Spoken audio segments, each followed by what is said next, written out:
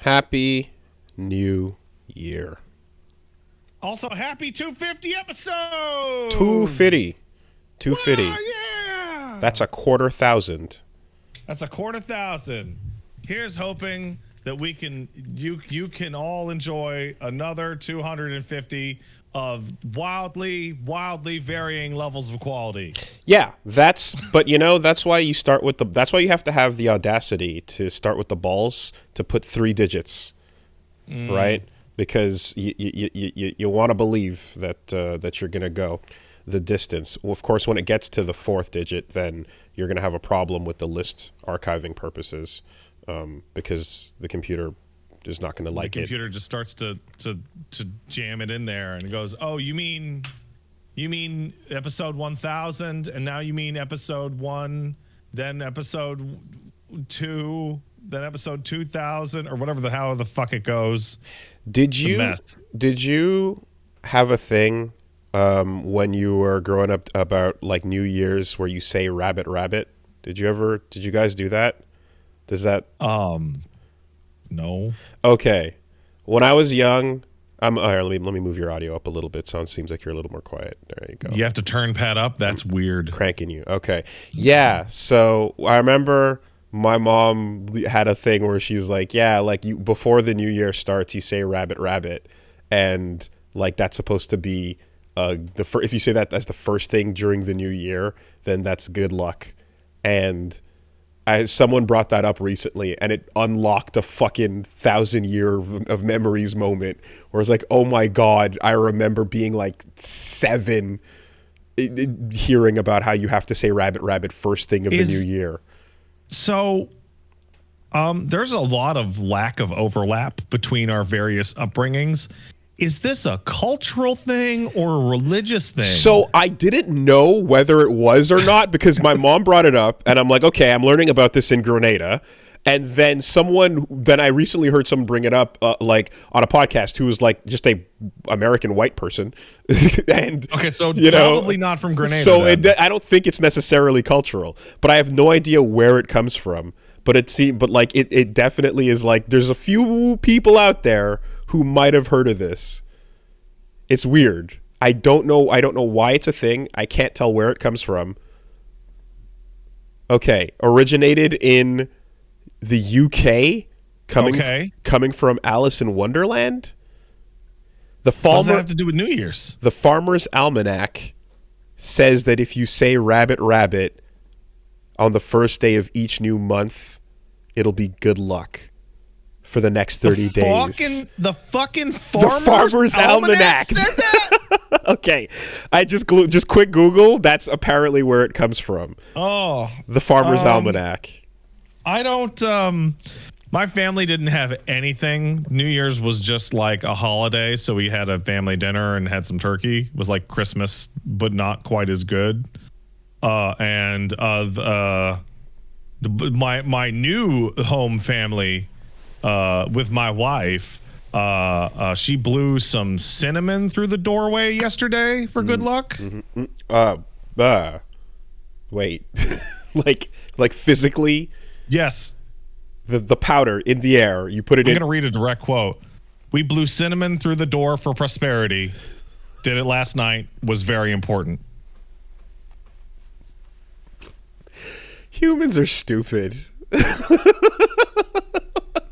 We're so dumb. What the fuck are we doing? I don't know, we just take things and just do things with them and go, thing! Important thing!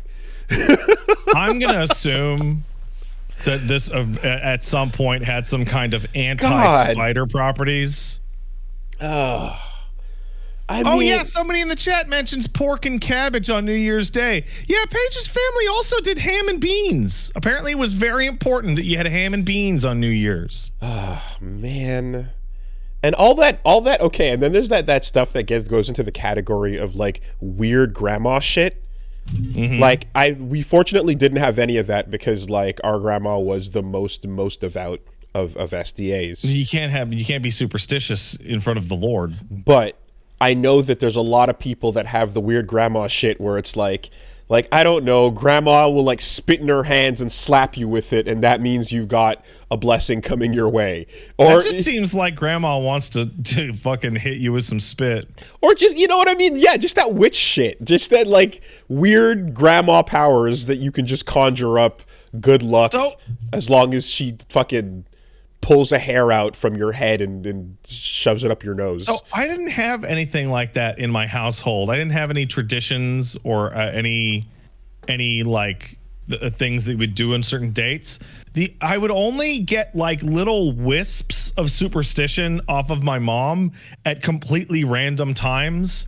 Like it was the most obvious thing in the world. And you're like, mother, that is not the most obvious thing in the world. What are you talking about? Like, I remember I was like 6 or 7. No, I was like 5. And my mom was like bawling her eyes out. She was having a meltdown because a bird got into the house. Right. And I'm like, Mom, why are you crying? She's like, a bird got in the house. That means someone's going to die. And I'm like, Mom, that doesn't mean someone's going to die. I'm like a child. I'm like 5. Mom, that doesn't mean someone's going to die because a bird got in the house. Also, Dad got the bird out. The bird flew. He opened a window. The bird flew away. And she's like, you don't understand. I'm like, okay. And then like 3 weeks later, my great uncle died. The one that I look like and the one that my mom really liked. And she was like, it was the bird. The bird killed your uncle. Of course. And like she's told me this story like as a warning since. And I'm like, Mom, he was like 90 years old and he drank all the time. It was not the bird.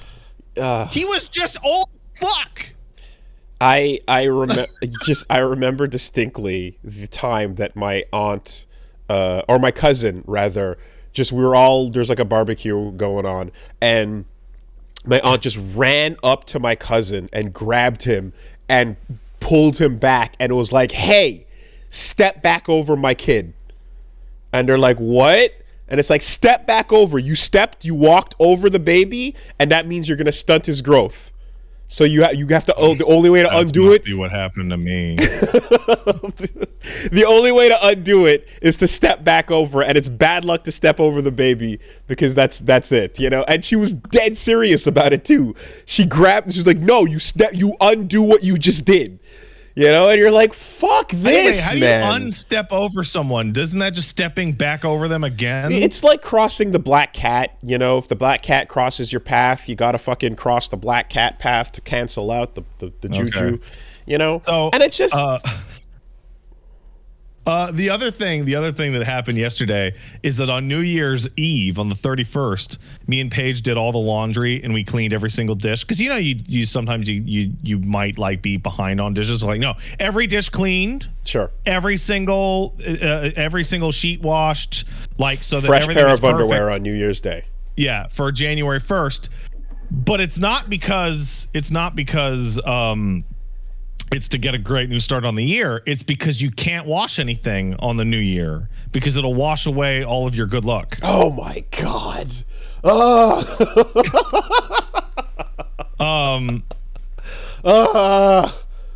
God fucking damn it, man. So this led to a very strange conversation in which I was like, can I wash my asshole in the shower?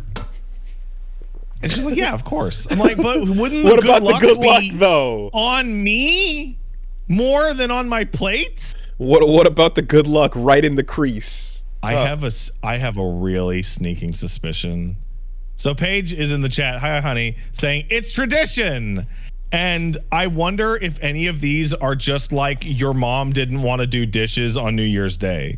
So this is my problem, and this is kind of what I was getting towards actually, is like when you hear about a tradition that we have and you're like, okay, why do we do this thing? And it's like, okay, we say cheers and we clink our glasses together, apparently because when two tribe leaders that didn't trust that they weren't going to poison each other were about to share drinks because we made peace. You got a little bit of the drink inside the other drink. We spill our drinks together so that we drink of the same cup, and thus the poison's going to get us both, right? It's a trust or lack of trust thing. In other words, you know, like putting your hand up and putting your hand on your heart you can't have a gun or a knife in your hands. No if they're shit. both visible. I didn't know that. That's wow. That's right. So I cross my. I swear. that I'm not going to stab you. Wow. Look at right. That makes sense. And I'm like, or I was told. I was told that by a Greek friend that oppa, when you break the glass, you break the plates and shit. I was told that that's kind of like the idea is we're celebrating with this dinnerware, and the time we're having is so good that this should never be used again. Okay. It's like, yeah, this glass that we just it was such a great time. Fuck it, this glass has hit its peak. So this is what ancient Greek live, laugh, love, or I dance guess like nobody's watching. But I guess the idea is like, yeah, like this plate should never be used again. This was super worth it for this time. Bam, fuck it, oppa, let's go, right? And oppa just seems fun to say. Yeah, oppa, But anyway, the idea of that is like, okay, right, I follow how there was a thing and there was a moment in time where like someone, the king did some shit and everyone went, the king did it, maybe that'll be lucky if we do it too or whatever. And it's like these things that like come from a place where you're like, I see how we tripped into this accidentally and now it's just for fun, fine. But the shit where you're like, I'm grabbing a random spice and I'm just shoving it somewhere or doing something with it or sprinkling it so that vampires can't come. Like, what the fuck are we doing, man? Hey, listen. Shit from the pantry. Anytime shit from the pantry is magical, it's some literally dumb wives' tales. We're bored and we're coming up with witch shit because we don't know what else to fucking do. I think my personal favorite that I've ever heard is that my mother told me not to walk under a ladder because it's bad luck.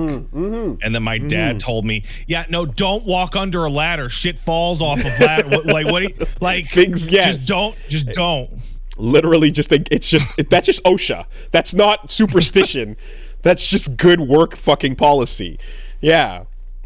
1,000,000%, man. That, if you could just trace that tradition back to the thing that was practical about it, then absolutely, God damn it, all that and So you don't have any of that in your household?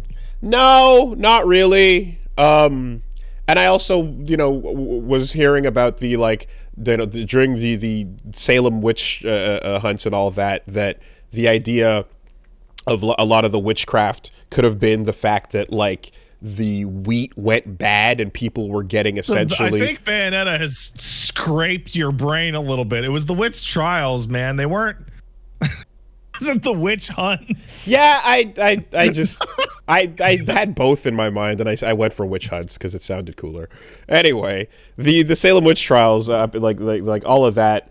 Bad corn. Bad corn. Some fucking shrooms getting in the mix. Makes like specifically like teenage girls like go crazy. Do some kind of hormonal thing. God. Yeah. Anyway, so rabbit. Oh wait, it's too late. Rabbit. Like when you were saying that, I'm like the only guy, the only thing I could think of that I like, wow, what's Rabbit from my childhood? I'm like, well, my dad had a friend named Rabbit. And I was like, Dad, is that his real name? Like, no, of course not. I'm like, well, why do you call him Rabbit? It's like, because he cheats on his wife all the time. Oh my God. Jesus fuck. And it's like, that's his nickname in my dad's group of friends. They call him Rabbit. Oh, okay. The funny part too with the whole grandma magic shit is that like a bunch of the times like the people that are doing that are also like they super believe in like Christianity and are like, yeah, the Bible and God and all that good shit. But grandma magic is just a little something different, and that works too. Like it's not incompatible. My mother who told me that birds kill your family was also the same mom that was disappointed that I didn't go to church. Exactly. Despite not going to church herself. That's my favorite part. That's my favorite part. The only time my mom ever went to church was to bring me to church and have me be bored. And as soon as I was like, I don't like this, she would not go herself because she would get bored. Man, just admit that you think superstition is kind of cool and the world is more interesting if that bird had a meaning when it flew in the house, you know? My mom just wants to get into heaven. That's it. Okay, so like hedge your bets. Yeah. Cover all grounds. Take is it Pascal's wager? Yeah. Yeah. Anyways, Farmer's Almanac. There we go. All right. Farmer's Almanac was like a very legitimate, incredible use for like sowing crops and dealing with weather patterns. And had to have this shit just and right then there. what happened? Like, yeah, where was that gradient? When did it fall off? Did the tainting of search algorithms by AI screw up the Father's Almanac? Is it like when Playboy had to switch over to not being a titty magazine, and they're like, no, we're reinventing ourselves? Did Farmer's Almanac become all about the superstition and the spells? Yeah, you don't know. Anyways, yeah. So hey, there's a new year, and I did a bunch of things. We're in the future now. We're now hitting one of those years that was like widely used. Jet Set Radio. What was the other Jet Set one? Radio Future is Jet Set Radio Present. There's a couple of people referencing 2024 as like the jumping off point for a lot of things. Batman Beyond. Damn. Really? Oh my god. I mean, 13 Sentinels jumps all over the place. Where's my slappers, man? Oh, fuck. Where's my slappers? Mm-hmm. The distant future. Oh, Irish reunification is this year. Oh, shit. According to Star Trek. Okay. Well. Star Trek also says that 2024 will be the year that has the Bell riots, which are when the disenfranchised poor Americans being shut into poor people cities rise up and enact dramatic social change. Uh-huh. Man, it really was interesting when the idea of 30 years in the future, like the world is optimistic that we're just going to figure it all out. So I want to be really clear about Star Trek. Okay, so you haven't watched most of it. So if you watch enough, they talk about we're in the future and everything's great now in the Federation. But then they also discuss that in between right now and getting to that future, it got way, way worse for a long time. Okay.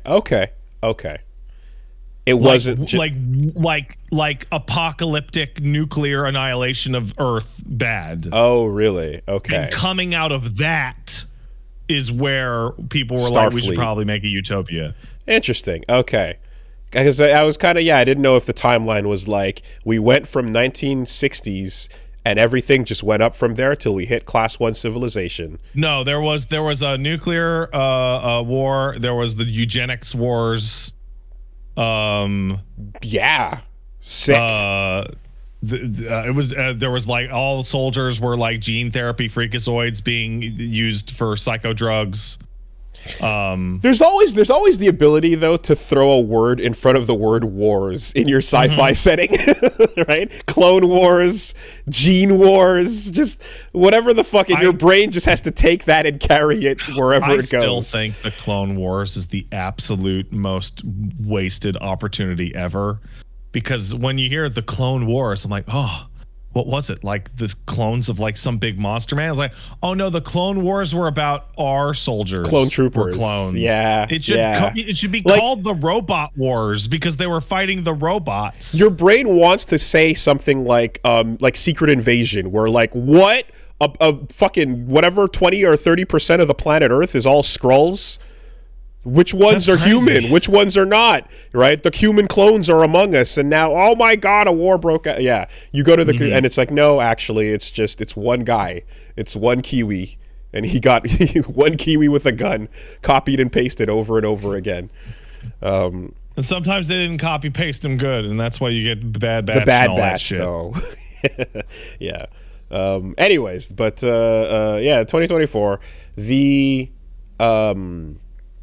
A couple things over here on my side as far as how the week was spent. So, closing out 2023 with I went to my neighbor's place and we played some board games. Oh, cool. Yeah, we had a good time. And I want to point out, just in case anyone is curious about it, but I've been largely. I've talked about this game called Drop Mix, which is a really cool harmonics card game where you mix music cards together, and then you, using your phone or your iPad or whatever the case, it'll like sync up with the machine, and then like you play a card game, and then you use instruments to make music, and it's all like licensed specific instrument tracks from like known songs and stuff. So it's fun. You can kind of just create your own mixes. Really, really cool game. Harmonix, I know it's not their fault, but once again, just getting fucked over because the publishing of it or whatever got bought by... They got no luck in the world. Who knows? Like Epic or EA or one of them fucks. They don't even have a single luck. And they just delisted the game, so like it's basically in a limbo fucked state where you can't get the app to play it at all anymore, even if you have the hardware. So if you've got a phone or an iPad with it, good luck. Like you have it. Don't ever delete it. You can't re-download it. Fuck you. It sucks because it's such a cool game, and it's just like completely inaccessible because of shitty publisher behavior. Are you going to put it back out? Are you going to release a new one? Nope, we're just taking this one away from you. And if you happen to already own it, it was a time-sensitive game. It's the equivalent of a card game that's now like an MMO that started and died.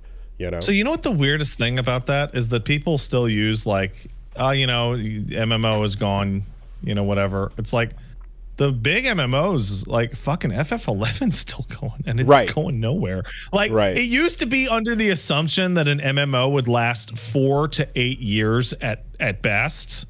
And now it's like, well, I guess some of them is actually going to last until you die.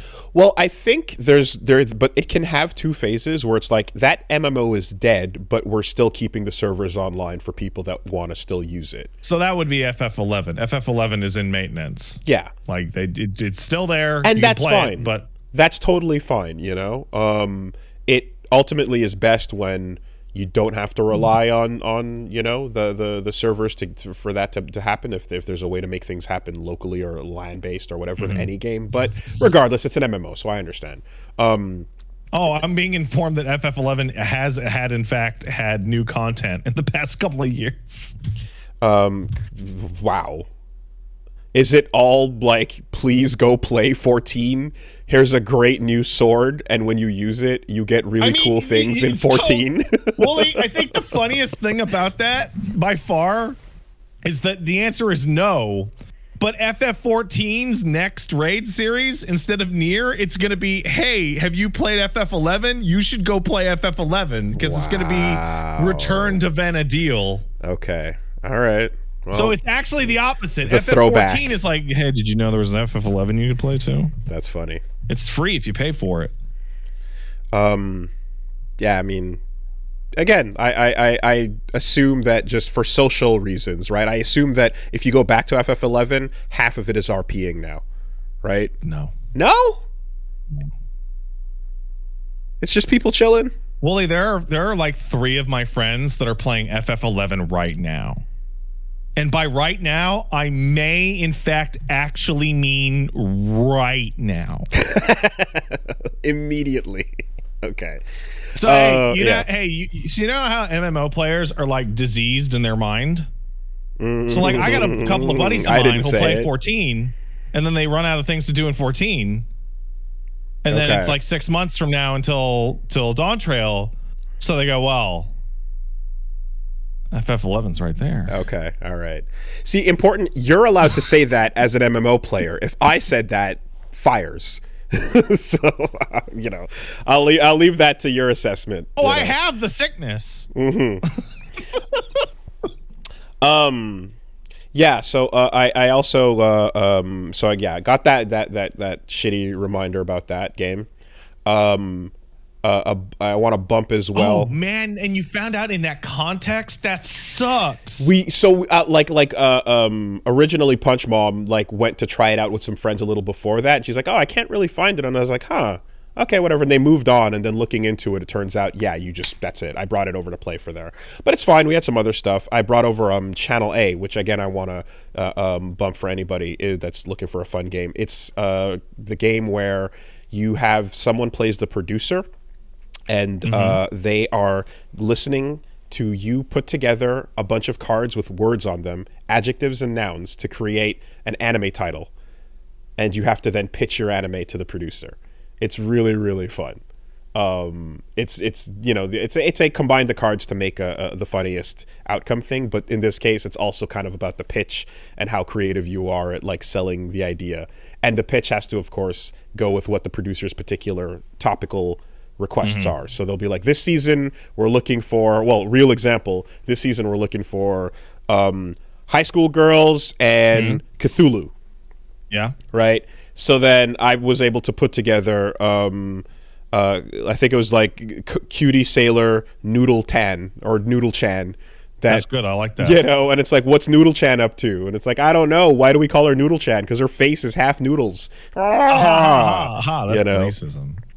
And so on, and yeah, you just kind of play along with that. So it was pretty good. Channel A is that game. And then I got to learn about what was it called? It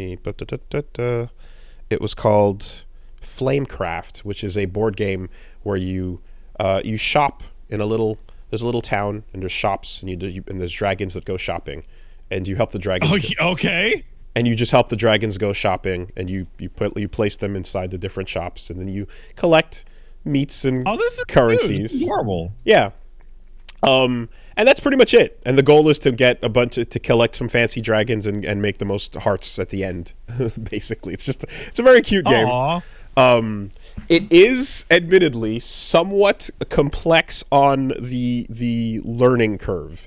So when you're first stepping into it, there's many currencies to learn about, many different conditions that lead to many types of states that can happen.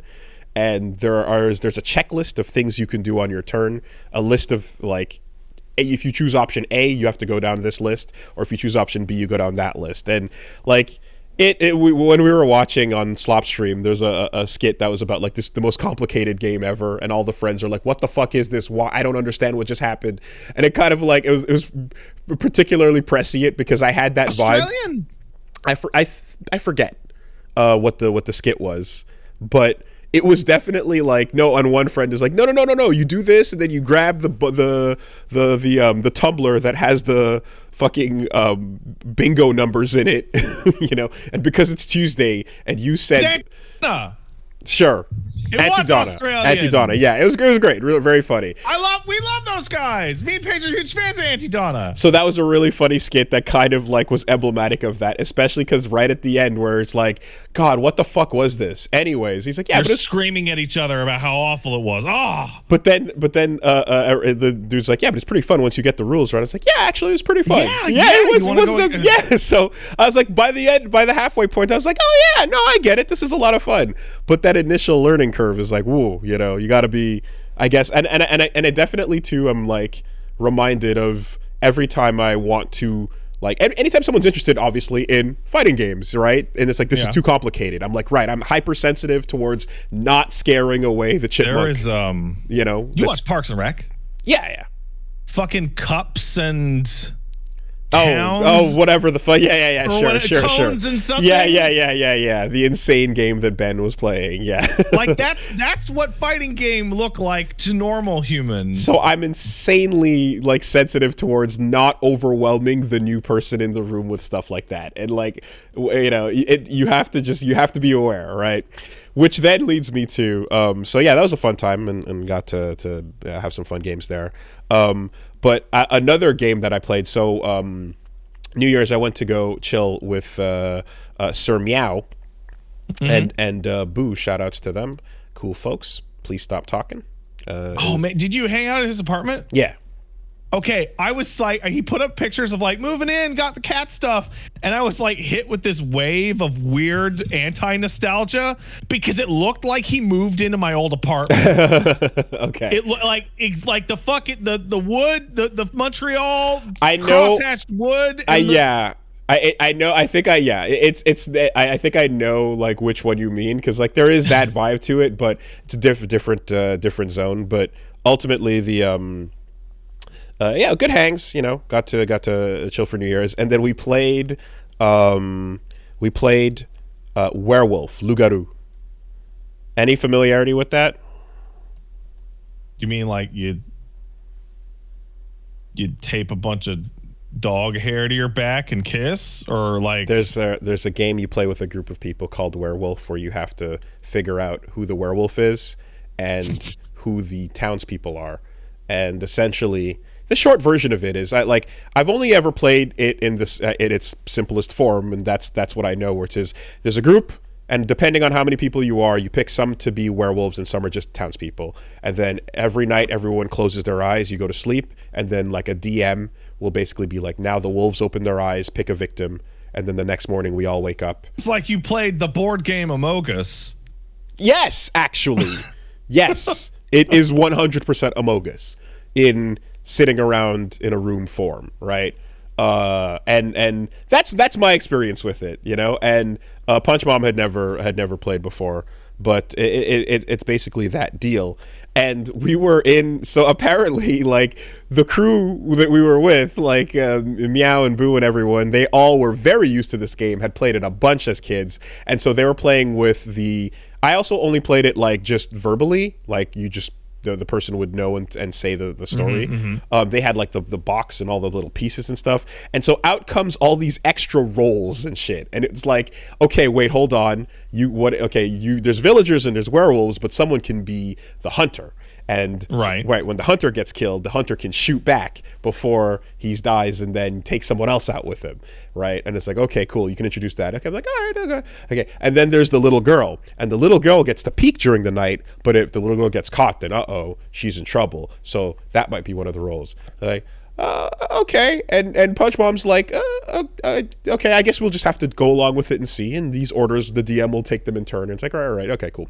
And then there's the Mystic. And the Mystic during the night can choose someone to reveal their thing when everyone else is sleeping, so that the Mystic can psychically know something about someone.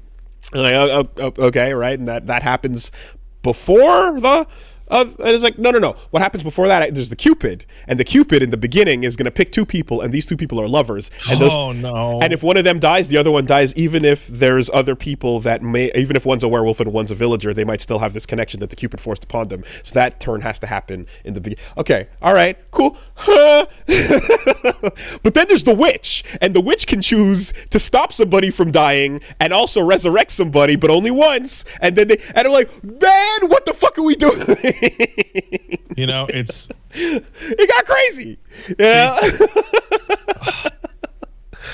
You know, I used to think it was like anxiety or my own OCD or whatever, but as I've gotten older and talked to more people, everyone hits a certain threshold of new information and just freezes. And just goes, I don't, there's too much. You told me too many things at once. I'm going to die. And this is all preemptively going in with me just playing the base level of the game. And again, Punch Mom, who's just is not nowhere, you know. And so we're sitting there and we're kind of just laughing because it's like, all right, yeah, but we roll with it. The DM's going to guide us. It's fine. We'll just have to flow with it. And ultimately it is. But like, it almost comedically, there was a point when it was like, okay, we can bring in more werewolves, but for that we should introduce more roles. And then someone was like, okay, well there's the fool, the town fool. And I was like, wait, what? And then there's like a whole bunch of other cards that were not out. And then there's the town fool, there's the snake charmer, and they're like, no, not the snake charmer. That's too complicated, because the snake charmer introduces a third entity from the werewolves and the townspeople that can win the game in a completely separate. And I'm like, are you fucking kidding me? Like, what? How is there more? And it's like, there's so much more. There's it reads of like, okay, people who have played this game for the entirety of their lives are so bored and aware of the normal version that they have 18 different spices to stick into it, you know. But onboarding, you're just like, what is happening? It's one of those things that video games actually excel at. Specifically, so I think of a game that is very similar to this and Among Us called Project Winter that I played a little while ago with some of my friends. And it's basically there's the traitor essentially who's trying to kill everybody and stop objectives. But there's like 10 different roles, right? And they all have different skills and they all have different things. But the core of it is that when you load in and you either pick or are given your role, It just tells you what your role can and should be doing. And you will be working through that. And yeah, does that mean you don't understand what everybody else can do? That's exactly what it means. Okay. But you don't need to know what everybody else can do. Your buddy can just tell you what the doctor role does or whatever. And you can just drill down on your focus. But when you're playing board game and they're, Willie, you've picked the Mystic. You can do this. Well, you can't. Well, you can't do that because the werewolf has 4 turns left. Blah blah blah. But in a game, it'll just go brr, brr, or whatever and stop you, and you go, "Oh, I guess I can't do that." Yeah. So if you boot up a game and then you're loading in 8 expansion packs and DLCs that have come out, and like they're all just stacking on top of each other, so that the moment you press new game, it's like, okay, what the fuck is happening? Like, I can't. You're not getting the normal onboarding process, But again, it was funny. Because in the end it was fine, and we played a very fun game, and it all works out because the DM has to just guide you through it and go, all right, if you happen to be the witch, would you like to do this, or how about that? And then you just move it step by step so that we avoid it. But there's definitely just oh my god, I can't believe how many, what are we doing here, why? And there's even more. Information overload is the worst.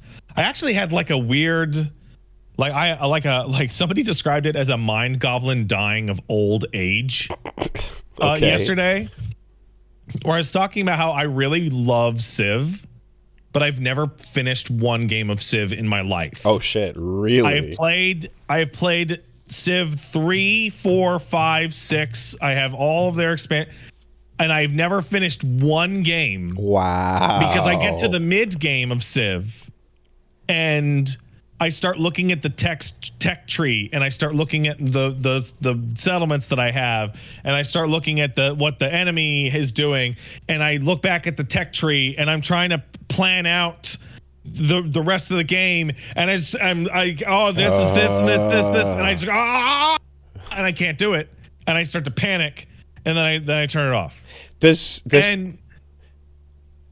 Sorry, after you. No, I was just gonna ask, like nothing. You're never, like, time is always passing on your say so, right? Yeah. Yeah. Okay. So there's infinite time, but it's just like you're looking at like 10 spreadsheets, very basically. Mm-hmm. And then I was just talking with chat, and I'm like, wait a second. I don't have to plan anything. I just have to go to each thing and just kind of do what I think would be the best for right now. And if I didn't research the wheel earlier and I need it, I'll just do it later and it'll go fast. And then somebody really put the nail in the coffin, which was like, yeah, dude, the modern age of Civ is about converting whatever situation you arrived in into a win. It's just like, oh, do I have a lot of military? Okay, well, maybe you should go for a military victory. Do you have a lot of culture? Oh, maybe you should try and go for the culture victory. And I just like, I have to take pieces of the information out of my head and leave them on the table. Different win conditions mean you can ignore the ones you didn't already build towards. Yeah, but just try and do whatever is the best for the situation that you're. I'm like, because you know how I'm completely insane about how I think artists happen and work. Right. Yep.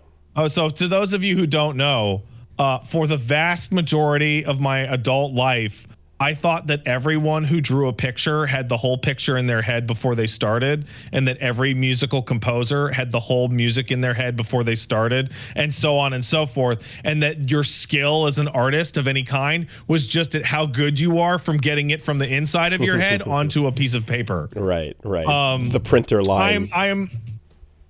I thought that's how people played grand strategy games too, where they had their whole fucking master plan, and then they were enacting on it instead of just going, I want the archers, boop. And it's all improvising. It's like, I know what a human form looks like. Let's make that and go, okay, maybe try this. Oh, that didn't work. Try that. And you do it enough times that you've improvised the same thing enough for it to look kind of competent. Somebody in the chat asks a follow-up question. Did you think novelists also work that way? Yeah. That's why I've been so confused why Grimm can't just write the book. He already had the whole story before he started. Right. So just take it out of your brain and put it on the paper.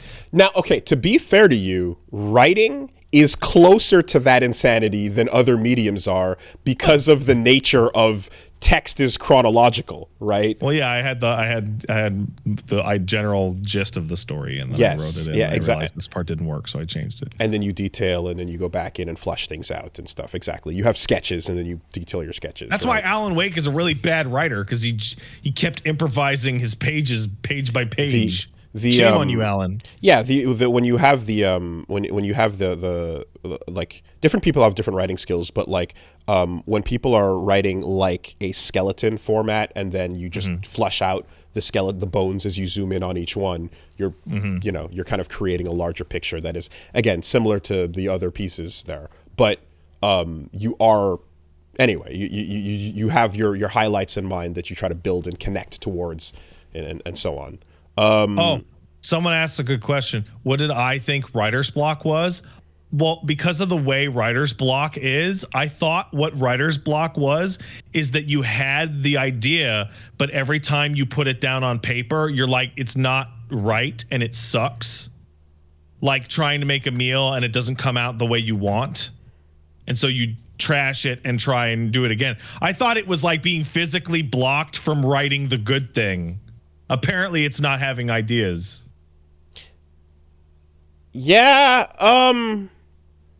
I mean, it can in some cases, for example, like if someone is writing really good characters, they will often say things like, the characters just, they say these things on their own. I barely had to make this conversation happen. I just put them in the same room after these events occurred, and the dialogue that happens is like, well, this is of course what he would say, and vice versa, right? I'm reminded of when Weiss and Hickman were talking about their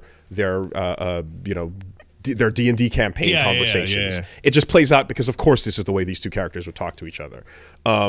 That's a really good sign for your characters and being fleshed out enough to be these like entities that can write themselves almost. But sometimes that'll also lead to something where you're like, this is the conversation, this is what plays out, but this is not what I'm actually, like, this doesn't work with where I want things to go. So you're like, I have a problem here, and you have a larger structural issue with like, different aspects of your story, like not being compatible with each other, So this whole conversation came out. I feel so bad for my wife because she had to have the real version of this conversation with me, so Paige is a musician and a singer. She knows music stuff.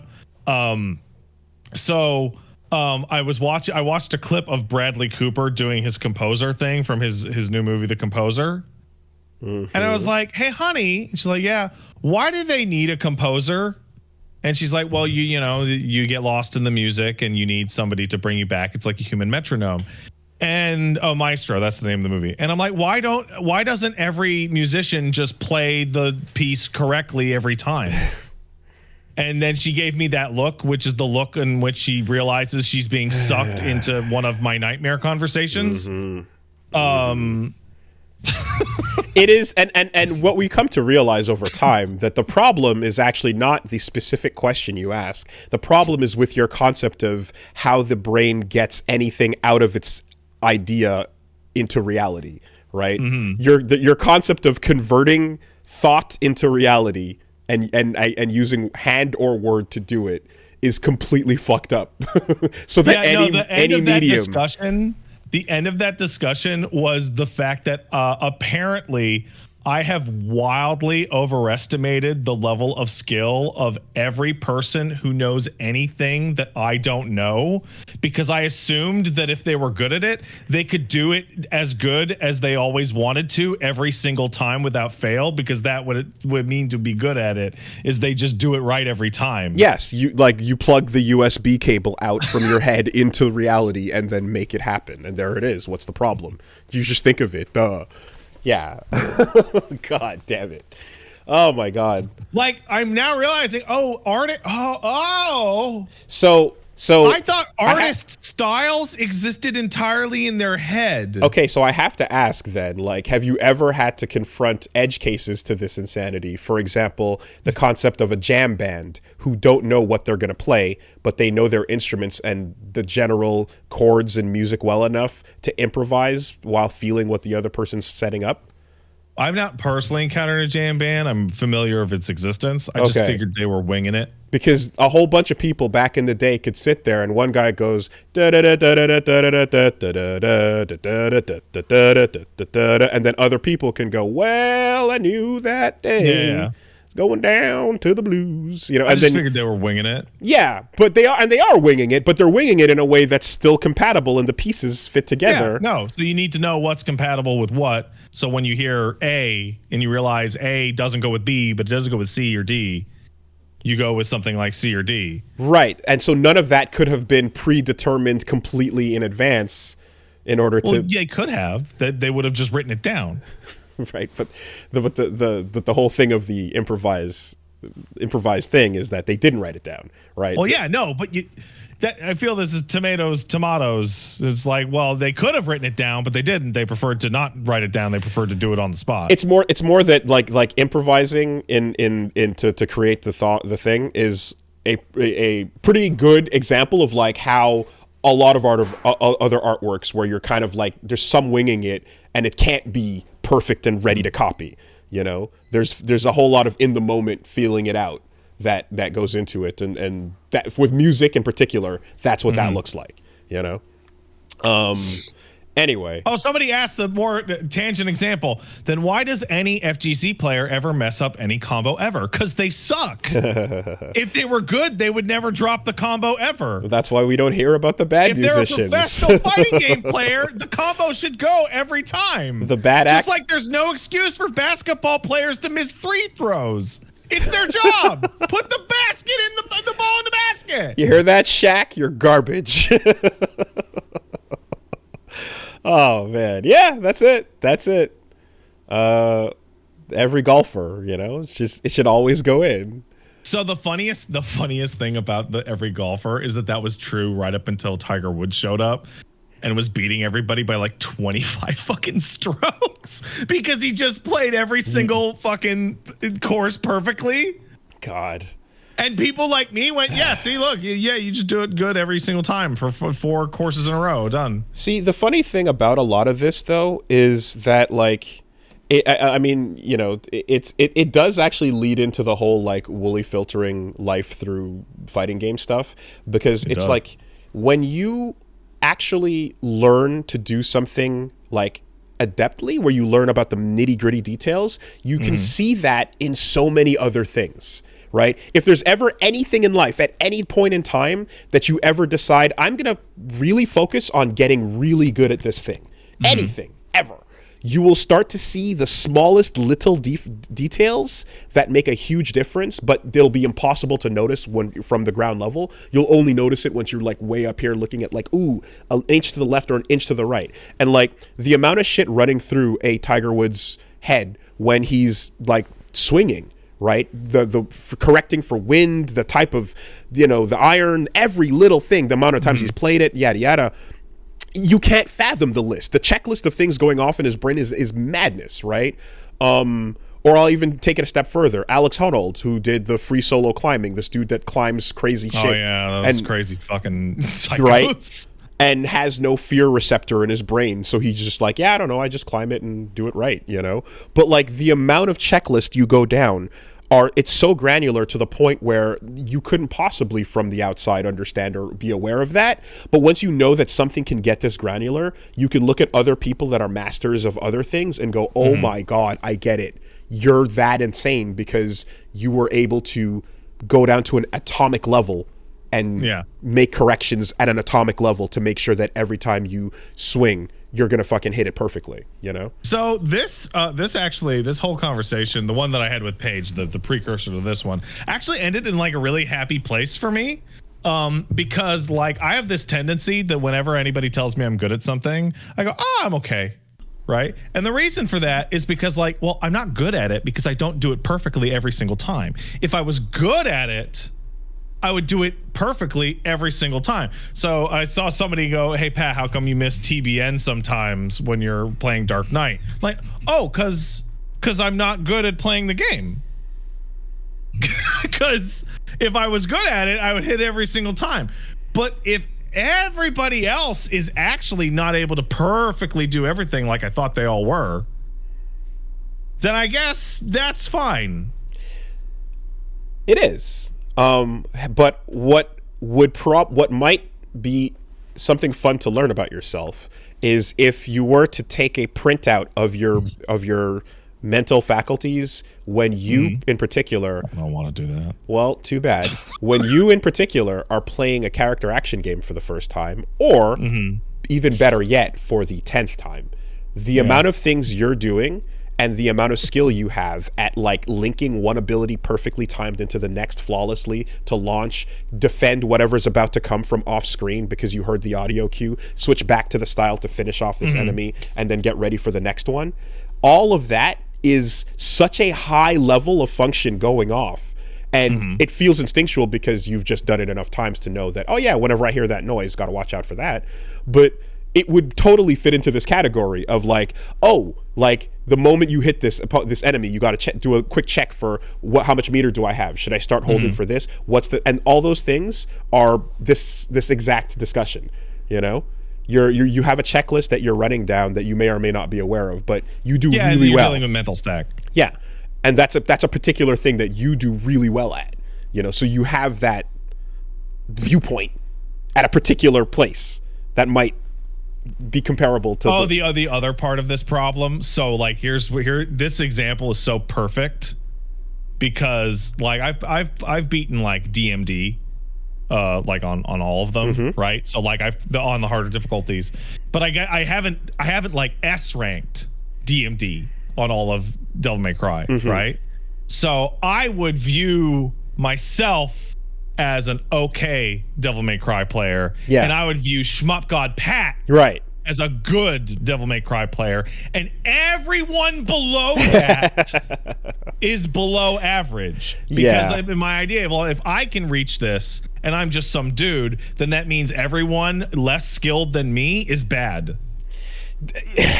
And I'm average. And this is the problem of reaching the mountaintop. This is like it's literally what fucking Vagabond is about, etc. But it's just like yeah, anytime. So you say that, and I took it a step further when I learned about fucking fly canceling and guard canceling and shit in the inertia in DMC4 discussion. Broke my head open to another layer of it where it's like, oh, you're not even actually playing the game until you start doing this is another way to look at it. Like if you're just using the raw mechanics and you're not doing it at this point to this level, are you even really playing? Are you even being stylish? Because it could get so much harder but so much more stylish. Right, yeah. You know? So I'm looking back, like I might have been able to be like an artist or a musician or something, but like I would like try, like, you know, when they gave us recorders in elementary school, did they do that for you? Absolutely. We had to play Au Clair de la Lune. Okay, so I sucked at it, and then like the two guys next to me were like pretty good, so I was like, I am a terrible musician, and then I put it down and I never touched it again. Yeah. I was like, I'm embarrassing myself. This is terrible. I'm now telling the story, realizing that they probably practiced that before getting to grade 6. Or someone went, damn, I suck, and then they picked it back up and went doo doo doo doo doo, and then like, and then they went, damn, I suck, and then you just keep doing it. But if you can't be the best in the world at something, why even get out of bed in the morning? It's why I love God. Right? Failing means you shouldn't have tried. Yes. 100%. But also, it's why I always talk about kicking the tree, right? The Rock Lee analogy.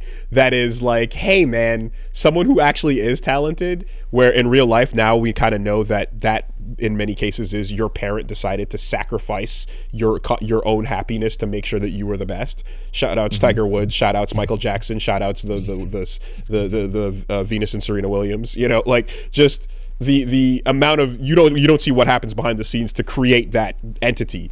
But the idea of being like, I'm actually not very good at this at all, but I'm gonna just do the one thing until I know how to do that one thing right. And then I'll be really good at it because, damn it, yeah, but even in your own example, Rock Lee isn't the best at anything. Right. Well, that's he gets really good at being the taijutsu guy, you know, and like that's a pathway you can take, and then, you know, his teacher can also fucking follow that path, etc. But he is like, the idea is that you can get really, really strong in one thing if you decide to make that your discipline, even if you have no talent for it. Where the fuck were we even going? I don't know. But anyway, we played some games. But yeah, anyways, that was a good time. So, shout outs to Sir Meow and Boo, and yeah, happy fun times there. Sorry for that insanely sideways tangent. It was an interesting discussion. That's all there. A couple other things. I was really feeling really tense. Got a new year massage just to fucking work out some of the kinks. You need one of those, and thank God you can make those actually like tax deductible, because guess what? Sitting in an office chair or sitting down a lot is something that should be covered, so that makes sense. Okay, there's an interesting video I watched that I wanna bring up that I think is worth checking out, but I have caveats with it too. There's a channel called Not Just Bikes, and it's about urban planning. And I might have mentioned it in the past before, because it's basically someone that lived in London, Ontario, moved to Amsterdam, and kind of went, holy shit, there's a lot better way to do this than to just kind of be surrounded by like car, highway, and like having a school bus that take your kids across a highway to school, and like having them be in a suburb that was just like an endless maze where the kids can't figure out how to navigate through it, and they don't have a sense of how to move around and stuff, was really interesting, right? I just clicked on Not Just Bikes' first recommended video and clicked on a random spot in the video, and I'm looking at that shithole metro underpass. So that's why near our old office. So that's why I'm getting to this. That's why I'm bringing it up, right? So the channel in general is, it basically talks about how you can do better urban planning. And one of the things that first caught my attention with it was the discussion about how when you're in a suburb that is like very like it's like where it's like everything's just like a grid and there's no real sidewalks and stuff. If you're a kid growing up in that environment, it actually kind of kills your ability to navigate and move around and map things in real life, because you never really have to use that skill, and like you just end up being someone who's used to traveling by getting in a car driving to school, or getting in a bus traveling to school, and you're just warping left, left. You're warping to location to the mall nearby, but everything on foot is just not really something you can navigate. Yeah, you're starfielding. If you were in a place where you could walk past a couple mom and pop shops and maybe a gas station here, and you can recognize things, you can eventually navigate your way to the little corner store and then back home, and then you get a better sense of your environment, right? So that has a detrimental effect on kids and stuff. And so it was interesting to kind of learn about that stuff. In that, then now, Montreal has always been talked about as like one of the most unique cities in North America, and that it is, because it's the most European in design. And so like there was recently a big video going into like, all right, I went to Montreal and here's my assessment of it. And it's quite an interesting video, because like I feel that like he gives it a very fair shake, in that he's like, here's all the things that it does that are amazing compared to the rest of the continent, right? There's a lot of shit about Montreal that's really, really cool and unique that's not done anywhere else here, because of the like initial like, we're gonna try to specifically make ourselves a European vibe from the outset. So that led to some better pedestrian spaces and walkways and stuff compared to the stroads of hell yeah, one of these is just fuck Namur Station. But then it's like, and he's like, and if this were any other urban planning video, it would be like, all right, and this is where I'd roll the credits. But if they're gone, let's get into the real shit. And it's like the thing about Montreal and the problems are that you have some of the best planned like pedestrian walkways and walking spaces in urbanization immediately to the left of that, some really, really bad ones. And then it shows off like some of the worst things you could ever have for walking around. And like the idea of like the highway right next to the fucking metro, that is the infamous one. Or the idea of like, so I was going to go meet up with one of my friends when I was here, and he said, hey, let's go meet at Orange Julep. And it's like, what does that mean? That means you're going to Namur. What does that mean? Oh God, you get out at Namur and you have to cross a super it was described as a Death Star trench to get across to the fucking orange juice. You know? And it's it's a fun video that I think gives it a fair shake. And I think if you're interested in kind of learning about what the situation is like here, it does a decent job of it. Here's the thing: drastic change block to block. But something that I need to preface this with is keep in mind though that like he's also someone that is in the space of like, I guess, like other urbanist YouTubers, and like he's talking about things from the point of view of like, here's Amsterdam and how amazing they are with their bikes and their implementation of safety and all these things, right? That is like a million miles ahead of the way a lot of North America does it. And so like from that perspective, you're looking at it and you're going, all right, Montreal, it feels like you're getting a grading that is like Montreal is Amsterdam minus 25. Right? Montreal as a city feels like a city that was like, if it were a puzzle, it was made out of 10 different puzzles thrown onto the ground of various different ages. Because like you'll have this perfect pristine corner piece next to like a chewed up, fucked up one that's like the wrong color. And it's all in the same place, right? And it's and there's an interesting thing that he goes into on that. But if you're like us living in North America, it's also something where it's like, yeah, Montreal is also like Ottawa plus 200, right? Or I don't know, Spokane or fucking Ronkonkoma plus 80 or whatever you know what I mean? But like it's like for the setting that is North America, this is exceptional in the good things it has for urban planning and pedestrian space and stuff. But by comparison to fucking Europe and Scandinavia, it's definitely doing wild batshit insane things, you know, too. I have to ask whether I'm scrolling through these and I don't see it.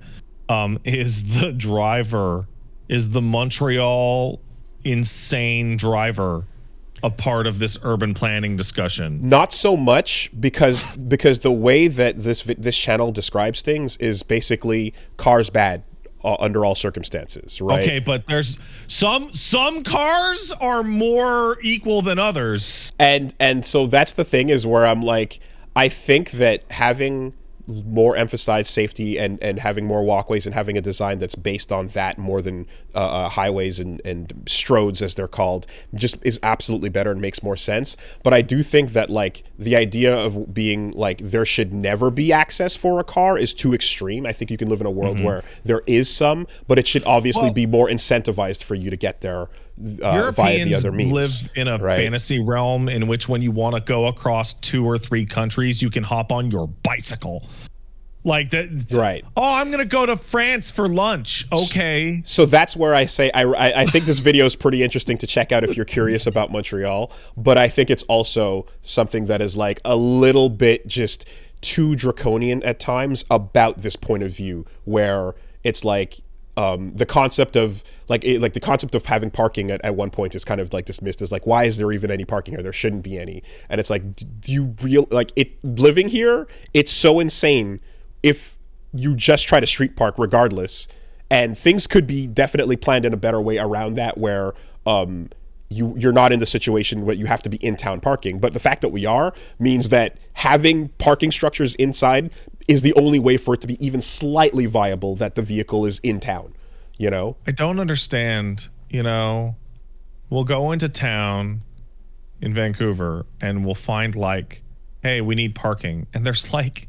massive superstructures for parking that go like 20 floors underground.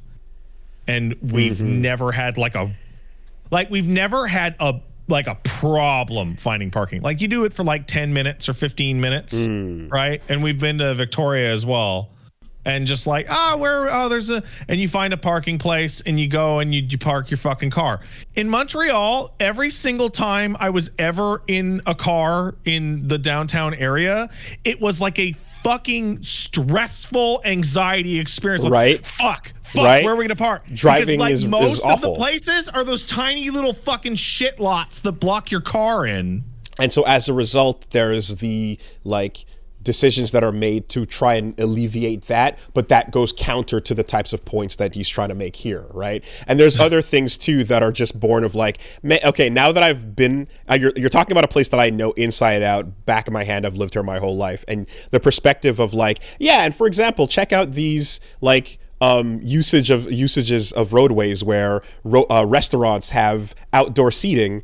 And it's pretty much just like a positive, like, oh yeah, and so they're using this parking space and you can have outdoor seating for the restaurants and shit. Not knowing the history of that fuck who implemented that to fuck over downtown and not only cut into car drive space, but cut into walk space on the sidewalks, and how that entire practice was horrible for the city. But from the outside perspective, you're like, oh cool, it's more pedestrian space, outdoor restaurant, it's pretty, therefore there should be more of that, la la la la la. And it's like, no, you don't know it's right. So that is the part where I'm like, I give a humongous caveat as man, that I recommend this.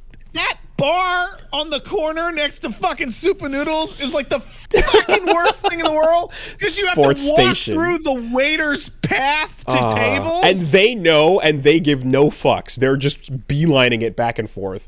You're fighting people as you're going. It's a bar that has that goes to the sidewalk, and then there's the sidewalk, and then on the street, not on the sidewalk at all, is like tables and chairs and shit. So as you're walking from like the most, like when you're walking from a college to the downtown, so it's one of the most commonly walked stretches of sidewalk in the whole city, you're walking right through a bunch of waiters going back and forth and people going into the restaurant to go to the bathroom. The TLDR is that an infamous real estate fuck from this city basically realized that if he put seating for his restaurants out on the parking space in front of the restaurant and just paid for the parking 24/7. Just paid the parking fine every single day. It would be cheaper than actually trying to officially extend the restaurant in any way, and the city will just take the money for the parking, and the people that sit there and pay to eat while they're there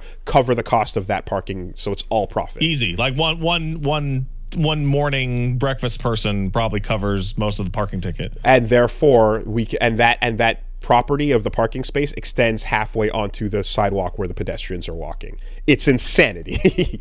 But again, to person from the outside, really smart, walking in and just going like, wow, pedestrian good, car bad, that's it, there's no other, so it's that. I just want to make sure that if you're watching this and you live in North America, just be aware that this is the perspective you're kind of getting. But I still think it's worth checking out, because it gives you a pretty good perspective on what it's like to live here. And it shows you a lot of the good and a lot of the bad. And it also shows you something that I never really thought about that much, but part of the reason why things are so like bipolar and crazy when you go around town, and some places are incredible and some places are awful, is because how they like Toronto's called the Six because it's the 6 GTA areas or whatever, right? Like Montreal. Hey, hold on. Yeah, exactly. Yeah. For those of you listening to the audio version of this podcast, I made a jerk off and ejaculation motion with my hand. Yes. So the channel is not just bikes. And in this video about Montreal, they point out that it's like Montreal is made up of 19 different cities, actually, little boroughs that are all their individual locations that control their own thing. And no, it's one city though. But it's one city, but it's not one. But it's not one city. Do you remember that? Oh man, that was like people were so fucking mad. Tell that to the fucking plow that refuses to go over here. Tell that to Westmount, who will put up fucking soldiers and keep you out on Halloween night. Like get the fuck out of here. So it's at Montreal is split up into 19 different cities essentially, and each one has different ways of governing itself. So some are way more like pedestrian thinking and way more about setting up a promenade so that people can walk and have a cool, experience while living in walkable spaces, yada yada. And some are just like, fuck all this, we are doing shit that we want our highway roundabouts. And so it extends to all sorts of things. Like you're in Notre Dame de Glace and you're like, oh, we want to have a promenade for all the restaurants, and we're going to pay local artists to put up gigantic 30-foot murals on any space of Mural free Fest. brick that you can. And then you walk a little further into Westmount, and then they tell you to get the fuck out. And then you go south to Point St. Charles, and they say, if you're not here for a condo, get the fuck out of here or we'll kill you. Like some of the nicest murals set up in amazing restaurants and fun, just walking. There's a theater, there's great eats. Joe Beef, that famous restaurant, is right down there. And you just walk across the water and you're in Point St. fucking Charles. And a lady approaches us and asks us if we're looking for a good time, and then shrinks back into the fucking darkness from whence she came. Back into the shadows. It took a while. It was a long deloading process. I remember I once had to go the sleep apnea place that I went to closed down, so I had to go to one in Westmount, and so I'm standing in front of that like high school that that idyllic high school that goes down Sherbrooke. With all the greenery and beauty, and I'm like waiting for my appointment out near the bus stop, and I'm looking around. I'm like, I feel like I'm in the fucking Stepford Wives. Right. Like I'm not supposed to be here. Like I'm trash. Yeah. And so, but that's what it is, right? Montreal is made up of all these different areas, and they're all running themselves. So if you're in an area that's run nicely, you're going to have a more pleasant time. And if you're in an area that's not, it's going to be batshit. And so so check that out, and get a vibe for it. And the places that I obviously like try to stick to, and the shit that I care about, is the areas where you do have it really being really nice to walk around, and like you can enjoy the again, small shops, pedestrian life, and the ability to just kind of vibe with the city and have fun festivals and all that shit. That's the shit I care about, so I always want to be around that. But when you get out to fucking just like, again, it's like, it's not even off island, it's just describing as you leave the center and you start heading more east or toward it, just becomes like Death Star Trench. It becomes a giant Death Star Trench, and then you split it across a couple of suburbs and call it a day. Anyway, so that's a fun video, relevant to where we come from. I watched a movie called Get Out. Godzilla -1. Oh, hey. Did you? No. Okay. I watch movies way out. I have a baby. Yep. Fair. So I watch movies in tiny chunks, if at all, right now. Yeah. Okay. Godzilla -1 is fucking excellent. It's a new Japan Godzilla movie, not the Western style. Oh no, Roland Emmerich. So no, we're doing it the old way. We're doing fatty boombatty legs and thin head up the top. We're doing Christmas tree Godzilla proportions. Very, very good.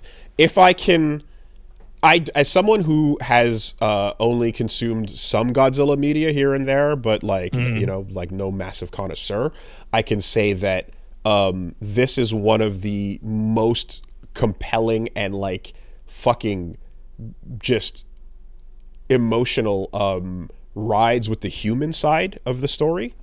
That's not what I thought you were gonna say. The it's a very human story, and Godzilla happens to be there. Oh, cool. Okay, so if I'm going to spoil the first 3 minutes of the movie. Before we continue, does this have anything to do with Shin Godzilla? No. Okay, that makes a lot of more sense to me. Anno is nowhere near this. It's not connected to that in any way. Because when I saw Godzilla -1, I thought that meant that this was a prequel to Shin Godzilla. That's what you would think because of the naming, but it turns out that's not the reason for the name. I'll tell you the reason for the name in a second. Okay. The intro to the movie is a plain... Okay, first of all, the setting is Japan, Get the fuck out. 1945. Oh, 45. Yeah. Okay. The movie starts with a plane landing at a base going in for repairs as the Japanese war pilot gets out, and they're like, all right, yeah, something's wrong, we'll go check it out. And they're like, we checked out your plane, seems like nothing's wrong with it, what's up with that? And the dude's like, yeah. And they're like, so you're not gonna go do your mission, huh? You're not gonna go do the kamikaze thing you're supposed to do? And he's like, yeah. And everyone's like, oh, okay. And then a dude comes around and goes like, yeah, it's the end of the war. Go die honorably for nothing. I get it. Fair enough. But also, what the fuck? You know? Mm. And your main character right off the bat is just that, right? Embodied. And then, yeah, and you kind of, continue down this road of like a kamikaze pilot who ran away from doing that. And I was like, oh, this is where we're going. And I'm like, immediately I'm like sitting up because I'm like, I didn't know anything. I didn't watch any trailers going, and I just went in completely cold hearing that it was very good. And when you see that, I go, okay. I have a lot rolling through. Japan is very touchy about acknowledging and talking about its World War shit. And how much of that are we going to see here? How much are we going to actually acknowledge and peel open? What's going to be kept back safe? Like, it's a movie, but what do you actually get? You know what I mean? Like, there's a whole lot here that I'm curious to see what they're going to expose. And so, going into it, and then, that character kind of following through his life, and then Godzilla's happening in the background, it fucking really goes into just, I was very concerned, especially, for the first half, I'd say, about like depicting Japan post-war in a way where it's like they're like things are more fucked than they could ever be. It's a beyond insane state. And like, are we going to like do any kind of attempt to like bury that over, not acknowledge how insane the emperor and like the imperial army was at the time and any of that shit? And there's a thing here where it's like there is a hesitation to directly get into some of that because it's just not gonna happen. But there's also a very willing amount of like, man, fuck the government though, that is not based that, and fuck the idea that like this, we're going to show you how the system in place here kind of created a person who was hated and treated like shit for kind of just not wanting to die. And he was given orders to die, and everyone societally expected him to die, and his duty was to go and die. And it's kind of like looking at it in that lens, right? I want to ask a question, but I'm worried I'll get an answer. Because there's a thing I was gonna okay, go ahead. Is America in this movie? No. Okay, because I just thought of the worst ending to this movie conceivable. So I'm glad that we're not going with that. Okay, so America's not in this movie. America is brought up in terms of like in the post-war situation, they are like they're basically like charting, and then there's literally a Douglas MacArthur like has words to say about the creature moment, you know. But for the most part, they're already in their tense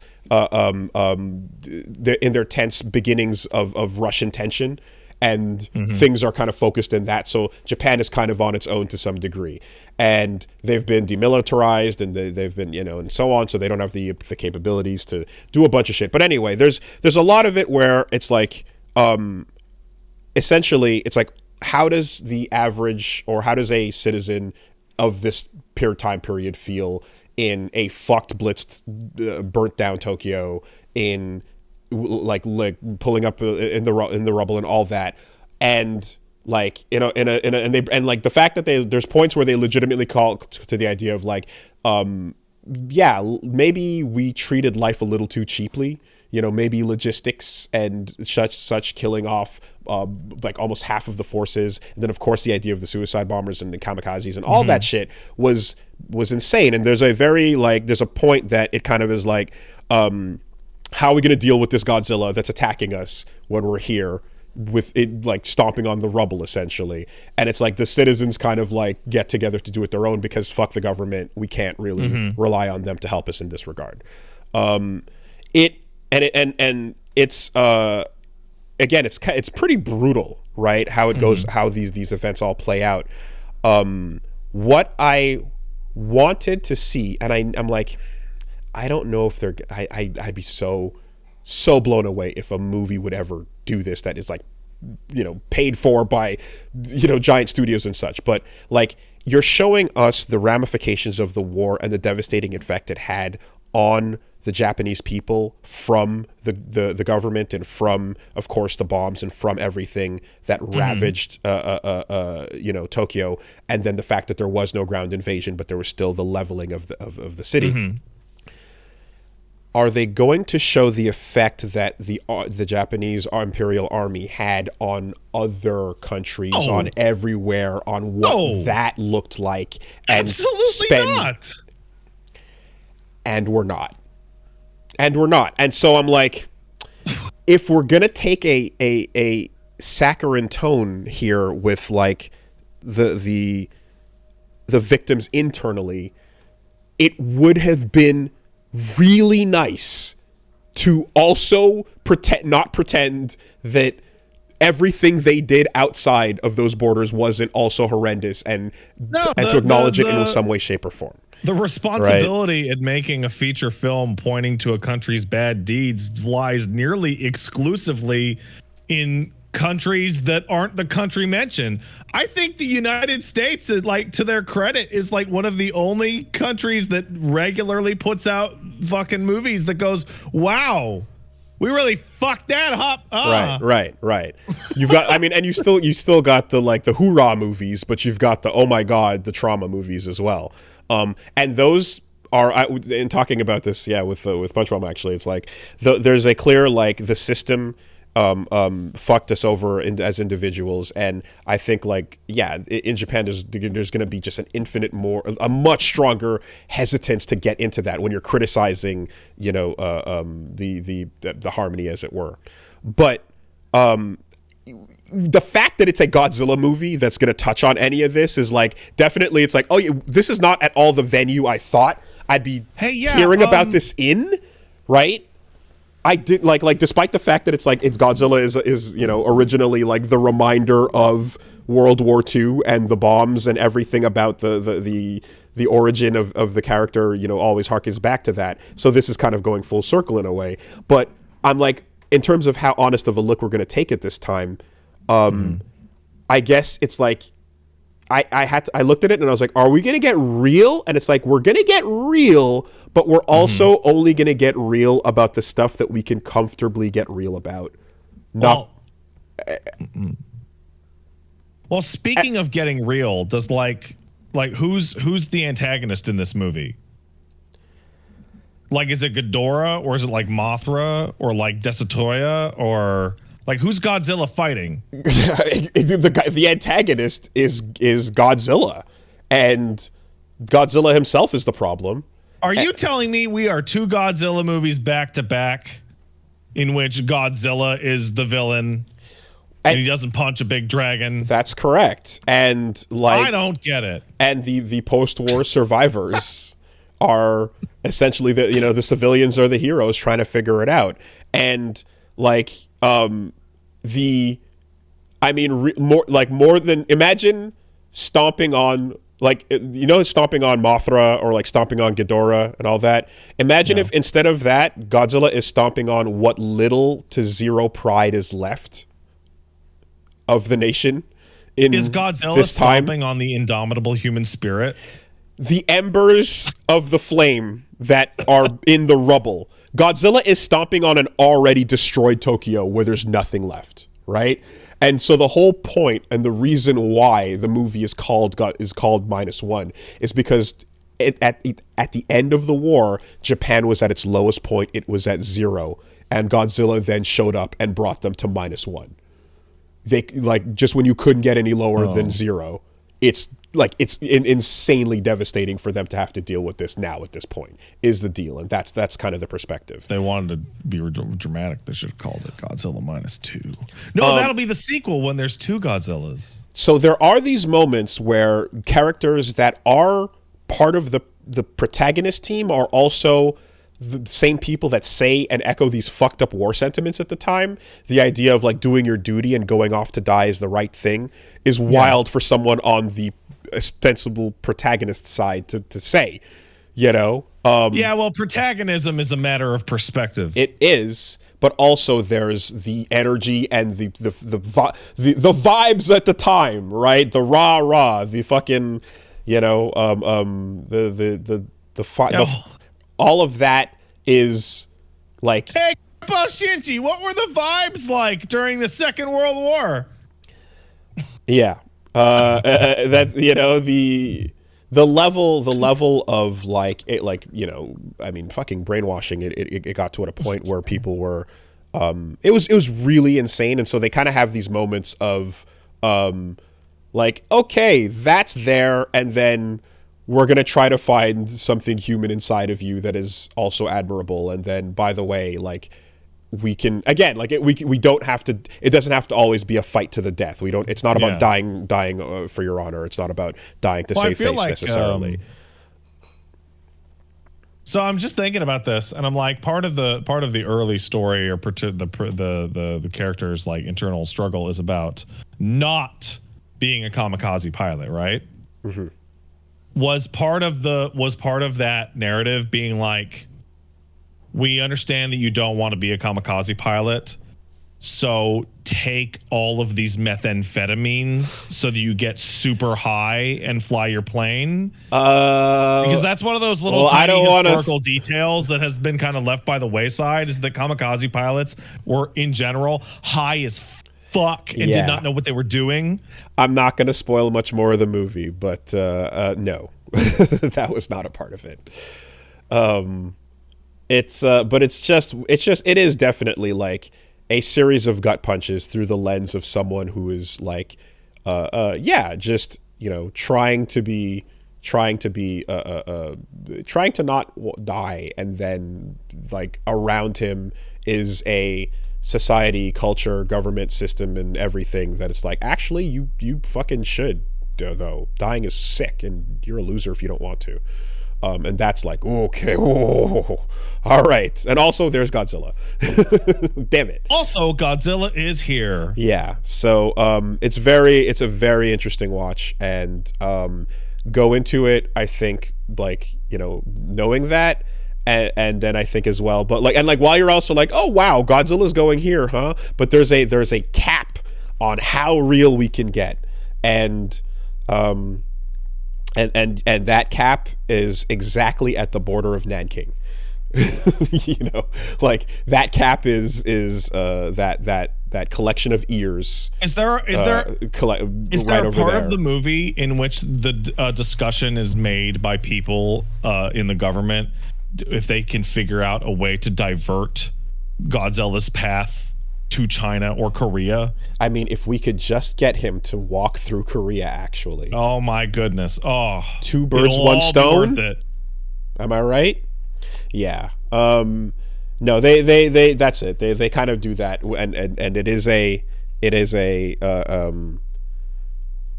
what the fuck was wrong with us look at the time, but through the lens of like almost Persona, like, okay, don't criticize too hard, but the internal trauma here is real and it's fucked. And the idea is that I feel like a Western movie would like show you more of the institution destroying the soldier, whereas here it's all happening inside, you know.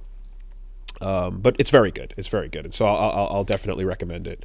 I feel like there's other. An American movie would have King Kong show up and beat up the Godzilla, and then have the atom bombs be cover for the destruction that Godzilla caused.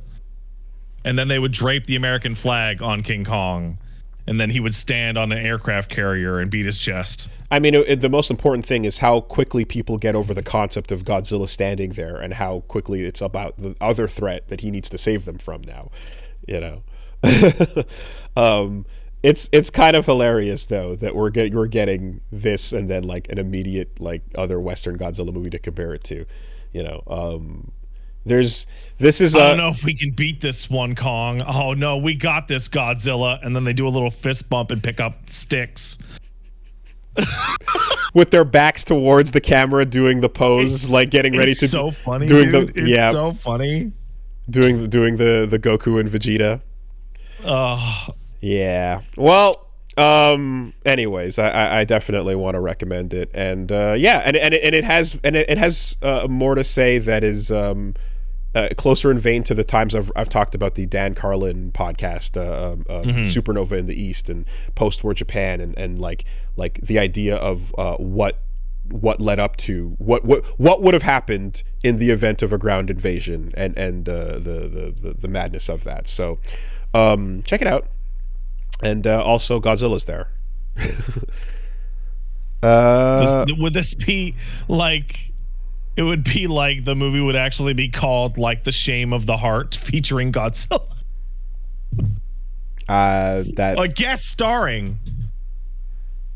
I'm that's over my head. I just like the idea of Godzilla being in like a sitcom tagline as featuring. I don't know how many other Godzilla movies have like the human side of things be like legitimately interesting. I assume it's like a Transformers bit where you're like, where are the Transformers? Enough of the humans. Where are the Transformers, please? But the Transformers are. But this is one of the cases where I can say this is probably the best I've seen of the human story. At least one. Okay. Anyways, I would say at least one, probably. I think you saw it. I think it was Shin Godzilla. Yeah, and that was a bunch of Office people, and Anno music playing. Anyway, so that's a recommend. Yeah, and so I finished up Dredge, and I did the Pale Reach DLC. Done the Pale Reach DLC. How is it? You know what? Like, it's okay. Oh. I was hoping for more. It's a new area. Okay, so first of all, Dredge, the finale of that is fucking phenomenal. I really love the ending. Both endings. Yeah. Super good way to wrap that up. And I realized, I think a little too late, that the obelisks were about lore. I didn't know that going through the game, so I missed a bunch of that background detail until I found out way after, and I'm like trying to go back and get what I could, because finding out about some of the background context behind the Eldritch horror is pretty cool. But at the same time, like, man, that ocean, like, that's kind of the story in a nutshell. It is. It is. And the sequence of events that leads to the final one or two choices is fucking incredible. It's such a good finale for what it is. So the DLC, the pale Reach is basically an ice continent pops up in the south, and there's all kinds of ice fish and ice things down there. Cool. Let's go see what's happening. And it's cool in that, like, you go down, you get some new mechanics, you get some new equipment, some new types of fish to collect, some new quests, all the things you would expect for that. And then there's like a little bit of a plot to the area that you kind of put together. And it's very similar to the area of where you're in the like, I think the mangrove, the swamp, where you're like meeting the pilots and like kind of trying to, take out the little where he's trying to take revenge on the aberrations that are growing in that water. It's almost like that, where there's a little plot to the area that you go into and play through, and that's pretty cool. And then there's an aspect of it that's like, again, very much coming from the Eldritch, the big stuff that gets referenced at the end of that game. It ties into that a little bit, but ultimately it's really quick, and it's like, I was hoping for a bit more, Oh Oh. I thought it was real. I liked what was there. I just thought there wasn't enough of it, I guess is what I mean to say. And you know, when you kind of expect a DLC to, you know, not just bring you a new area, but like, you know, bring another like part of what? I just like I loaded up the Steam review, and the first negative review is I beat this DLC in under an hour. If you beeline it, I could see that. Holy I could see shit. that. Yeah, it took me maybe about 3 hours or so to go through it. That's and ugh.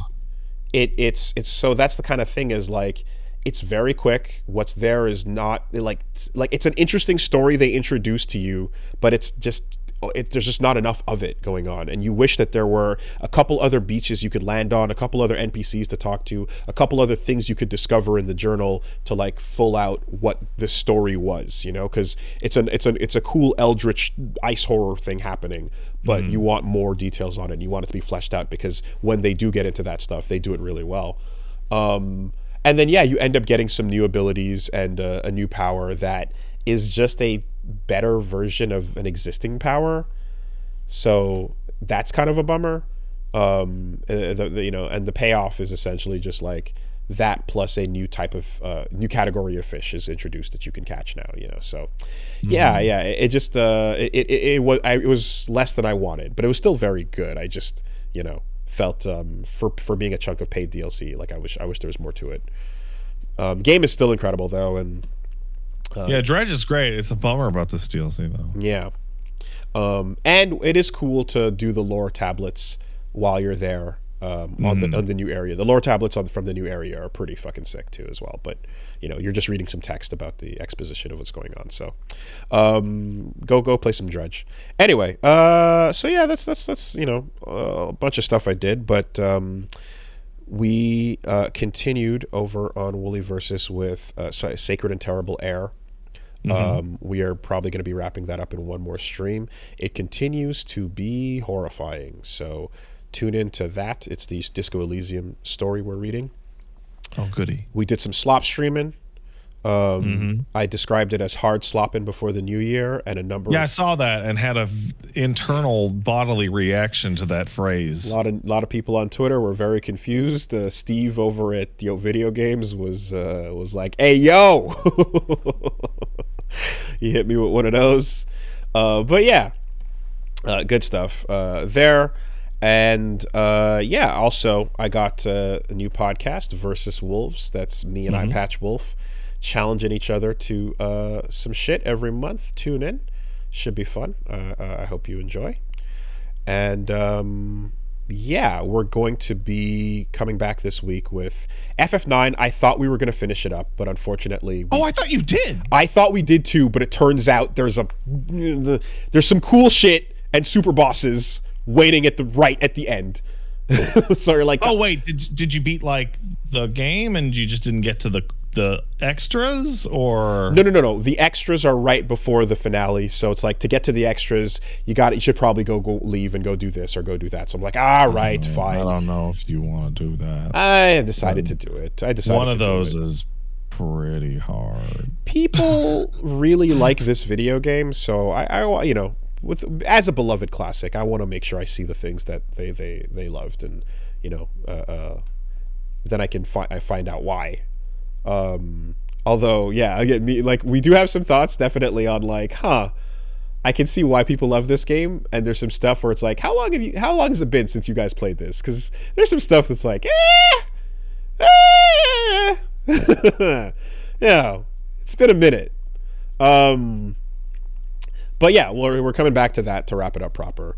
And Thursday, I'm trying to set up. I'll let you guys know. So check the schedule. But I think I'm gonna try to check out this Lethal Company, I believe it's called. Oh, so, Lethal Company. Yeah, my friend. So Esteban of Hold Back to Block has been pushing it my way, and we're gonna jump on. Do one of those with him, as well as 2D Day, who's another one of the FGC chill folks that is from around here. And I've been told that before getting into it, check it out as little as possible. yeah, that's it. So going in with two people that know the deal, and me and Reggie are gonna join them and see what's happening, and that's gonna be our Thursday. So FF9, Lethal Company, and then we'll be back on Saturday with probably some fighting games as well for you guys. Check that all out. Wooly Versus on Twitch, on YouTube, and Versus Wolves podcast as well. What's going on? What's going on is we need to take a break because I need some coffee. Fair. Because I'm starting to yawn and look like an asshole. That's fair. There was a lot. I'll be right back. I had a lot going on. Yeah. BRB.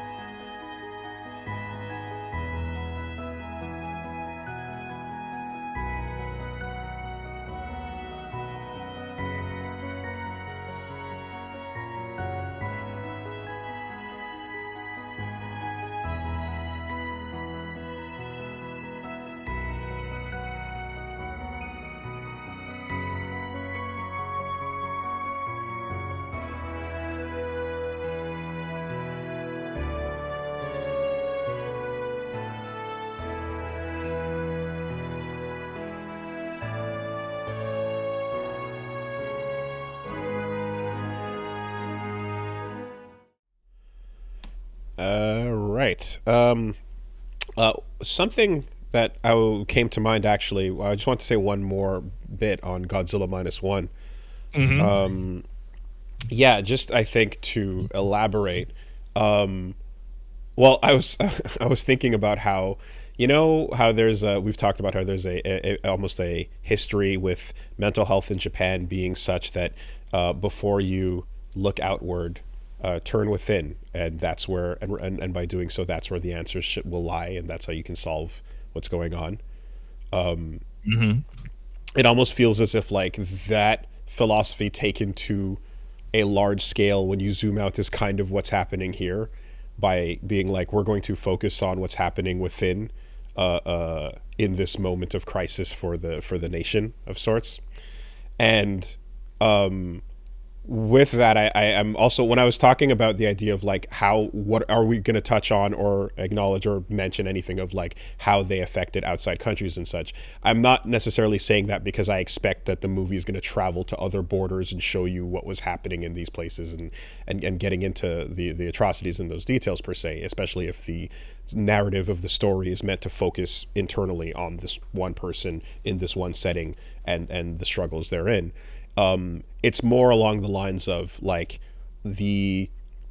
how much of a depiction of self-criticism are we going to acknowledge here, and while they do talk about like and criticize the imperial government a good bit, something I remember thinking was while I was watching is a number of the people that the citizens that we see, like are we actually going to see anyone that is representative or emblematic of the imperial ass world conquering insane people that were around at that time, that were like, nah, to the death, we gotta go kill it all because we are the superior ones that should rule the world. Like, are we going to touch on, or are you going to see any of that inside of like the population of people you meet in the movie? And you don't necessarily, so like those people are kind of, or that part of the government is kind of referred to, but there are people who are ex-military and who are just regular citizens and such, all kind of coming together, and they represent more like the good people from within this, diseased sort of system of sorts. But that's part of what I was kind of wondering about as well. So just to not put out there that my expectations are Godzilla's gonna, get into shit that it has nothing to initially. It's like not that it's going to go into things that it never sets out to cover, but more like within what it's decided to cover, which is this topic of Japan in post-war. Are we going to look at the people that are here of these citizens and the people that are fucked up amongst this group of people, while there are the victims and the people that were just like pushed along with it to die for no reason? I hope that clarifies. No. Yeah, I hope that clarifies, because I can see anyway like that being a misunderstanding. So no, it's not going to cover that shit at all. yeah, and that's simply because it's immensely uncomfortable for as a nation for them to do so, and that's not the venue for it. I do imagine there must be like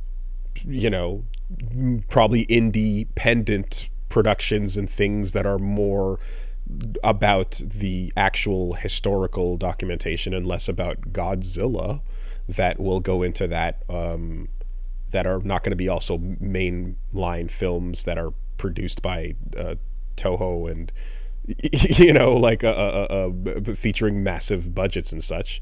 But yeah, anyway, just felt I needed to say that. Okay. All right.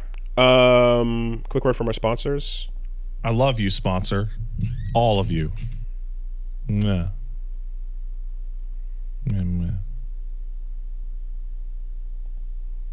You can keep making mouth noises while it loads. Aren't they all mouth noises? The preferred ones, though. Yeah. No. Sponsor. That's the noise you make when HelloFresh is ready. Well, actually, it's less like sponsor and just like delicious. Yeah. Fear not. brave listener. Be grossed out not by the mouth noises of Pat, but be excited by the deals you can get when HelloFresh arrives at your doorstep. That's a farm-fresh, pre-proportioned ingredient meal, seasonal recipes that you're going to get, skipping trips to the grocery store. You don't have to worry about the difficulty of shopping, getting it all together, and how to put it all together, because HelloFresh can make cooking easy, fun, and affordable. That's why it's America's #1 meal kit. When we've gotten the box, we've talked about how they're in the cold box tech with the every ingredient you're getting is not frozen. It's not coming in and has to go through a defrost period. You don't have to stick it in the sink to dry out or thaw out or anything like that. It's just a refrigerated box, and everything you're pulling out is good to go. And you're also getting your favorites because you can specify which types of meals you'll want on the regular. 15-minute recipes, pretty useful. I like the ability to not have to think too hard about it. And because they figured out the proportions and stuff, it tastes good too. So that's the quick and easy selection. But if you're someone that's a bit more calorie smart, protein, or vegetarian, vegan, etc., you can switch that up as well. And when you're picking the box types, they can be like, this is for 2 people or for a family of 4. And it's like, it's like, oh, a family of 4. I mean, technically 2 people eating twice is gonna be 4, right? It's gonna go down in 1. It's not gonna take it. You're not gonna last every time. But nonetheless, look, man, the food's good, all right. We gotta not wait. Put it in your mouth. Just put it in your mouth. Put it in the oven or on a pan first, but then put it in your mouth. Yes, exactly. Food for 2 or food for me.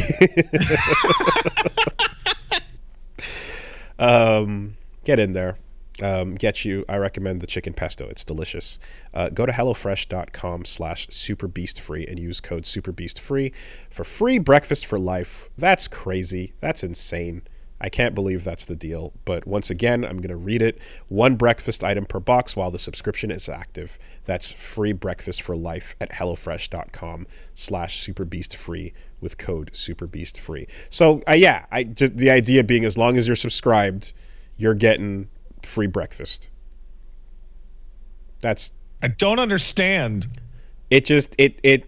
Again, like, I feel like that's where someone kicks an office door open and they're like, we've been crunching the numbers, you can't do it. And then they're like, watch me. Free breakfast for life if you go to hellofresh.com/superbeastfree and use code superbeastfree. That's America's #1 meal kit. Thank you for HelloFresh. Thanks, HelloFresh. I love you. And cha-ching is the sound of Shopify when you are making money on a sale. If you, for example, sold a t-shirt. That's cool. Did you get a t-shirt? Because you can, and if you got one, and it was like for this podcast, then it would be like, oh shit. That's because of Shopify, because I didn't know how to do that. Shopify is a global commerce platform that helps you sell at every stage of your business. So when you're launching your online shop, or it's your first real life store, or whatever phase you're at, did you just hit 1 million orders? Oh shit, what do we do? Shopify is there to help you grow. They've got the capability to help you behind the scenes with an all-in-one e-commerce platform, an in-person POS system, whatever you're selling, they've got you covered. In particular as well, they have, what are those stats? Turning browsers into buyers with the best conversion checkout, 36 better than the average compared to other leading commerce platforms. So yeah, the deal is real simple. If you're like, again, doing something like podcasting, and you're talking about, you're making dick jokes over video games, and you're combining dick joke with video game to create some sort of higher new form of it's transformative. It's transformative media, and that on its own is worth it. And everyone's like, damn, that's great. If everyone got together and said, yo, you know what? Let's make a tier list of all these dick jokes and rank them from S to B or F or whatever. There's hundreds of them. That'd be crazy. That'd be insane. Laying it all out in front of you, your life's work. Wow. That'd be wild. But here we are. Now, what if we decided to stick some of those words on a t-shirt? That would be probably a bad idea. Let's not do that. How about we just put the title of the show? Okay, that'll do. So we do that. And then, I don't know how to get that to people, but that's where Shopify does. They help us set up the shop. They help us set up the front, the page you order from, the entire process of getting you your t-shirt. And then telling us that, hey, someone bought it, and that was a size medium, and now we know where that went. So it's pretty cool to have that and to not have to worry about it and not have to go and break down all the little individual steps of setting up a shop to do that. They are award-winning with their support, and they're here to help you every step of the way with your business. It'll help you grow while you grow. I'll say it again, every step of the way. So you can sign up for a $1 per month trial period at shopify.com/superbeast, all lowercase. Go to shopify.com/superbeast now to grow your business no matter what stage you're in. Shopify.com/superbeast. Cha-ching.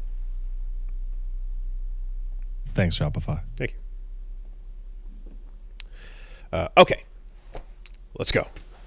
I have 2 coffees in this yellow mug. I got 2 coffees. Thank you, wife, for 2 coffee. I love you. Okay, remember last week when I was like, I'm gonna buy a bunch of Steam games on sale and have a little goofy thing where I run Steam games in front of a timer, beat the refund to see if I refund them, and I'm gonna call it defeat the refund. Yeah, I just did that again, and I'm gonna do that again this week, and I'm gonna do it again next week. Why is that? Because it's fucking fun. Okay. You're just spinning a wheel that says video games on it, and people don't know where the wheel is going to go. It's that mystery box vibe? It's just mystery box again. Okay. Feels like it. But also, like, 90 minutes is like a usual, like, good get your ankle into it amount of time for damn near anything.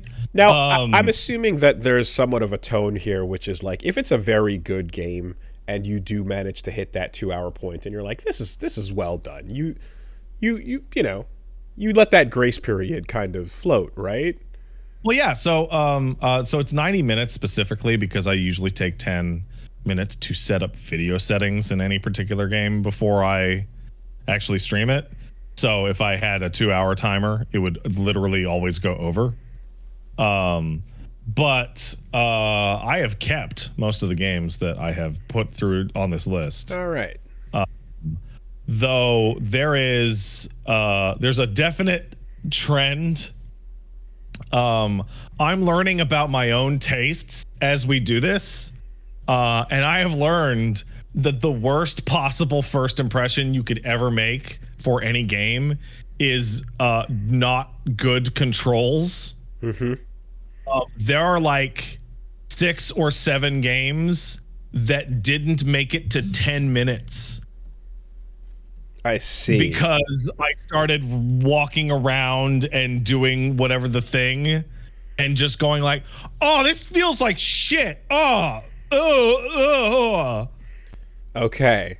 So the challenge needs to account for false starts that don't make it to the 10-minute mark. Much less challenging to the full. I don't know if it's a challenge. I think it's just like I'm willing to give these games a shot, and if they hit, like I'm limiting myself to a certain thing. So, for example, last night is a perfect example where not only did both games easily win the Keep It award. But I flew way over time on one of them. Before you get there, is it? God damn it! Fuck me! I had the question and then it just slipped away. Oh, this is good. This is great. This is a good question. While interrupting too, especially. Yeah, that's fucking fantastic. Yeah, that's great. Thank you. Oh, yes. Sorry. I'm going to assume that by you saying that you did it last week, you're going to do it this week, next week, and the week following, that there were a decent number of people who showed up interested to see. You could say that. Hey, little interesting. You know what? Hey, Willie, interesting number of people showed up to. So I forget who was it. If somebody can remember the specific chatter who you phrased the term, but they termed what I was doing chemical based gaming, because I'm just spinning a big wheel and constantly just new thing for the Gen Zers and the Zoomers. Yes, I've gamified buying games. It was Ball Python. Why, thank you. Well, now you need to gamify the effects on the stream so that it gives you all the good feels every time the game gets selected. Oh, we already did that. Oh, okay. There you go. Yeah. All right. Yeah. No. Last night I was like, guys, I'm running out of games to play for that, because I had that huge batch that I ran out of yesterday. And then somebody in my chat had the great idea to donate the exact cost of the game they were recommending. Mm-hmm. And I was like, oh, well, now I have to play that one. So yeah, that's the system now. You want something to go up against the refund timer? Just buy it for me, and I'll play it for 90 minutes. Oh. Okay. Yeah. All right. Endorphin streams. And then if I hate it, I'll just refund it and pocket it and just be like, why did you send in bad suggestions? Does that person then have the endorphins come crashing down and then they feel horrible? We'll find out. We'll find out soon. Okay. like I don't take it lightly when you basically say, so I'm clearing the table. Okay. All right. Pretty popular stream. Well, here's the thing, though. I didn't have anything for January because I legitimately did not know what to do for the entire month of January, because fucking Infinite Wealth is coming out at the end of the month. Have you considered gambling? So the first game I played last night was called Dicey Dungeons. Oh, and it's a roguelike about rolling dice. Oh shit. Okay. Was Ashy Larry there? Speaking of, Dicey Dungeons is also available on your phone for a cheap price there. It is probably one of the best roguelikes I have ever played in my life. It is absolute top to bottom stellar. The music is incredible. It's made by the people who made Super Hexagon. Oh, there's a pull. So I don't know if you. So I've been talking a lot on my stream, particularly running through all these games back to back, about good chemicals. The people who made Super Hexagon know how to activate your good chemicals. That was good juice. That was really good juice for a mobile game. That was incredible. Yeah. So Dicey Dungeon knows how to activate your good chemicals. It is really, really simple. You are going through a roguelike with like turn-based RPG battles, and you are starting out with 2 dice, and as you level up, you get 3 or 4 or 5 dice. And by dice, I mean a 6-sided regular gambling dice. Yeah. And it goes, well, you're going to start your turn, and these dice are going to roll, and then you are going to use these dice values and plug them into your attacks or moves or heals or items. And certain weapons will require even-numbered rolls, or certain spells will require odd-numbered rolls. And there are classes. So the starting class is the warrior, who is dumb and normal and straightforward and strong. So the warrior's special ability is that you can re-roll 3 dice. You can just re-roll any dice 3 times in a row, or 3 separate dice. You get bad rolls, you go, no, I want to try it again. Do enemies roll? What's that? Do enemies roll? Yeah, enemies also roll. Okay. You're both using the same system. Okay. So you're just like, well, I don't like these rolls. I'm going to re-roll them to be stronger. Bam. Done. That's it, right?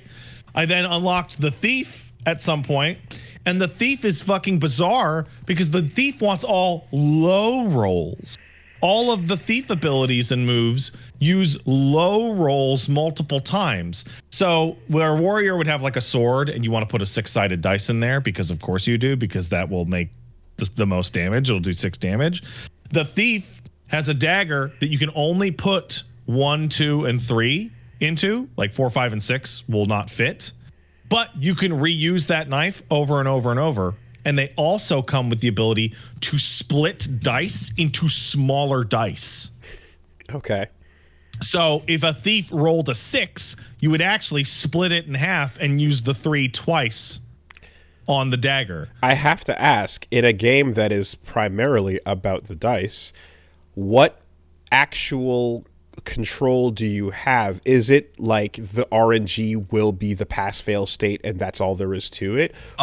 You have a lot of control. Or can you... The long and short of it is that you are playing a turn-based role-playing game with turn-based RPG battles, and you are moving when you get a weapon, you can only have like 6 slots in your inventory, and different weapons and different items take up different slots, like kind of like a attaché case thing. Mm-hmm. The only difference between this and your regular turn-based RPG is that the dice rolls happen before you act. Mm-hmm. So if I was playing FF9 and I had Zidane steal, the game would then roll a fake dice behind the scenes to tell me whether or not the steal worked. Mm-hmm. Here, I roll the dice first, and I go, oh, well, I have a 6. That means steal will be effective. I'll put it on steal, and then I have to make do with my other actions with these. Right, okay. So, but in general, like, you're fighting normally and picking the right options to do enough damage and or cast and such in a way so that you're not fucked by just, like, the RNG and that's all there is to it. I got fucked once or twice by the RNG. Okay. But every character has a way to manipulate the RNG to your advantage.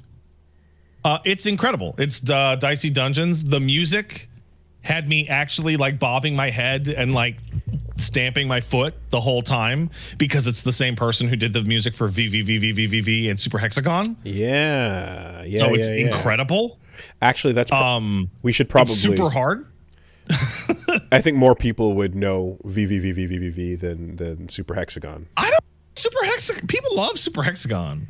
Super Hexagon kicks ass. VVVVVV was one of the original humble bundle ass indies, though. You know. Mm-hmm. So anyway, yeah, okay, they know what the fuck. They're doing. good presentation, excellent gameplay, fantastic music, tons of content. You can play it on your phone. I'm going to download it on my phone. Incredible game. On sale also for $5. It's on sale for like $3.50 right now. $4.37. So it's the perfect example of the concept. And everyone is happy. People didn't know about Dicey Dungeons, and I gave them the gift of now knowing about Dicey Dungeons. See, it's influence. +1 sale right here. The second game that I played last night, I'm going in reverse order because I guess this is how it's going to work. The one that went horribly time over, and I'm going to finish on stream probably tomorrow, is Pony Island. The original. Which, Pony Island, I started that part of the stream by like, Pony Island is 87 cents on Steam right now. It would have to be a wild piece of fucking shit for me to even bother going to click the refund button. Okay, you played Inscription, obviously, and I sure did. And knew of Pony Island before this. Yeah. Okay. So, I like Pony Island way more than Inscription. Way, way more. The main reason... it's the same kind of general, hey, it's a game, but it's not the game. It's not really about Pony Island, that kind of thing. Mm-hmm. The difference is that within about 5 minutes of Pony Island, you're playing what Pony Island actually is. Does that make sense? It gets, you know how Inscription, you were playing a game and you really liked it, and then it turned into a different game, and you may or may not have liked it as nearly as much? Yes, because the narrative swerves are meant to be the appeal. I'm apparently on the final level of the Pony Island, at which point I say there's no part of Pony Island in which I said, wow, it sucks that they made this part of the game bad on purpose, like they did for Inscription. Right. Okay. I think Inscription is like I imagine the creator is like, I'm a fan of all of these types of card games, and I want to give them all a shout out, and it just ends up being that they're not all as fun as each other. So I saw people talking about that the robot section is like an intentionally bad card game to imply that the types of players that would make that kind of game don't know what they're doing. No, the No More Heroes jobs are intentionally bad to really feel the mundanity of Travis. So I want to point out that like, we joke about the No More Heroes thing, though that is a direct quote. Like, Suda was like overt that the mini games in No More Heroes 1 are bad on purpose. Oh, that makes it make sense then. That's cool.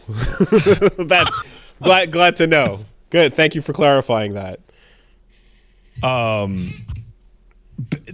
disagree with that. All of it. I disagree very strongly. Work is supposed to suck, dude. What's the problem? You need to. I'm playing a video game. Suda! Nah, man, you gotta feel that grind, that soul-crushing grind that I feel. That's what I'm trying to communicate to you as you play my game. Suda, you're making works of interactive video art. What soul-crushing grind are you talking about? God. You got to make a game where a guy, otaku, jerks off his lightsaber and becomes a cool assassin. What are you complaining about, soul-crushing grind? Say what you will about Shenmue. There's many things that should be said. Infinitely bad, dumb, stupid, terrible things about it. But when Ryo went to work, he worked playing Lucky Hit. And you got to play the game Lucky Hit to make money. Yeah. That's a fun way to make money. It is. So Pony Island and Dicey Dungeons are absolutely fantastically stellar, and I cannot possibly recommend them enough, especially considering the current Steam sale. Stellar. Absolutely fantastic. I'll be playing. And you know what else is great about Dicey Dungeons? It doesn't have any flashing lights or fast-moving graphics. It's a low-stimulus game. Oh. Which means, so I'm going to be reviewing on damn near everything I play for the next like 2 years or 3 years based off of, do I feel like this will fry your child's brain? Vampire Survivors at the top. At the tippity tip fucking top is Vampire Survivors. Might as well just throw your baby in a dumpster if they see it. Okay. Like, this is if baby is in lap, is this a good idea? Yeah. Yes. Is this conscionable? Right. Gotcha. Like, are you sitting there with a beer in your hand, the baby on your lap, and playing Vampire Survivors? You should be arrested. Give it a couple years. All right. Oh man, I have to go down this list. All right, what else? Have you ever played the Talos Principle? I want to say I bought it in a bundle and then never installed it. Probably should have gotten to it before the refund timer ran out. No, it's really good. I just hate it. I'm running into a lot of games during this series in which I'm like, wow, this is really good. Excuse me. And I go to main menu, quit, and then I go to uninstall, and then I go to get this off my fucking computer. Talos Principle is a very interesting and well-developed puzzle game that's kind of like Portal, but instead of using portals, you're using like gates and jammers and avoiding danger. And it made me feel very stupid when I was playing it, and it has a bunch of hidden secrets that are really hard to find and made me feel stupid trying to find them. And it has like a theological, like humanist, like narrative instead of a goofy fun narrative. It gets discussed a lot whenever we talk about The Witness or Mist or Riven. Okay, so they're not fully climbed into their own whole asshole like Jay Blow was for The Witness. But only partially then? Only a little bit. Maybe got their foot in there. Just a foot, okay. Right, which is okay. It's okay, right? But The Witness is one of the only games I've ever played in my life in which I felt like the developer was talking down to me. I had a great time with playing it, and I didn't go back, and then I just like having not gone back to it and like actually gotten, I think, to the core of its mysteries. It's been interesting watching the narrative outside the game evolve over the years. But for what it presented and what I played of it, I was like, oh, that's a clever thing to do. Okay, I see what you're setting up here. And in the end, I ultimately, I'm like, if you make the proposition to teach someone a language from the jump, it's a little less annoying than halfway through the game a la Fez, you know? Yeah. Let's see. So yeah, Talos Principle fits right into great game, probably beloved by many. Get it away from me, please. I see. Which, I mean, I don't know about you, but like I feel like that's been a part of personal growth for me as a human, of like trying to acknowledge that things may not be bad just because I don't like them. Yeah. Like I still think pickles are the devil. I think anyone that eats a pickle is insane. But that's probably me. I've said it many times that I don't have the capability to handle RTS. I just can't do it. I respect what's happening. I did back in the 90s when they were really simple. I have tons of respect for people that are able to do it, and it's a really cool way to manage the battlefield from afar and do everything quickly, and I just don't enjoy it. It's too... So back when everybody was trash at RTSs, like when Warcraft 2 came out and like the first 10 minutes of StarCraft, yeah, I could play RTS. And then everyone got really good and ruined it. And now I can be put on scrub quotes. I'm still... Yeah, you know when playing RTS games was fun?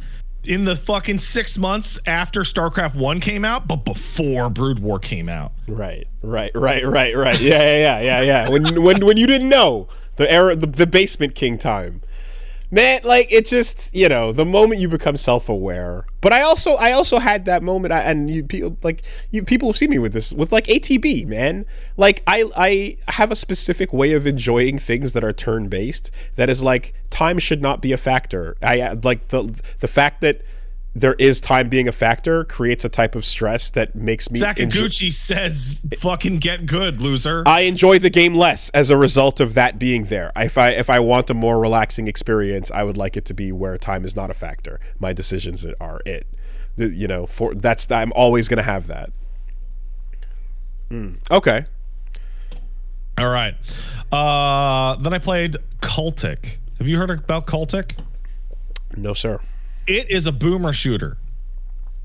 It is a game put out by 3D Realms. Actually, I did not know 3D Realms existed. With the same logo and everything? Yeah, same logo and everything. It is an extreme boomer shooter, which is pulling its influences from Blood. I don't know if you remember Blood. But Blood was the game that had the subtitle, I think it was on the expansion, called One Whole Unit of Blood. Okay. But its second inspiration is RE4. It feels like a boomer shooter made in the vein of RE4. Everything feels chunky and heavy. It just feels fucking good. Yeah, okay. It's great. It's just great. Dusk and that other one. What's the one that's not Ultra Kill? Ultra Kill? The one that's not Ultra Kill? That's also like a boomer shooter that is sending it up in a really overt way. It doesn't matter or whatever. It's a New Blood game. It's fine. Gloomwood? Is it Hexen? Yeah. Hexen is ancient. No, man. no, it's not. Turbo Overkill, a medieval. If you're thinking of Hexen, you're thinking of a medieval. But yeah, this is. It's good. It's cool. That's it. No further discussion needed. It's really good. If you like booming and shooting and being old, weirdly enough, the game uses voxels for its 3D. I don't know why. It's old-fashioned sprites and voxels. Oh, that's so weird with the gun reloading, sliding past, like, yeah, okay. You're reloading at a frame rate lower than the action in front of you. Oh yeah, no, you're reloading like at like 4 frames a second. Because it got to be chunky and grimy, man. It's from a fake 1997 that could have when you had a computer that would run voxels. God, what the fuck? What is 3D Realms up to? I had no idea. Making Cultic. And Ghost Runner, I guess. Oh, are they all? What? No. I clicked. They're doing Ghost Runner? I clicked on their name, and I see under their list of things they have is Kingpin Reloaded, Ghost Runner, Shadow Warrior. Oh god. Okay. Let's see. I played Cobalt Core, which is a it's FTL with cards and furries. Sure. Like taking actions on your FTL ship is with cards. Steam has recommended me a shit ton of card games because I'm playing Midnight Suns, and it's like, you love card games? I'm like, not really, actually. Well, no, Cobalt Core. I think it's important to specify these are not just furries; these are space animals. Well, yeah, because I said FTL, right? Because they're in space. So that these are Star Foxes. Wooly, I don't mean to be rude, but you're aware that Star Fox is a furry, right? Yes. It's also, but it's like first and foremost, it's a Jim Henson space animal in my brain, and then it goes to that. What's Robin Hood from the Disney movie Robin Hood in your brain? Ooh. Are they a Disney creature, or are they the start of something sinister? the same folder as Minerva Mink.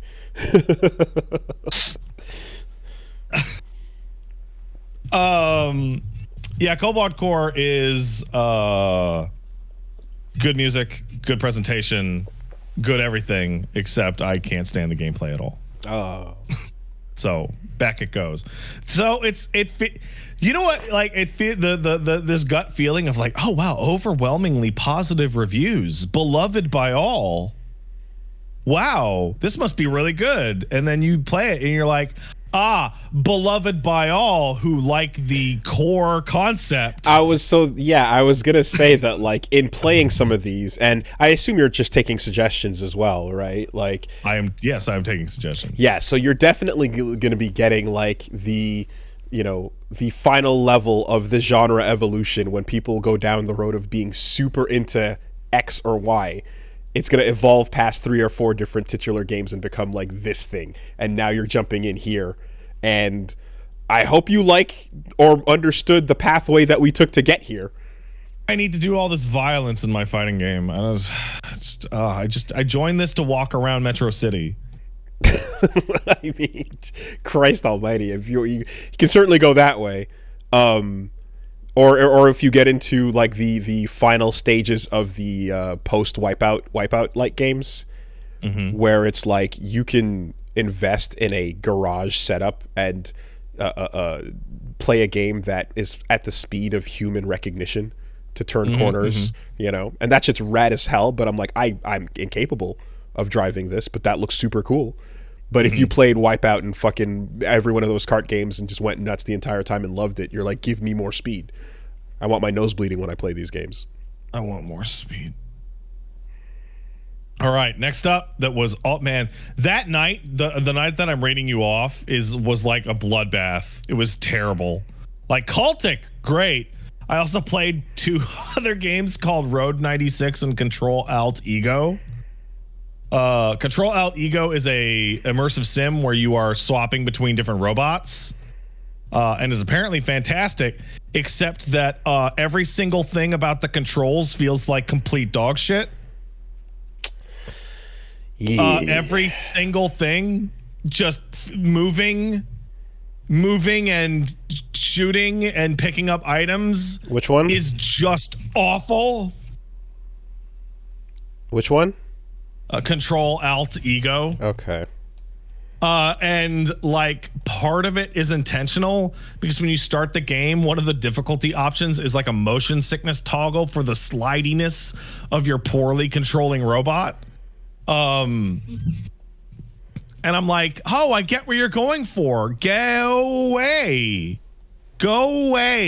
now. And I also played Road 96, which was I don't know how to describe it. I feel like it's somebody trying to make a fucking rogue-like Life is Strange game in which they just rapidly throw you into a bunch of different cinematic scenarios. Like evolving hipster scenes that are different every time you revisit them. Yes. And like it just felt so pretentious. It felt so awful. I like the sound of that. Like I was playing it and like I don't know how to so like there's certain games where you play them for 5 minutes, you're like, ugh. Like actually like just like, oh, this ugh. But then there's the other ones where you're doing it and you're playing it and you're just completely stone-faced and you don't have any thoughts and you don't have any emotions. And you're just like, you hit a point where like, what am I fucking what am I doing? So when you grab a suggestion from the pile, are you getting it with a note attached to it at all? Or are you just clicking the link and just going in? Like, I'm trying to do as little research as possible. Okay. You're getting, just blindsided. Okay. I want to get in there and just be hit with it full force, good or ill. Because there's like, I kind of enjoy having a little bit of context to know what type of brain to be in. You know what I mean? Like where to. The only things that I'm seeing are what's on the page as I go to add to cart, and what's in the options menu on the main menu as I set up the video settings. Got it. Okay. So yeah, that shit was a fucking horrible bloodbath. Very depressing. Which one was that? That was Road 96. That's a name that kind of blends in. It sure does. I've had that on my wish list for like 2 or 3 years. And I was like, oh, yeah, it's on sale. I'll pick it up. And then I was, oh no. No, sometimes, no. Like, to give you an example, chat thought the game had AI voice acting, despite the fact that it came out before AI shit even existed. Like, that was like the level we were dealing with, and like, oh, this. Yeah, overwhelmingly positive. The Overwatch and Pixar proportions, and yep. Yeah, okay. All right, only one more to go, and by one more I mean 3. Have you ever heard of American Arcadia? It won a bunch of awards, but I'd never heard of it. I think that's where I heard of it, was on the show. Okay, so I saw that American Arcadia won a bunch of awards, and I was like, "What the fuck is that? Why have I never heard of it?" So I picked it up for the segment, and American Arcadia fucking rules, man. It is great. It is 2 games, and I'm not going to talk too much about it because it's very experientially spoilery. Mm-hmm. Part 1 is Limbo / Inside, side-scrolling, navigating the environment, doing puzzles. The second part of the game is in first person, navigating an environment and solving puzzles for the character who is side-scrolling. Okay. And it takes place inside like a city version of like the Truman Show. Yeah, that's the impression I'm getting. Mm-hmm. So person 1 who is trying to escape is going left to right, and person 2, who is facilitating their escape, is moving around in first person and sneaking behind things to get the materials, or hacking doors, or breaking into people's offices. I think the orange, yellow, brown stripe aesthetic is pretty cool. Oh, the aesthetic's fantastic. Yeah. Oh yeah, you actually look like I'm you wearing are the logo that's right straight up now. coming off of the fucking trailer. Yeah.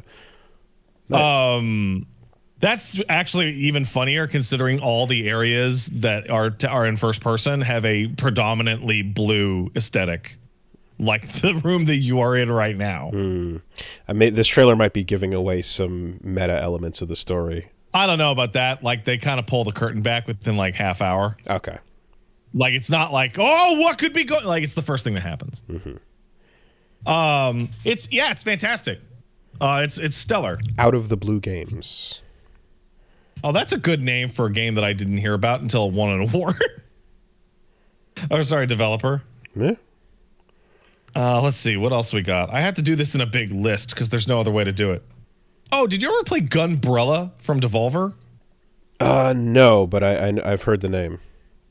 It's side-scrolling and you shoot a gun through your umbrella, and it's a not quite Metroidvania, not quite adventure game, but it's excellent. It's you shoot the guys with your little umbrella gun. It's great. It feels good. It jumps good.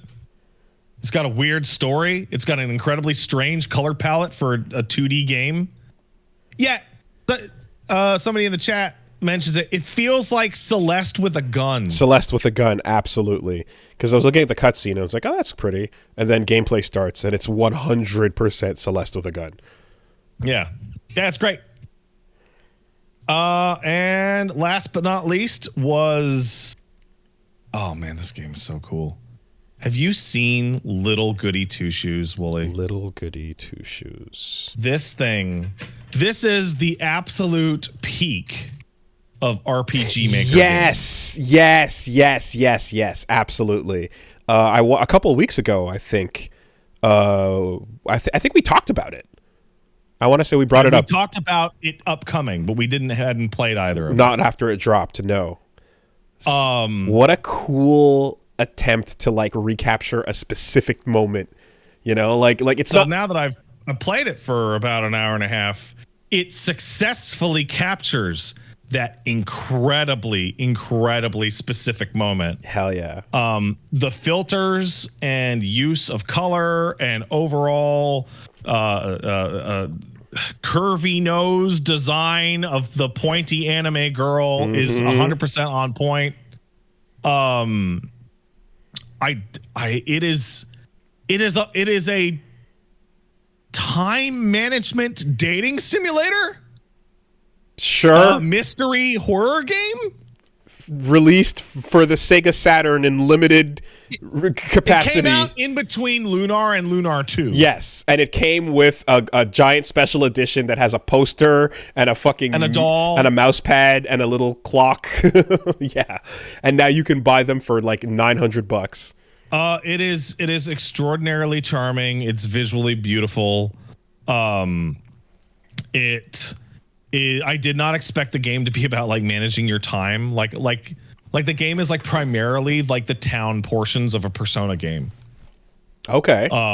In like, it's super gay. It's gay as hell. Yeah.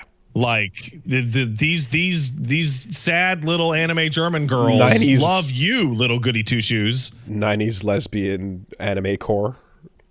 Even that is a hyper specific aesthetic. Like Sailor Moon, like, are these bitches gay? No, they're good. They're roommates.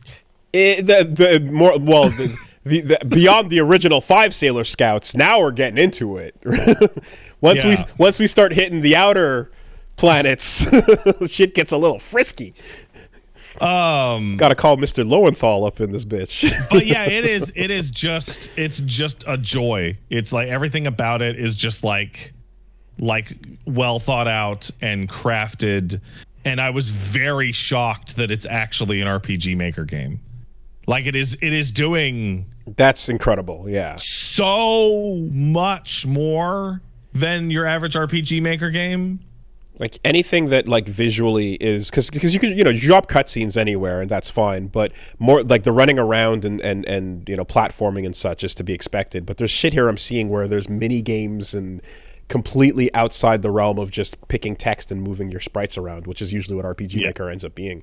That's very impressive.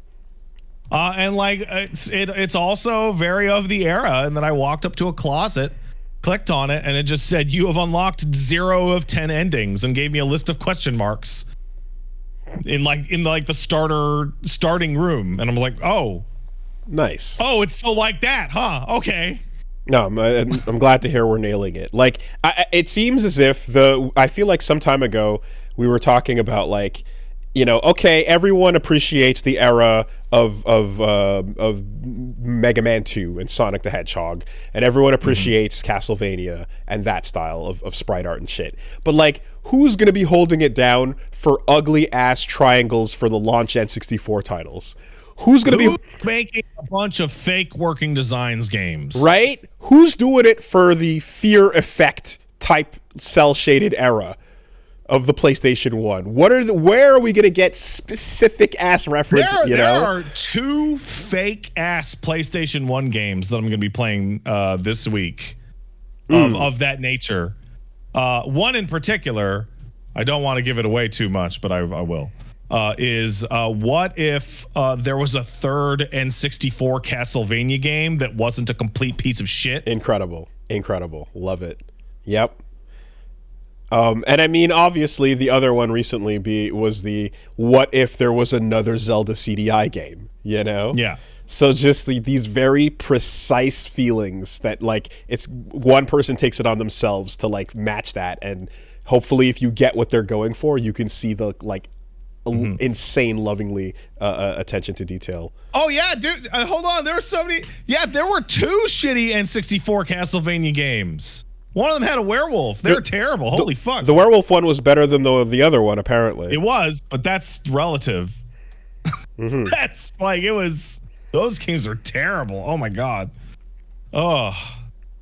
And that was it for the games I played this week. Oh, one last I talked about One Piece last week and how long it is, right? Or was that something I talked about on stream? You talked about it last week too. Okay. Yeah. It's really long. Just on the specific game genres, I would love to see someone take a crack at early DS, not like 3DS, early DS, like Brain Age and Health style products. I don't think we're far enough away. Are we too close to it still? Because there's a vibe. There's a vibe to those games and their clean layouts and the type of 3D they used for like, the doctor coming down to tell you, here's what you got to do and shit. And like, it's such a vibe from that era, pulling out your clean 3DS or your DS Lite, and doing your daily activity for the day and then closing it and putting up your street pass. It's been 20 years since the fucking Nintendo no. The touch generation shit. Yeah, man. That, I feel like there's going to be a place where some people might appreciate something that hard leans into that direction and does something fun with it. And last but not least, was that I played a ton more Midnight Suns, which I feel like I can now speak on, that I played about 10 to 15 hours of Midnight Suns. Boy, that game got fucked over, man. That game is great. How are those? That should have been in people's runnings for Game of the Year last year. It wouldn't have won because Elden Ring came out. Jesus. But like, it is incredible. Like, I spent hours just wandering around trying to fucking solve secrets and find hidden bullshit in the open area around the Abbey. I played video games with Blade and talked to him about his emotions. And I talked to somebody else about how much I didn't like Carol Danvers. Who you got the highest relationship with? Tony and Pete. Yeah. Of course, because yeah, I want to play Iron Man and Spider-Man. You got any cool cards? Yeah, I got some cool cards. Spider-Man has a bunch of cool cards. that if you knock a guy out, you can go again with Spider-Man. Oh damn! Was it shiny? No, not yet. Okay. Oh no, I got a shiny card with Blade. Actually, come to think of it, what does it do? It's right, yeah. I got a shiny card with Blade, a legendary golden card with Blade that consumes all the bleed procs that Blade put on somebody to do heaps of damage. So you can build a blade deck where he causes lots of stacks of bleed, and then he cashes those stacks out. Okay. Dude, that game is incredible. What a strange twist also, of events. Like your character is like completely customizable, and they're completely customizable over and over for the whole game. You just go into the menu and go, I want to change what my character's. You can change everything but your facial structure and gender. Change skin tone, hair, eyes, tattoos, shitty accessories. So I'm flying between like gigantic mullet and handlebar mustache with aviators and glowing green Satan eyes with a bunch of face tattoos, so that when I'm talking to fucking Stephen Strange about like how we can fucking keep the demon inside the Abbey like settled down with the emo kids club that we go to at night with Minoru and fucking Magic, like I look like such a stupid asshole in every cutscene. This might be one of those games where, because it was like this, even though the confusion of the marketing was like made us not know what it was, it seems like it's being reviewed positively. Like, it could be one of these games where the second one comes out and it's more clear about what it's about, and everyone that knows the good one initially was the first one would just be able to like. I think Square Enix Avengers killed this game. I think that's what happened. But Square Enix Avengers, that would affect, like, I mean, they had Guardians going with Eidos as well.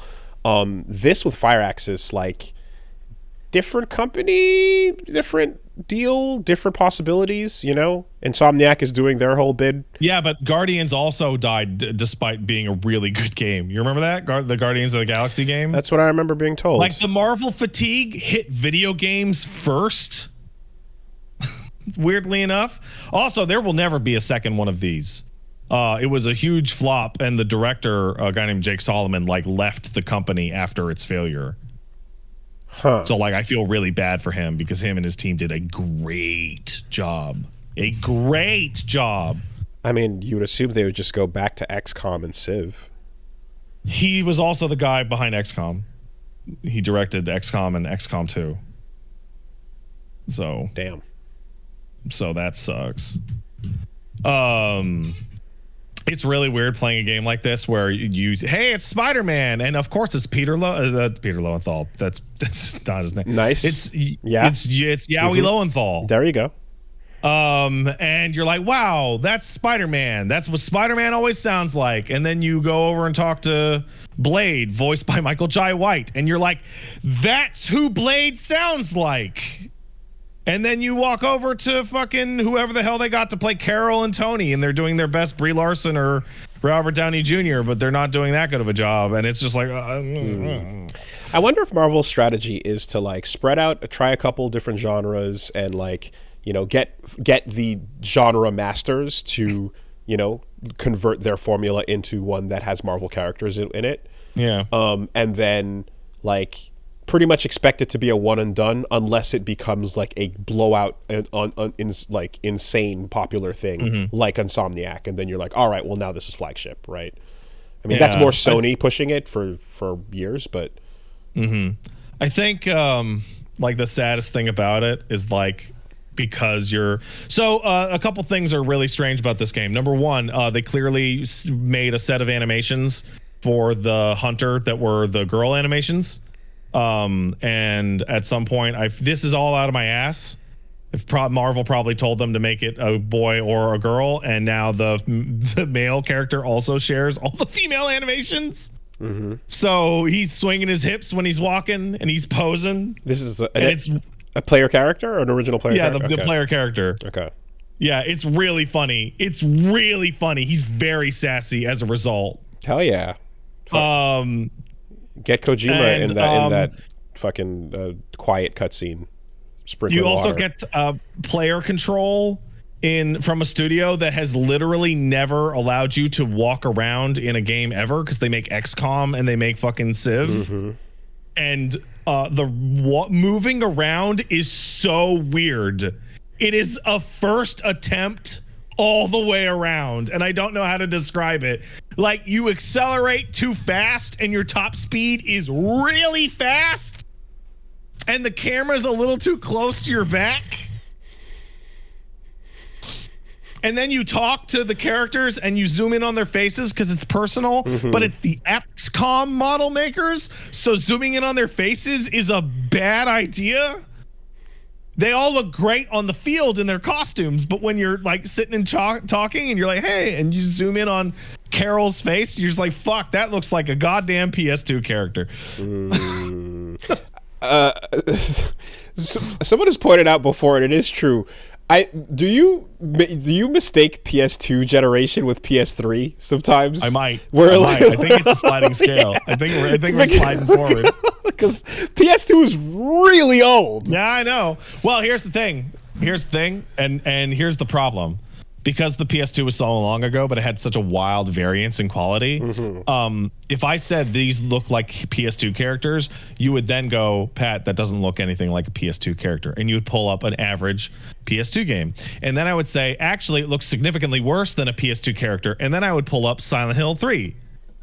And then you would be like, oh, right, yeah, every single character face in the entire 360 generation and some of the PS4 generation still looks worse than the face models in Silent Hill 3. Here's Tekken Tag 2. Yeah. It's also a 10-year generation, so that shit does wildly variate. But the funniest thing about it is I sat down with my social link with Tony, and he starts telling me about Tony's grandma's pasta with lots of garlic. And we're just shooting the shit about his grandma's pasta. And something happened that made me re-upset about every Marvel movie, in which you're having this conversation with Iron Man at the bar.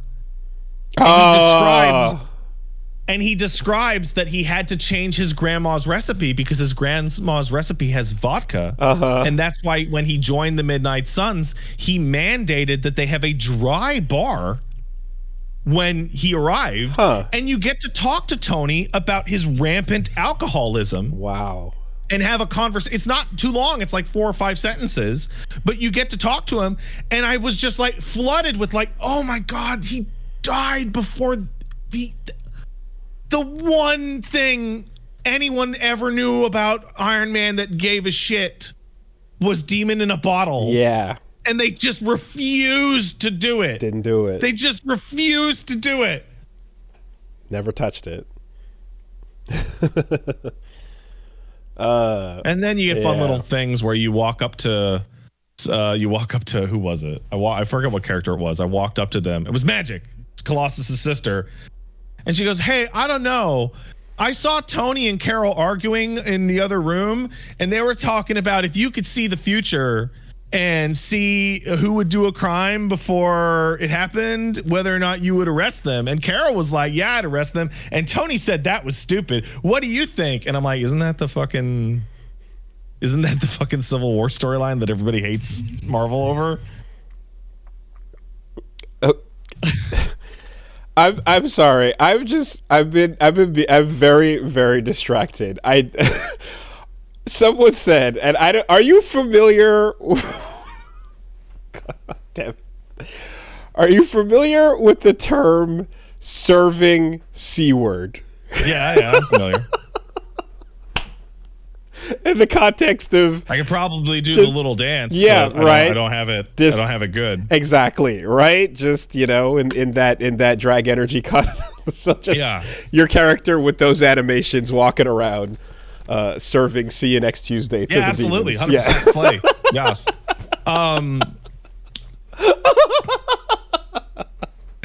Oh fuck. Yeah. Okay. All right. And you can tell people who really gave a shit about these characters made it because I was customizing my shithead dirtbag to be like the biggest asshole I can think of. And somebody asked me if I had unlocked a shirt to wear around the hub. And I'm like, you're full of shit. That's not in the game. And sure enough, I was sent a screenshot of the main character wearing the Magneto was right t-shirt. Oh, actually in the game. Oh my god. Oh, and wow. Then someone replied to that with the follow-up t-shirt you can also unlock, which is the Cyclops was right t-shirt. Okay, I was gonna say like, the other one is the Cyclops did nothing wrong. Yeah, and it's like, oh yeah, no, they really need. So they really care. They really gave a shit. Oh, those are the two. Those are the two. And it's like one of your party members, Magic, is a fucking X-Man, and you can go hang out when you go fishing with Magic and talk about like the emo kids club wearing a Magneto was right t-shirt. That's so fucked up in world. Yeah, okay. It also does something really interesting from a story perspective. So, Lilith, Mother Demons, Hydra, they're evil. They're going to do a big magic evil thing. Whatever. That's the plot, right? The subplot is really interesting because it's about boomers. Okay. Because the team is split halfway between people who are usually Avengers and people who are usually Midnight Suns. And so you have Tony and Carol and Steve and, Avengers, right? And then you have Nico from the Runaways and Magic and Peter Parker and young people who are constantly clashing about how to do literally everything. Mm-hmm. And the old people being so stuck in their ways, they can't actually get anything done. Mm-hmm, mm-hmm. Whereas the kids have novel solutions to the problem at hand, but aren't taken seriously. Right. So there's a very early on, you're trying to track down Venom because Venom's all hopped up on demon juice and tearing up New York. So Tony and Carol are like hijacking satellites and fucking doing also their science shit. Can't find him. And Strange and the Caretaker, who's a character made for this, are casting divination spells. Like, where could Venom be? And it doesn't work. And then it turns to like the new Ghost Rider and Nico and Magic, and they just pull out their phones and load up social media and go, Venom is on Broadway and Fifth. Nice. Venom is now on Broadway and Sixth. He's fucking broadcasting his location, idiot. Right. Nice. Like here is the live Twitter feed that is following Venom around New York City. God. Yes, Xavier, but can Cerebro figure out why kids love Cinnamon Toast Crunch? That's pretty good. I like that. It's fantastic. I think Midnight Suns is absolutely incredible. If they're leaning into the memes, can I hang out with Sauron and find out why he wants to only turn people into dinosaurs instead of curing cancer? So maybe there would have been a sequel that you could have done that. Because that feels like a move. But instead, Willie, you can only hang out with Peter Parker by the pool and confront him that he is hoarding food in his room. And you're like, Peter, why are you stealing all the food from the kitchen to hide it in your room? And he's like, because I'm poor. And it's crazy that you guys have all this food.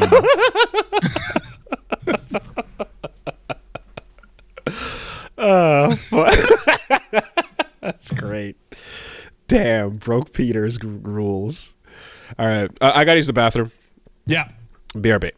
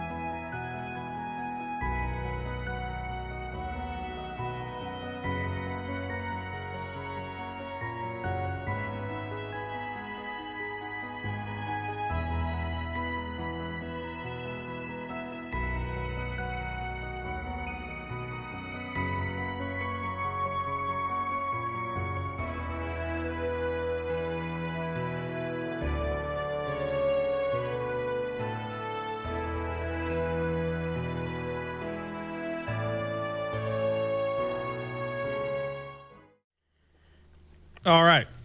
Before I move completely off that, I do have to go over two more details. One is, if you do buy Midnight Suns, get the legendary thing or whatever. It just comes with every suit and comes with the 4 DLC characters, especially now that it's on sale. And it's on the Humble sale right now, too. Because if you don't do that, then you'll be sitting there going, boy, I wish I had Venom. And on that note, there is one of the strangest fucking decisions I have ever seen in my life about a DLC character, and it's about Venom. Venom is the game's first boss, and for the first act of the game, he will show up in missions at random to like really make the mission a million times harder because he's a fucking supervillain and he's all juiced up on demon shit. But you can also get Venom on your team because he's the second DLC character. So the DLC came out and the assumption was that you would get these DLC characters in the end game or the post game or New Game Plus. But he just unlocks like 5-6 hours into the game. You just go get him. So then you got Venom on a mission. And here comes Fallen Venom. Okay. They made no attempt to make it make sense. No attempt. I see. Here he comes.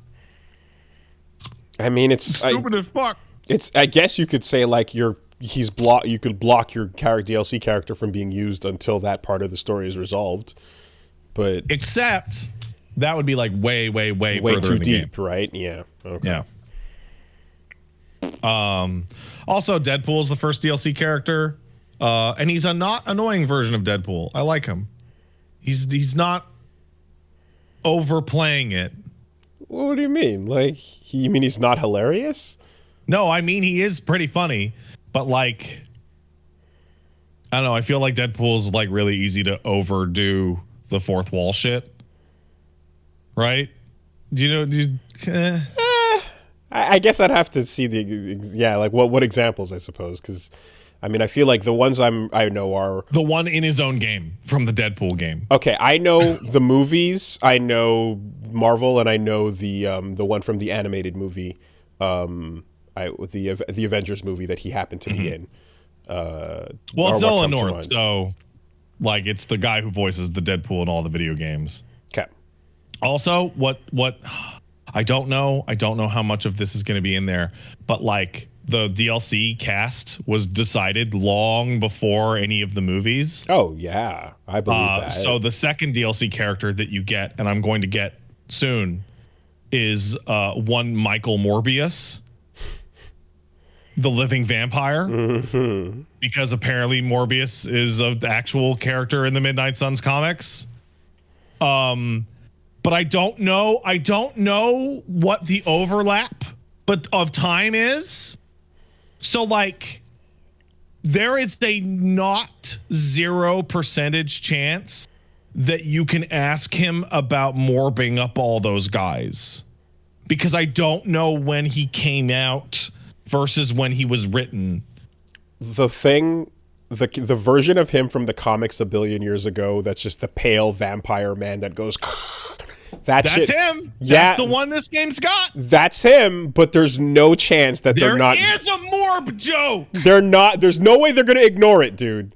There's no way. Oh, yeah. It's currency. At this point, with this many people knowing primarily morbing more than that card from the fucking Fleer Ultra collection in the 90s, they're going to have to morb it up. That's great. You got to fuse them. You got to take the original character and then give them that one little gag of the current reference thing. That's great. That game's great. Ask Blade about paying his taxes. See how he feels about it. Let's see. That's it for me. If you want to see more Defeat the Refund, go down to twitch.tv/PatStaresAt this week. Also, starting this Friday and continuing for as many Fridays as we can possibly manage it, is the return of a video segment that I like to call Beating Your Wife at Video Games. At Video Games. Paige came up with that idea long ago. But yeah, no, Paige is back on the show on Fridays. We have a arrangement with a consistent babysitter. The Wife Beat Hour. Yeah, the Wife Beat Hour. Right now on my schedule, it's called Beat Wife (Video Game). Yep. Yep, correct. We don't know what we're gonna do so far. We are gonna be going back to DMC3 at some point, but it won't be this week because Paige has not played that game in like 6 months. So like, Willie, would you be able to? Okay, you would, but can you imagine a normal person jumping back into like DMC3 mission 12? It's not feasible. No, It's really not. It's a bit much. But that's it for me for now. Cool. All right, so over in the news, a couple stuff happened. Actually, there was no news this week. Not a single thing. You know what? I actually like. Here's how I enjoy this story. I saw the YouTube channel Collider, who usually they make just VFX videos and like little tests and wild things like that, high budget. They uploaded a video called Steamboat Willie, and I was like, ooh, I wonder what they're gonna do to that.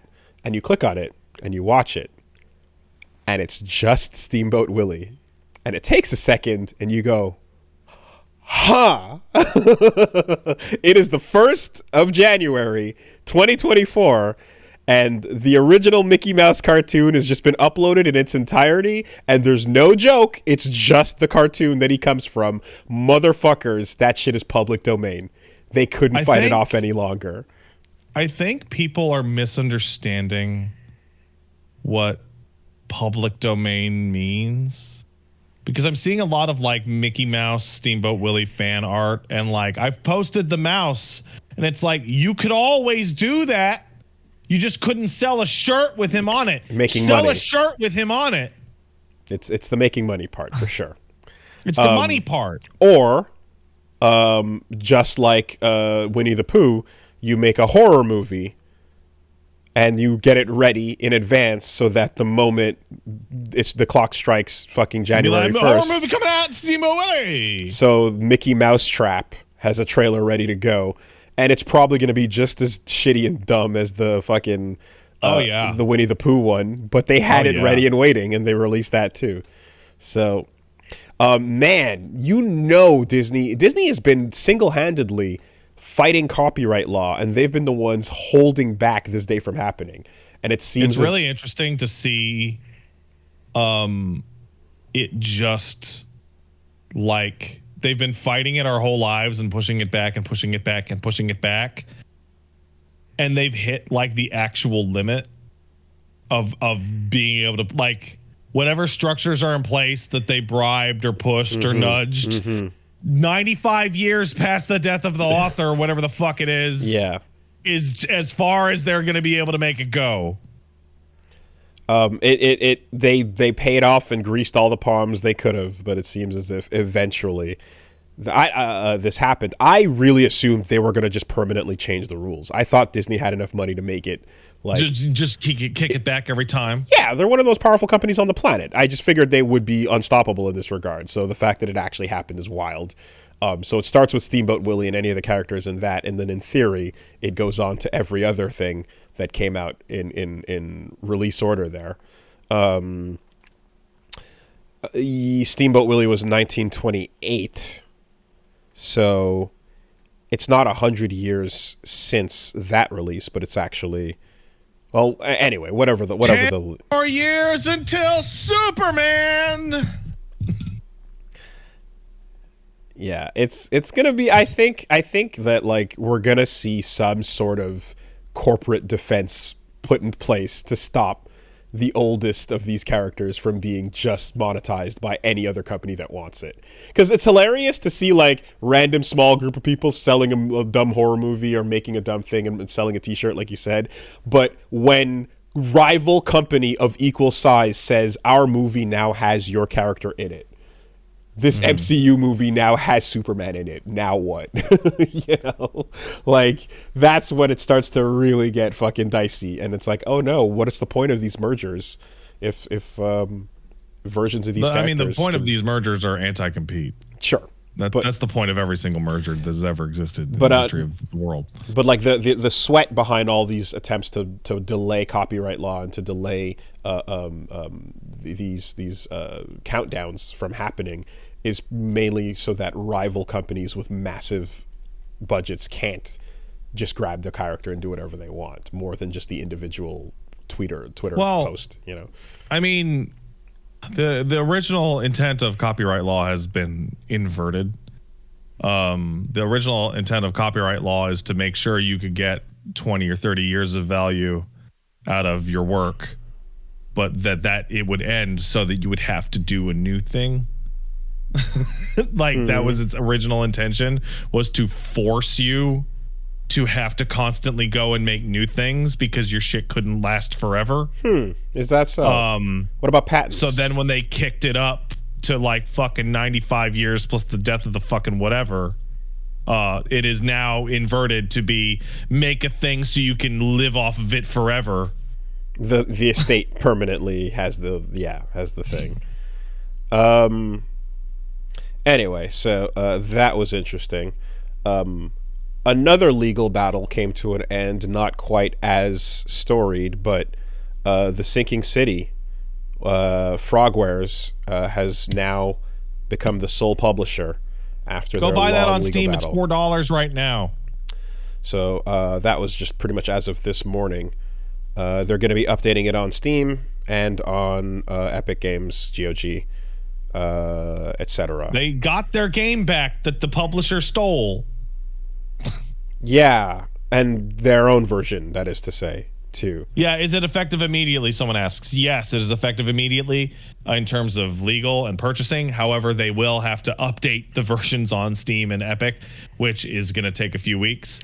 And they have said, like, the versions are now so different that it will break all your saves. So, the Sinking City story from a couple years ago was that in 2020, we first were talking about it. There was a dispute between the developers, Frogwares, and Nacon, the publisher. There was essentially a breach of contract where the publisher was basically holding money in royalties, falsely implying that they owned the IP and a bunch of other bullshit.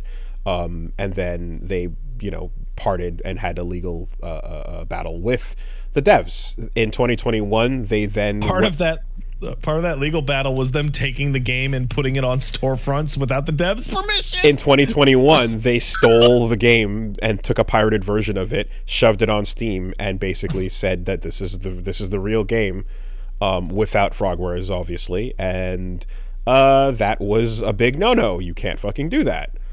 So they've been fighting that, and then it seems like it's been wrapped up. And good for Frogwares. The dev won. So.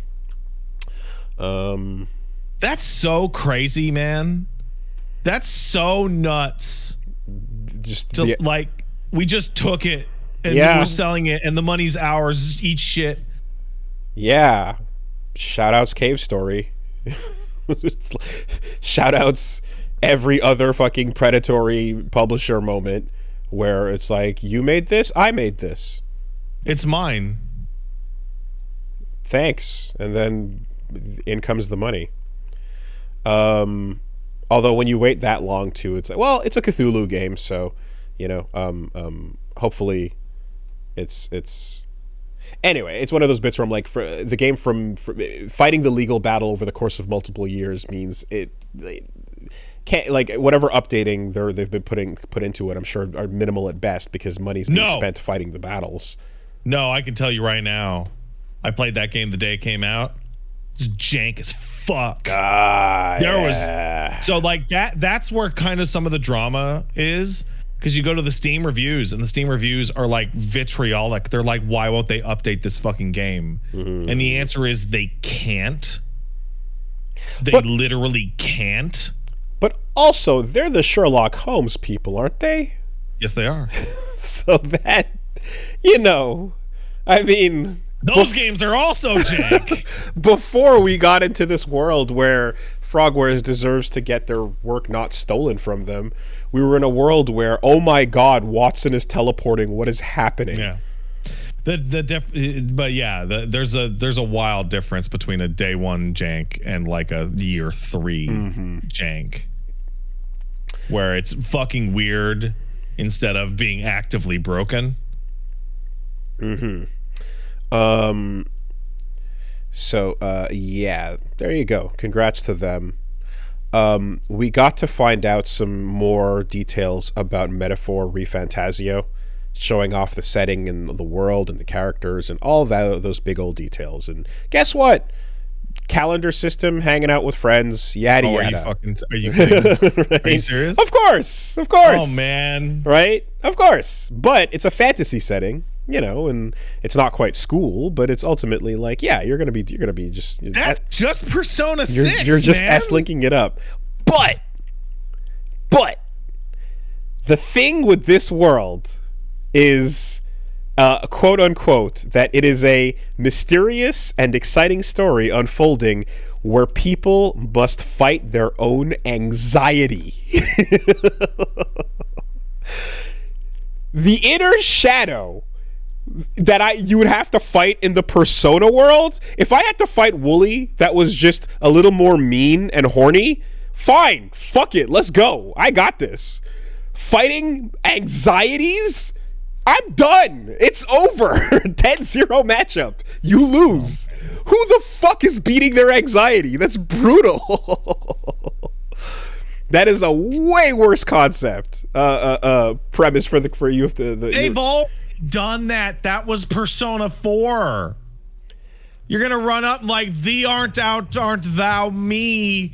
I don't like talk. It's like you're gonna talk to fucking Shadow Jinbo or whatever, and he's gonna be like, I don't like talking in front of crowds, and they're gonna go, no, I love talking in front of crowds, and then they're gonna turn into a big boss fight. But the thing is, I don't know if it's just like the version of you that you're denying. Like, that's more palatable. That's like more of a thing you can challenge and wrap yourself around. The idea that it's like the actual incarnations of that which you fear manifesting in front of you is way more terrifying. It's also a fantasy kingdom with all these tribes and such, and like they're being infested with these unknown, weird, dangerous, mysterious beasts and monsters called humans. That's pretty good. I don't know. Okay, I don't know. Whoa. Yeah. All right. Okay. Right? Okay. I'm in. Yeah. These dangerous, horrifying creatures. But then you see some of the designs they have for them. And let me see if I can grab one here. Here is... give me a human. Yeah. I want to know what a human look like. I'm gonna show you what a human looks like. Gross humans. Ugh. And on the way you get to see like the UI and it's all of its glory. Yeah. And just being the fucking best. Is it an Oh my god! Somebody in the chat asks if it's an EDF human. Oh my god! No. The giant frog monsters. This is a human. Here. Okay. Can you explain right to over there how to get the link to what I'm looking at right now? Yeah, I'm gonna throw the link in the chat and in the show notes. How the fuck? So you can check this picture out on the show notes if you go to the podcast page. Is that Scotland? This is a human. That just looks like the collective unconscious demon form of Scotland. It is fucking wild and weird and creepy, and it's great. Super cool concept there. Yeah, there's body parts floating. There's ideas. There's concepts. There's bagpipe, like a fleshy bagpipe being played by little tiny people. As part of the monster. An egg being hatched and just yeah. So those are the most dangerous and horrible things, and we have to defeat the humans. Man, this whole game is like the collective unconscious, isn't it? Your anxieties are coming to get you. What are you gonna do about that? Me, I'm a fucking run. That's so insane. That's such a fucking terrifying concept. Yeah, and then it goes on about the setting in the world, the different tribes and your characters and stuff. But those two elements in particular I found to be fucking strong. I didn't think the name of the game was so literal. It's not metaphor ReFantazio. It's metaphor RE Refantazio, as in replying to a fantastical metaphor for regarding. Man, it's so crazy how email. That's really blunt. That's really blunt. Yeah.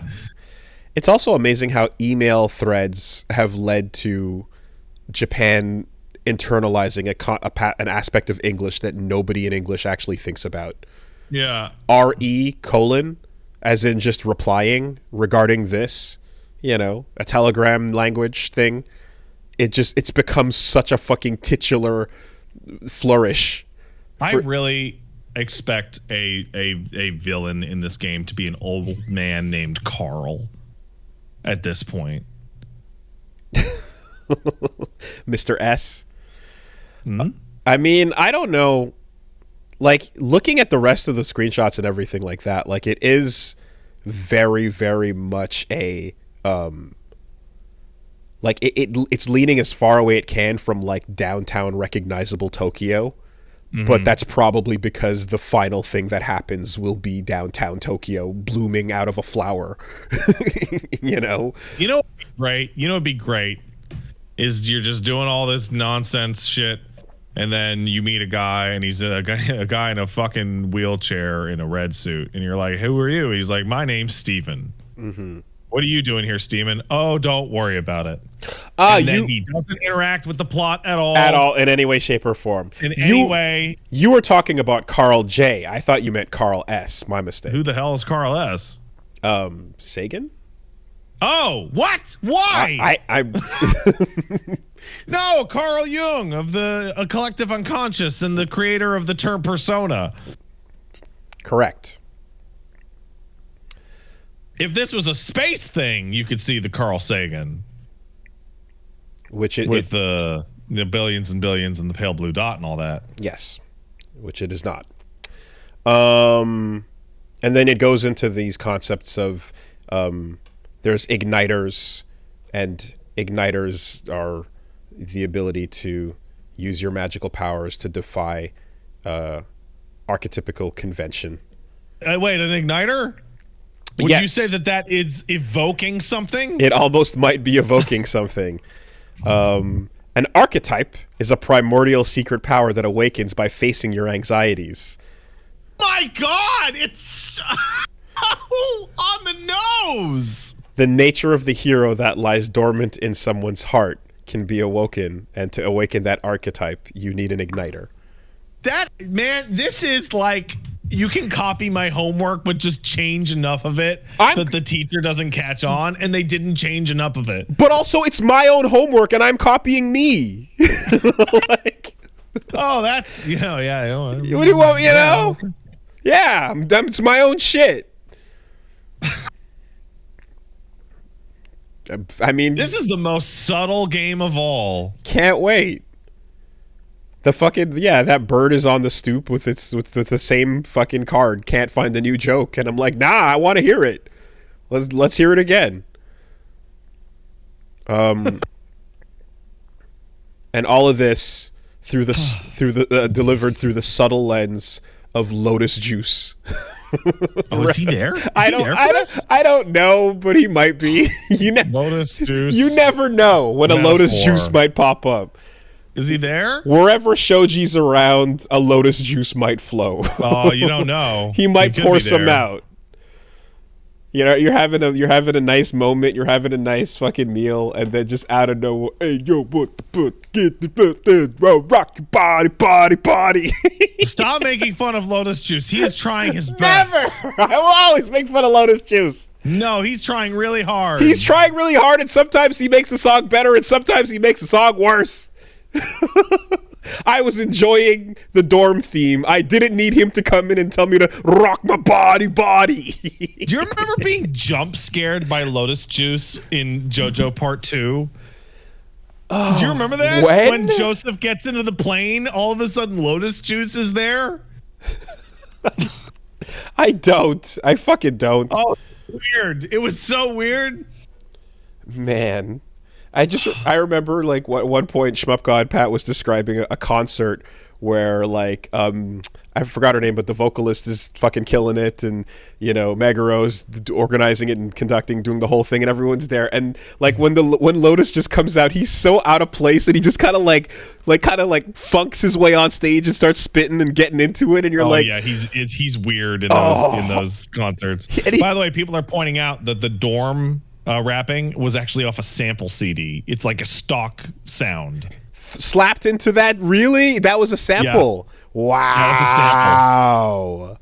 Weird. That's why it sounds so fucking weird and out of place. Yo, that game's coming out again soon, dude. It sure is. And I haven't listened to a lot of it, but I hear most of the music remixed is great. But I did catch Brennan describing the Mass Destruction remix as ballless. And I need to go find out if that's true or not. That's wild.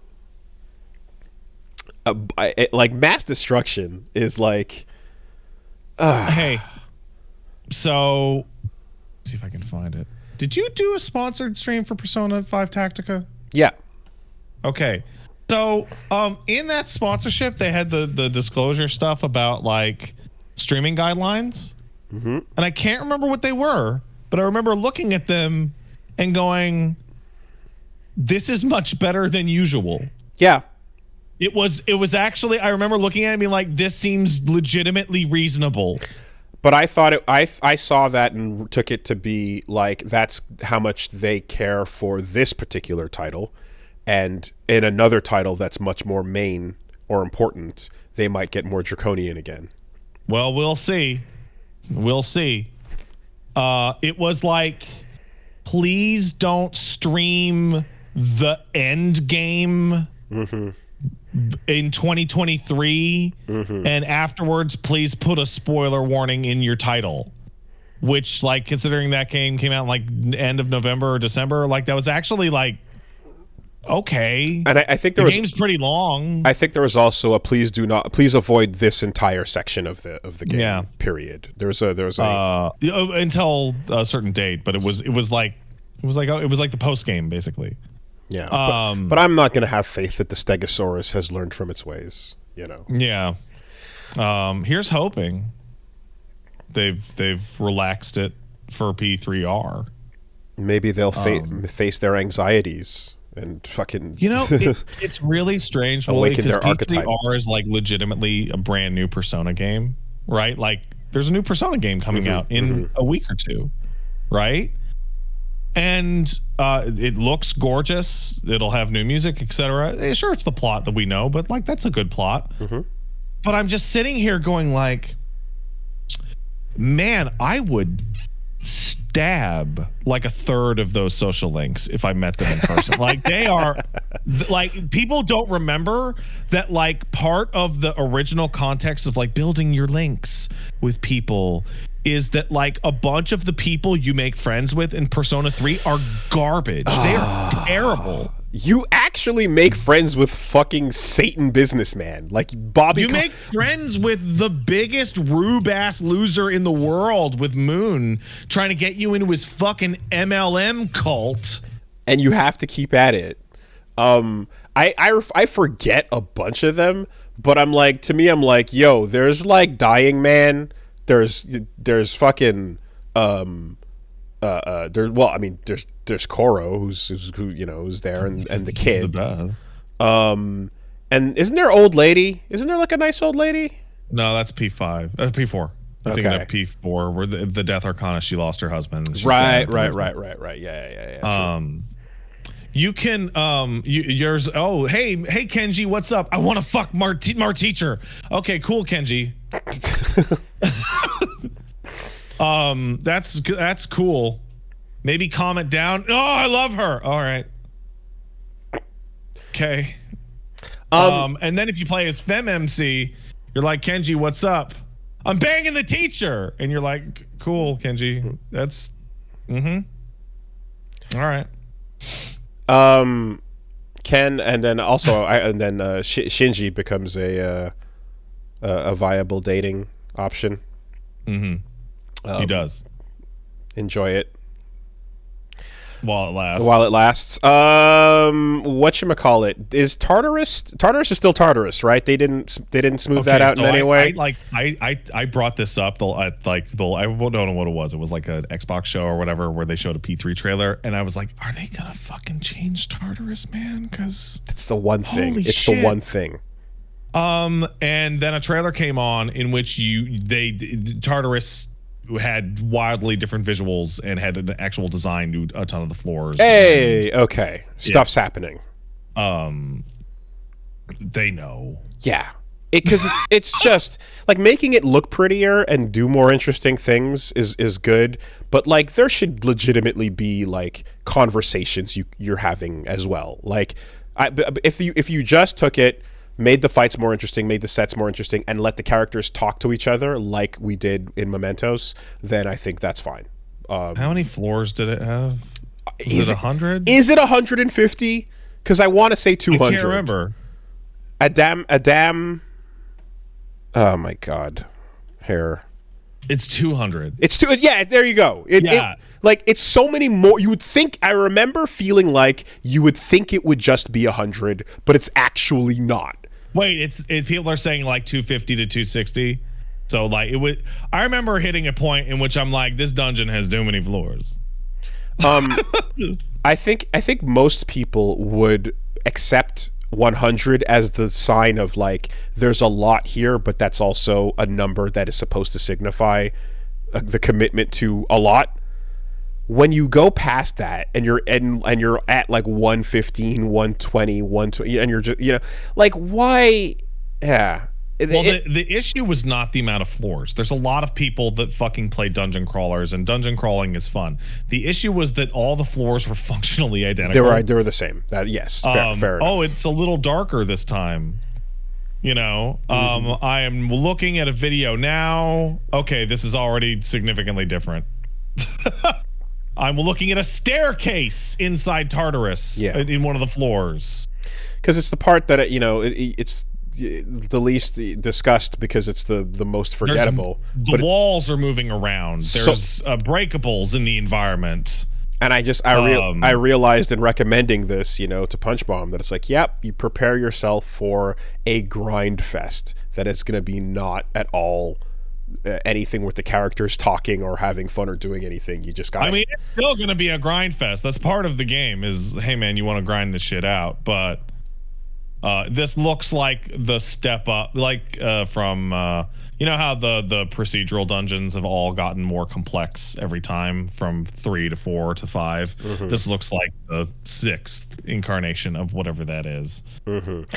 And I don't think you don't have to hold on to the legacy of that and be like, no, this is what it has to be, man. Like, come on, you can make this interesting. You can make these fights have relevance. You can make these settings and moments matter, while still having the gameplay that you're used to, I wonder if they're going to kick up the boss a notch. Because the final boss in that game was not just insane and ridiculous. It was also a boss that most people fought without control of their party. I would not be surprised if they straight up gave it another phase entirely. Kidding me? Are you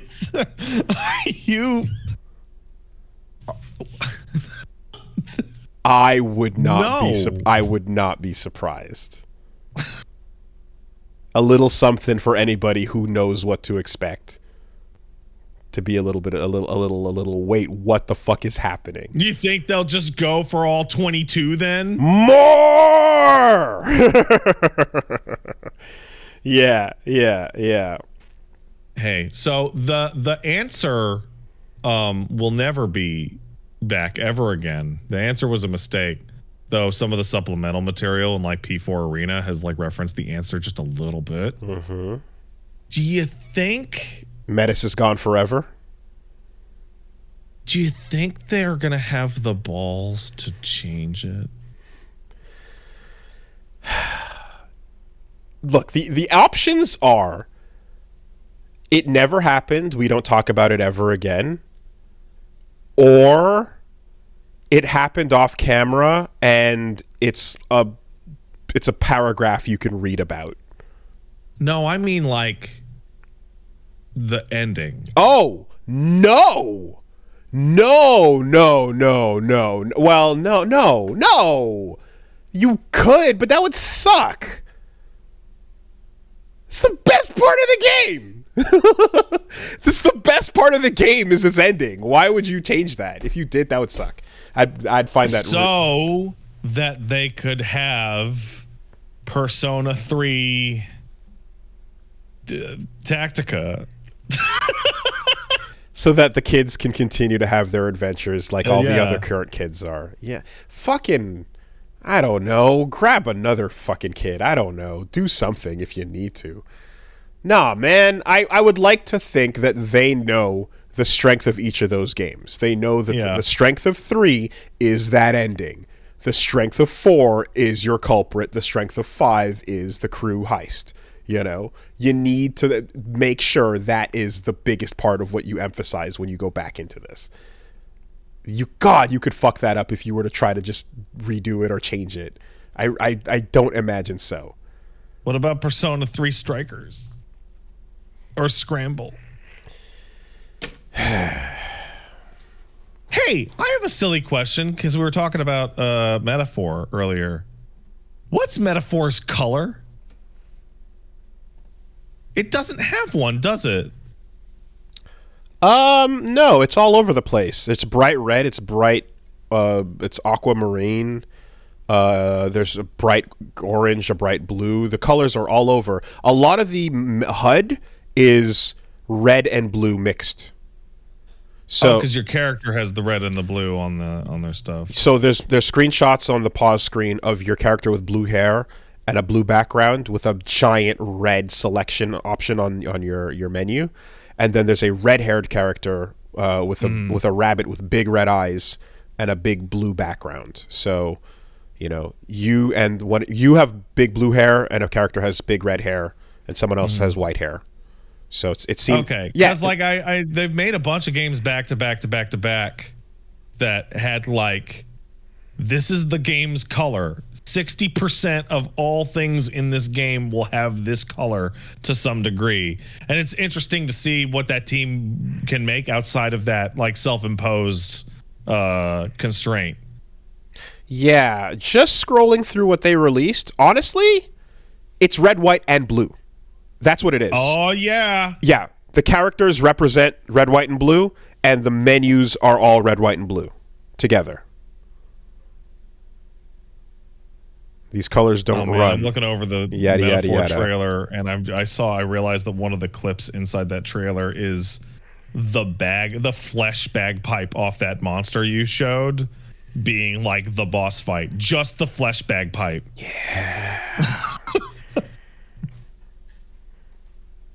Yes, red, white, and blue. Totally America. Not America. Woo! Not like 15 other European nations. I don't know if we've ever talked about this, but the tricolor flag is dog shit, and everyone should have a cool flag with stuff on it.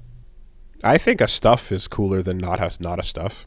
I think Ireland and Italy should have like a boxing match or something to figure out who gets to keep their existing flag, because they're too similar. I like that we're like, yo, we got Leaf. Leaf is our icon. Leaf. That's dope. You ever had maple syrup? It's delicious. Shit rules, man. Sick. I like that, you know, it's like, yo, check out this planet. It's a planet. Which one's that? Like Brazil? It looks like a planet. I thought it was stars. Is it? Maybe. Okay. There you go. Yeah, okay. Just destroy the entire conversation immediately. Stars, dude.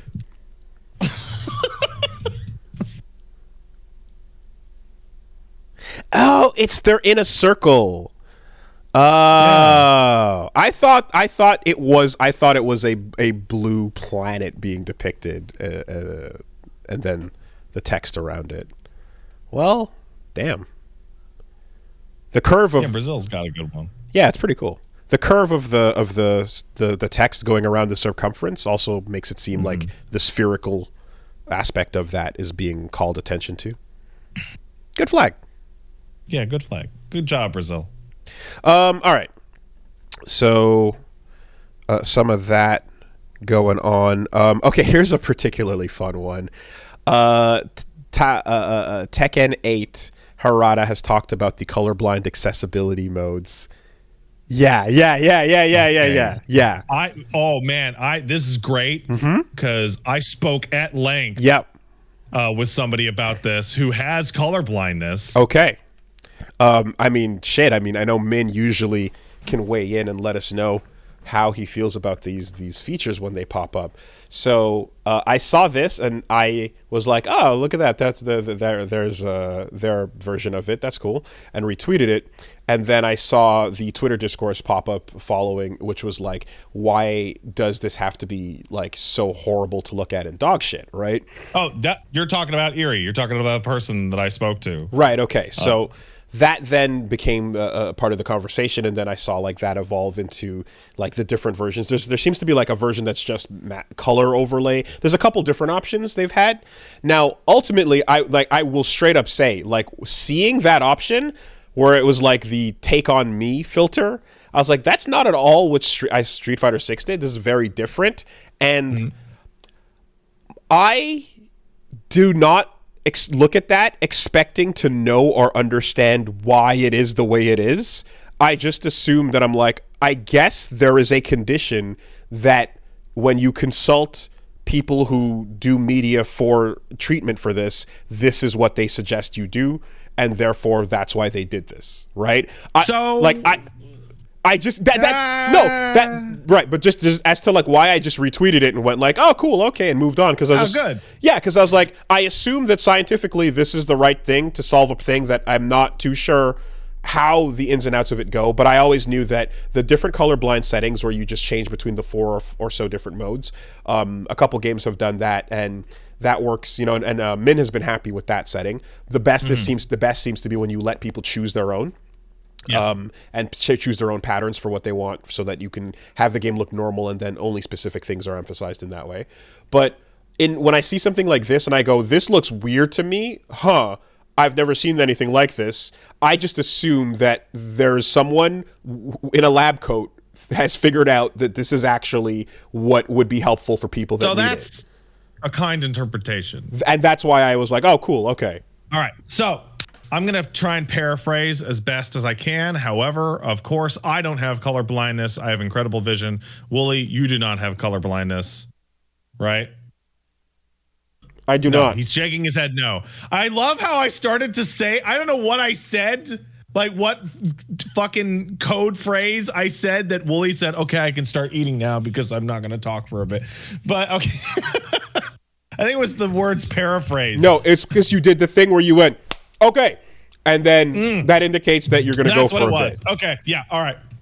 It's fun finding these things out. Sure. So, I don't have color blindness, but I luckily know people with color blindness. In particular, one of my mods is colorblind and was the person who made the thread complaining about it, which is Erie, who's in the chat. Hey, Erie.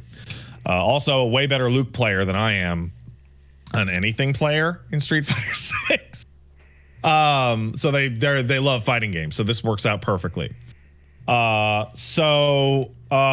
we go, the tweet that Woolie's talking about, where it was kind of fucking tainted from the very beginning, because the person said, why is no one talking about the colorblind features in Tekken 8? And then posted a video of like the low visibility filter and not the colorblind options, right? Which was all black and white, with one character having vertical lines all over them and one character having horizontal lines over them. Completely. Right? And then the background was take on me filter. Yeah. That's not a color blindness feature. That is for people who are visually impaired, functionally completely blind, but still technically have some vision. That's kind of what I was thinking, because I'm like, this is not turning greens and reds into more distinct shapes or making them more distinct from each other. This is probably someone who has a hard time making most of what's happening on the screen apart from each other. Right? So I don't know if the terms are used nowadays, but when I learned them in school, you would describe somebody as having sand blindness and stone blindness to determine extremely impaired vision and basically no vision at all, but not completely blind. It would be for these people who are got glasses thick like bubbles from Trailer Park Boys. Legally blind versus completely blind. I can see light, but that's kind of it. Yeah. Right? Moving on to the color blindness features. Now, this was something that I had always wondered about, and it was interesting to talk to people who actually do have color blindness, which is I always wondered why when I turned a color blindness filter on, it actually removed colors out of the scene, because it seems what those filters tend to do is go, oh, well, you can't see those colors, so we're going to remove them from the scene and replace them with something else. Which, according to people with color blindness, often works really badly because it does like a palette crush. Right? So one of the examples that Erie used in the thread was Halo always did great because you could just pick what colors the enemy team was. And so you could pick wildly contrasting colors that you could see in the options and go, I want them to be purple and me to be orange, or whatever the fuck it happens to be for your particular color blindness. And so the Tekken options basically represent, like, do you have this so you can't see this? We're going to now crush the palette and kind of turn the game into like a soup. You can see all the parts of the soup now, but all the contrast is gone. And the idea is that a really good colorblind option would actually be to have a game either as an option or as default have wildly contrasting colors so that they would stand out more readily instead of removing colors. And I would also imagine giving some freedom so that people who specifically have different versions of colorblindness or are impaired in different ways can pick the version that helps them over the default, right? Like, yeah, the weirdest part is there are people with monochrome colorblindness, which is crazy. They see in black and white, like genuinely.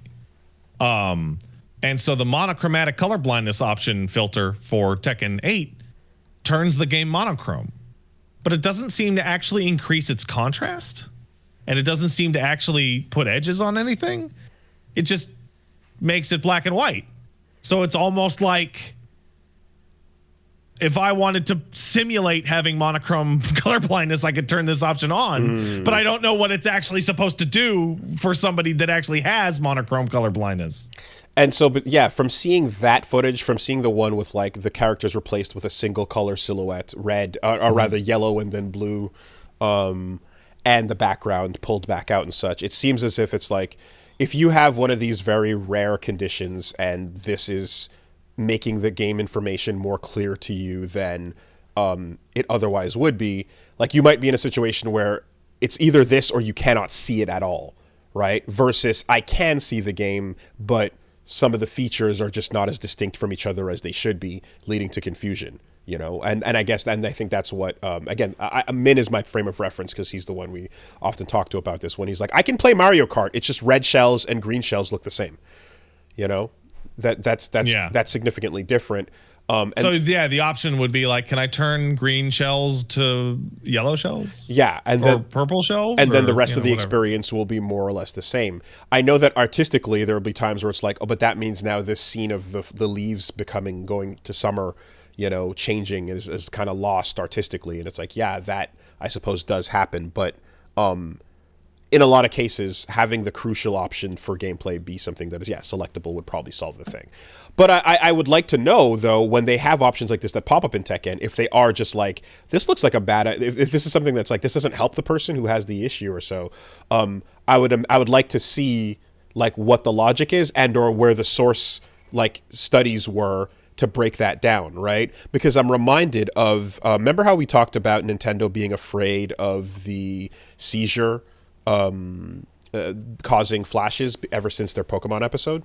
I do remember that. So when I used to read the Nintendo lot check guidelines for their games and they would bring that part up, it would tell you about what you can't do. It would tell you about the exact frequency and speed with which colors from this range to this range should not be intermittent with each other across this frequency of speed, and so on. There's a whole like specific thing. But in breaking down those regulations, they showed you some of the information that they basically were referring to a research study to go like, here's why and here's what it results in. So here's what we're trying to avoid, so that you understand where that's coming from. I'd love to see something like that with this, because again, as I said at the beginning, my assumption when I see something new like this for the first time is that, oh shit, someone who figured this out that deals with this knows that this is probably a better way to go that I've never thought of. I think about when I went to Japan and I saw the bumps on the ground in the train stations, and I was like, what are these bumps? What is this? And it's like, this is to help someone who's blind feel their way through everywhere, from the subway to the sidewalk to the building they're going to. And it's for like using you can feel your way through the city and stop at every intersection. I was like, oh shit, I've never conceived of this. That's pretty smart. Okay, cool. Got it. So I just take that for granted, I think, here. So there's some more fun things, particularly now that you mention epilepsy. So before I forget, we have Erie, colorblind person in the chat, pointing out that there are global standards for colorblind accessibility, but those are primarily for TV and other informative media. They're not for games, right? Because games have different design sensibilities, I suppose, and standards. There's also this wonderful Ars Technica article in which EA Games' head of accessibility had to tell people, stop sending me that Tekken shit because it was causing them debilitating migraines and nausea. And there was some discussion that the accessibility thing for low visibility people, which is the stripes and the white background, is violent to a lot of people's perceptions and can make you sick. Huh.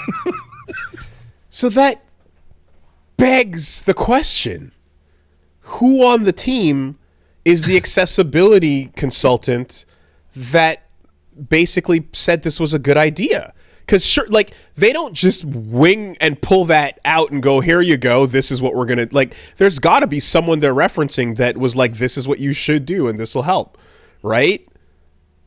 It would be it would be wild to think that without an actual consultant that was referencing any of these documents, they just winged it. Technical people pointed out that this particular low visibility feature is so extreme that it's probably going to cause people to discover their epilepsy. The striped version. Like, and the Ars Technical Idol specifically mentions Porygon, the Porygon episode in 97 as the last example. And again, I've seen it from other people, but also from Erie in the chat, that they had a friend who had a seizure looking at this Twitter clip. That's insane. Jesus like Christ. This high visibility colorblind filter. Go, okay, I'll turn that on, and you may in fact have a fucking seizure. Fuck. As a result. It's not just like incompetent, it's irresponsible. Yeah, it bears mentioning that this appears to be one mode of like the many different things and features they've put in, and I don't know like if any of those are equally as dangerous or if this is the worst of it. But yeah, there's a lot of people that are saying that effectively this doesn't help. Or if it does help for some people, it's potentially dangerous to others. So this is a weird... Like, you've seen this clip with the stripes. It's unpleasant to look at. Yeah. I suffer from migraines quite often. And I can tell you right now that if I had to look at that for more than 45 seconds, I would probably start to get violently ill. So that's it. I'm like that seems like this is the first time I've ever seen an attempt at accessibility like kind of land in this place where it's like, oh, this is actually making it worse for a lot of people. And you would just assume that, yeah, there would be enough documentation to point back to that they can explain why they tried to do this or so. So this whole conversation's just so fucking... It was framed in the worst possible way because, like, wow, look at this, colorblind people, and colorblind people went, oh, oh, it's hurting me. And it's like, oh wait, it's not for colorblind people. It's actually for like semi-blind people, and it's a completely different thing. And people without color blindness go, wow, this is really great. Oh, it's hurting me too.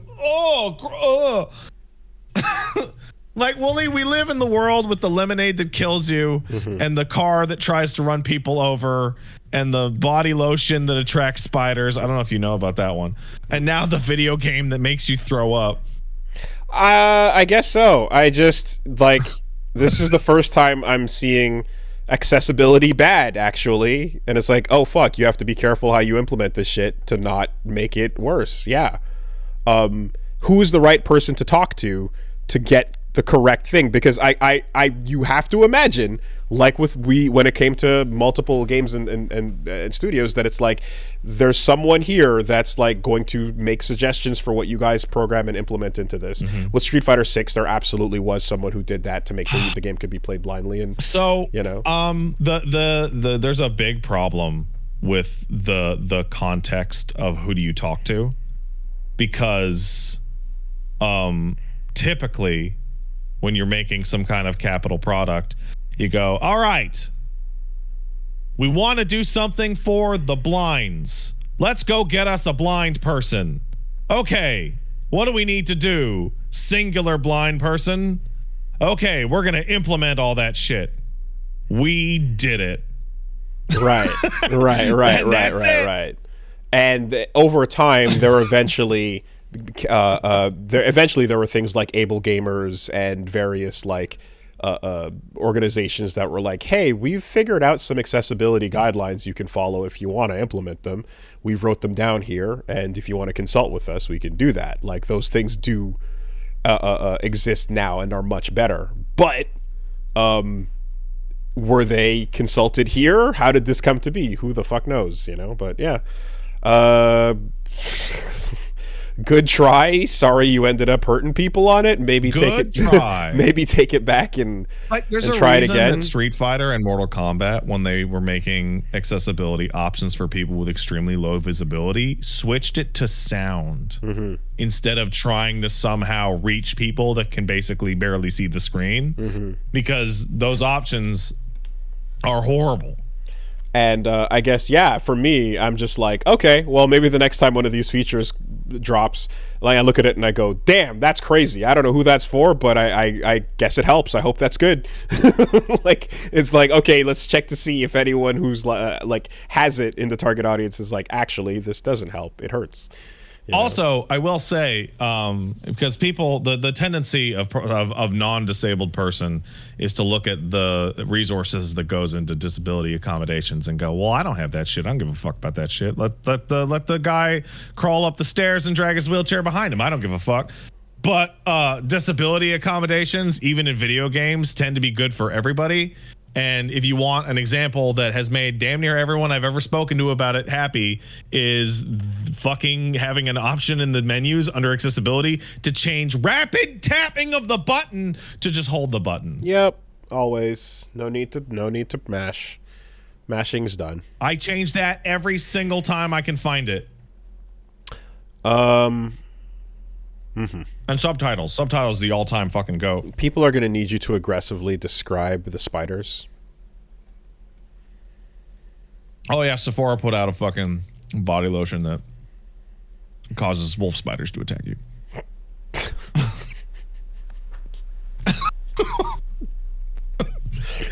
Sick! Didn't catch that one. Somehow. It's because it's got spider pheromones in it. Uh-huh.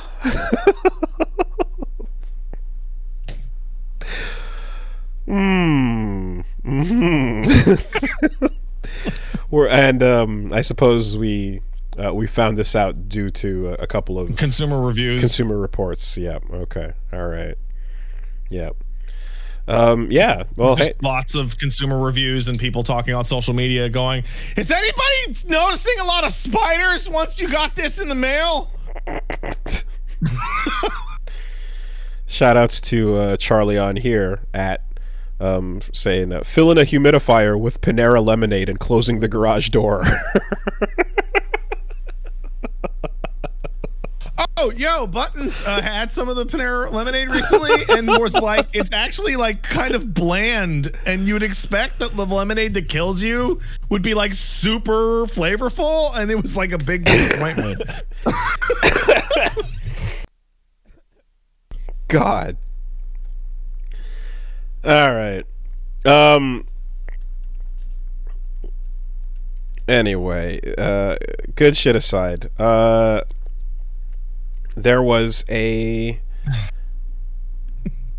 just a little well, actually this one's for me just for you. Just to get the water off my back for a bit. But yes, there is a documentary about Reboot called Reboot Rewind that's currently in the works, and the people behind that documentary, Jacob Weldon and Raquel Lynn, found the digital master tapes of the 3D series Reboot. We got them. We found the tapes. We got all of them.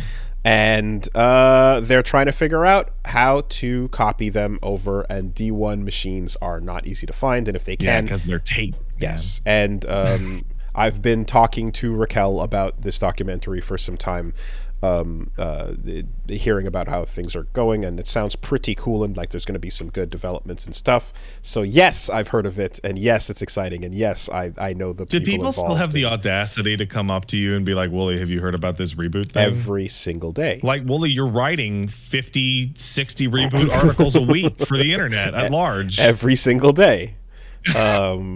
You know, but that's cool. So shout out to Raquel and everyone check out Reboot Rewind when it's ready to drop. And then another for me little thing has happened, but the slightest bit of news, someone crossed paths with Takehiko Inoue and asked him, hey, that big basketball movie that happened was pretty cool. Would you be interested in seeing other stuff that you did turn into movies? And he basically went, yeah, actually, I need to resume Real, the basketball manga, and Vagabond. Those are both kind of, they stopped, but I'd like to go back to them. And I do want to, I know, I still feel like doing it. So, sorry about that. But he's indicated that he feels like he wants to do something with it. That's interesting to hear. And if that means nothing, if it's all a lie, if he's actually like, you know what, never mind, so be it, that's fine too. Because I've said it before, but the place it leaves off on is one that I can understand that feeling. And like having gone through it again not too long ago, just like remembering like how and why he feels so bad about like where it goes. Like I get it. I get why he feels like it drains him so much and stuff. But there's a spark of a hope of a thought that maybe he might return to drawing some Vagabond and Real, which is out of serialization, mind you. So it's actually, or back in serialization. So that's officially supposed to happen. Anyway, hey, that new Casey Edwards Devil May Cry theme song is for Pinnacle of Combat. Womp womp. No shit. But doesn't matter because it's still Casey Edwards and it's still with the vocalist for the previous tracks as well, and it's still a Dante and Virgil theme song. It's supposed to represent them both lyrically and stylistically, and it's called Fire Inside, and the song is probably still gonna fucking slap. It's just, you know, it's for the mobile. Looking forward to the music though. There's no reason. Boo. There's no reason that the track itself can't be fucking sick. Yeah, if it's any excuse to get more Casey Edwards music, man, let's do it. Do music for Dragon's Dogma. I don't care how much it doesn't make any sense. Casey Edwards should do the new fucking pop song for Dragon's Dogma 2. Sequel to Into Free. Come on. Well, I mean, it could have been worse. Instead of getting Casey Edwards on the job, they could have just gotten some AI to get it together and take a crack at it and see if they could emulate one of those. Everybody. One of those tracks. And oh no! Remember how like AI people were like, "I can't prove that it's not stolen because we don't know where it's coming from." Well. This time Dante has a mustache and we didn't put it there intentionally. So Oh god. Okay, so first, Xbox put out a Christmas themed postcard for ID at Xbox promoting indie games, and it was seemingly just a little like, hey, what are your favorite indies? And kids playing around their little Christmas sled, and an Xbox snow themed thing is going down. And then when you zoom in closer, you can see the children are maneuvering the sleds, and the cranks are attached to nothing. And you can see that people are fishing in the snow, but there's weird black tendrils that are hooked onto nothing. And then there's a dude playing with a handheld, but he has his top lip that's just made up of teeth. And then some of the kids jumping in the snow have mustaches. It's just, bro, I didn't even know about this. It's fucking wild. And like the thing that people are pointing out is like it's dumb and shitty enough when like it's an Xbox, you know, AI generated picture here, and it's fucking ghoulish. But this is from ID at Xbox, which is particularly marketed as like the human facing team that handles the indies, and they always come out with the t-shirts and they're like, yeah, we're working on getting the right funding to the right small groups, and they're much more of a human element inside of the giant megacorp, you know, that is Microsoft. So like of all the places for it to come from, coming from ID at Xbox in particular is just a little bit of extra fucking sting on it. You know, it's funny. I thought you were going to talk about something totally different about AI. Well, there's a second part of this. And that's the part where Midjourney is now a part of a class action lawsuit being brought. What's that? Why is that? Because it turns out that Stability AI, DeviantArt, and Midjourney, the you know, everyone involved in the process, has been keeping a list of artists. I mean, this is pretty obvious, but it's like they found the smoking gun. Everyone knows what this I looked is. at this Google document myself. Everyone knows when you see the prompts that say fucking Art Germ Stanley Lau what that means. But regardless, yeah, they found the actual list of artists who they're referencing. They found the Discord conversations between the devs in particular who are talking about training it on these 16 or so thousand artists coming from the list. DeviantArt, of course, being involved is nuts because like they're the site that has the archive. And then someone in the same dev Discord makes reference to conveniently forgetting the sources once it's learned and been trained on them. So, you know, not only... Those are bad Discord DMs to get out. Right? Not only here's the people we should train it on, the styles that they call them, and all the artists by name, including the ones in the lawsuit who brought it forward, but straight up and here's how we delete the evidence after the fact. And then when people were looking at that for a couple days, they went, oh, and then deleted the Google Doc.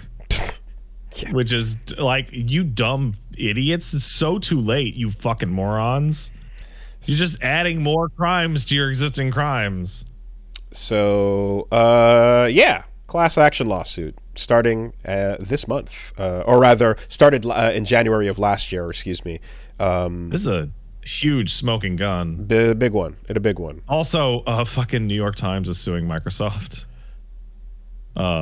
because OpenAI, which is Microsoft's, just steals entire newspaper articles and posts them as if they were answers. And New York Times put out like a 200 something page like fucking legal brief that's like, here's how the robot steals every newspaper article you've ever seen in your damn life, and they're just word for word copies as if they were like generated results. So yeah, you know, this particular Midjourney one in the next 10 days or so is going to be having its first motions and hearings and stuff. So it's fun that we have moved on to the point of digital technology that every couple of years we are inundated with the new scam. Crypto to NFTs to AI, and watching a bunch of companies run by boomers that don't understand the fucking phone that their grandkids told them to get, making decisions that affect everyone's digital life, and just buying into these fucking scams over and over.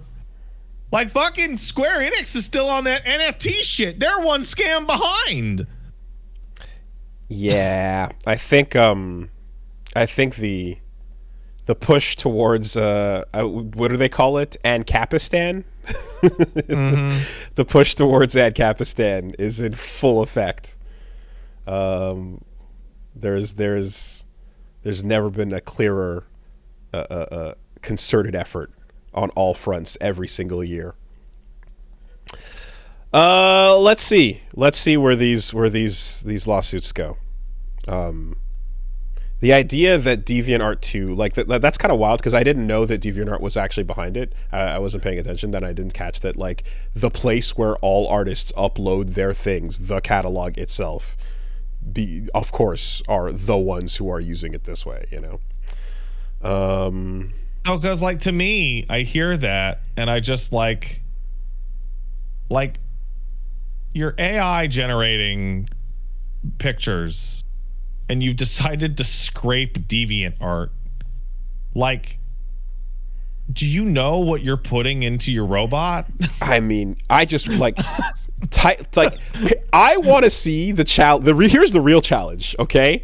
Using Midjourney, create a photorealistic hedgehog.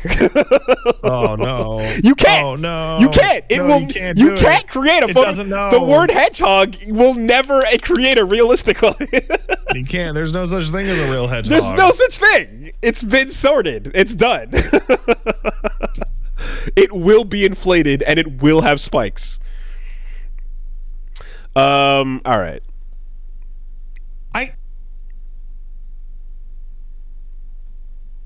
I feel like the shock value on like pumping up Sonic as a balloon has like allowed what must be an extremely niche thing to just enter into all of our lives and be unescapable.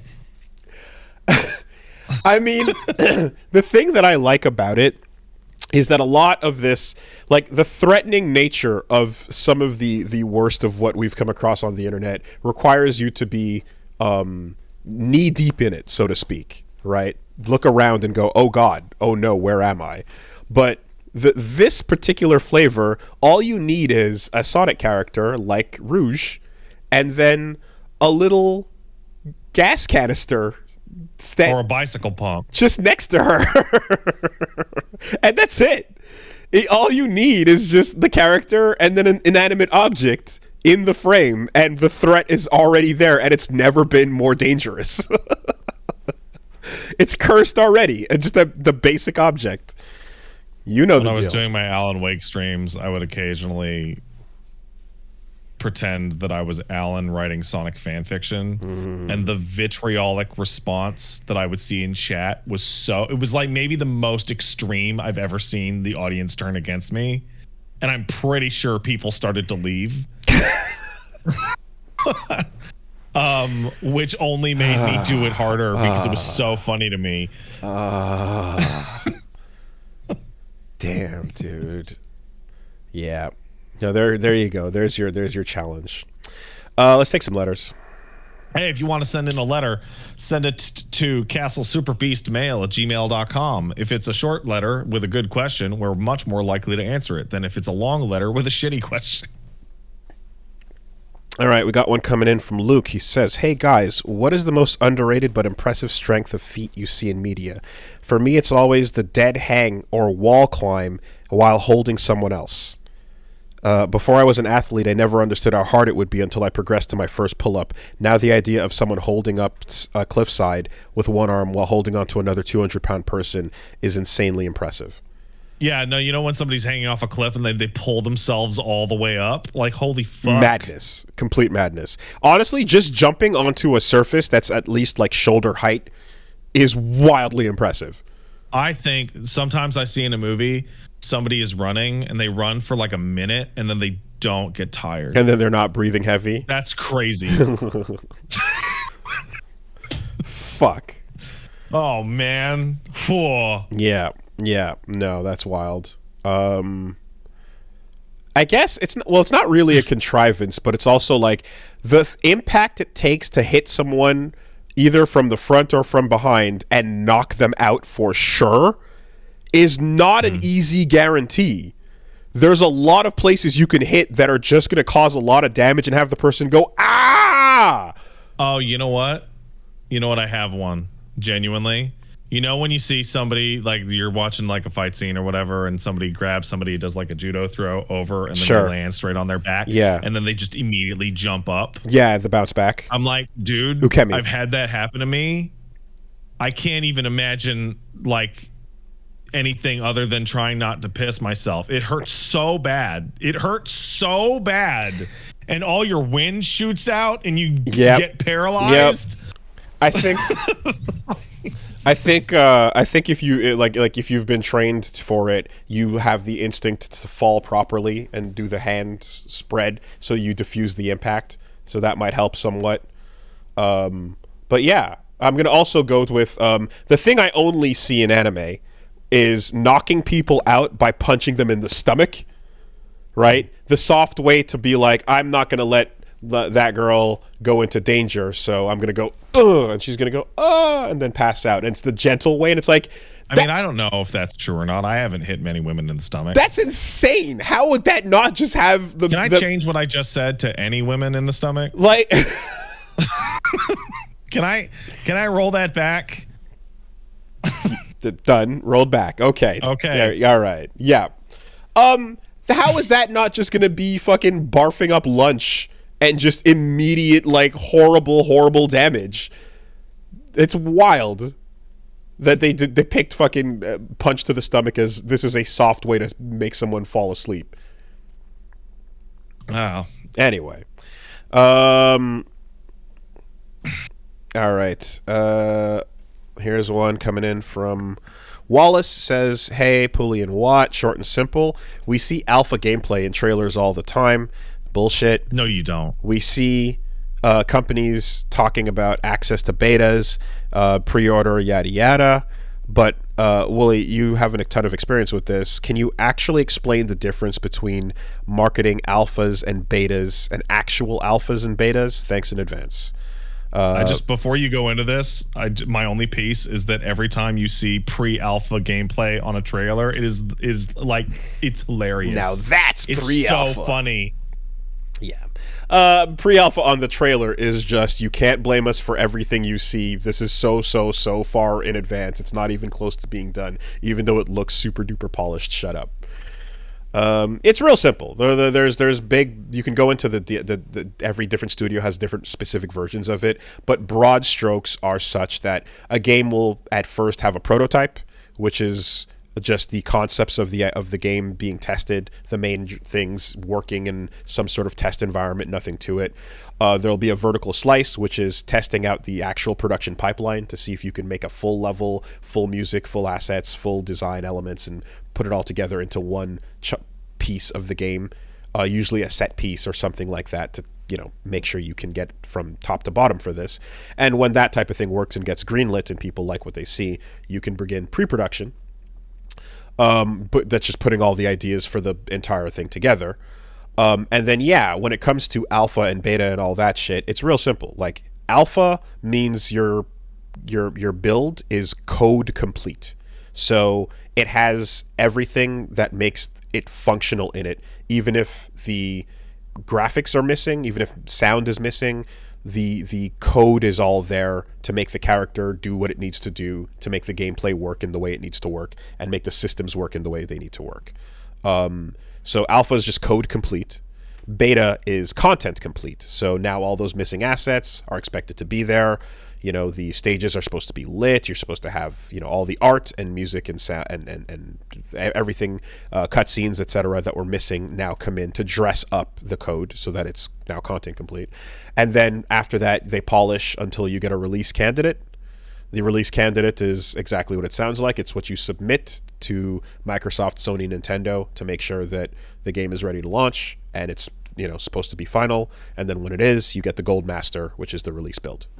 So that's as simple as it is. What about when they say, hey, do you want to play the open beta? And it's 2 weeks before the game's release date.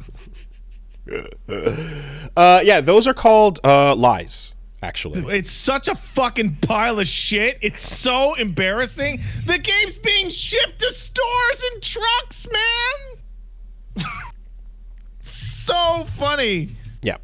So you get your release build, and then sometimes you go back and you say, nah, this is late beta.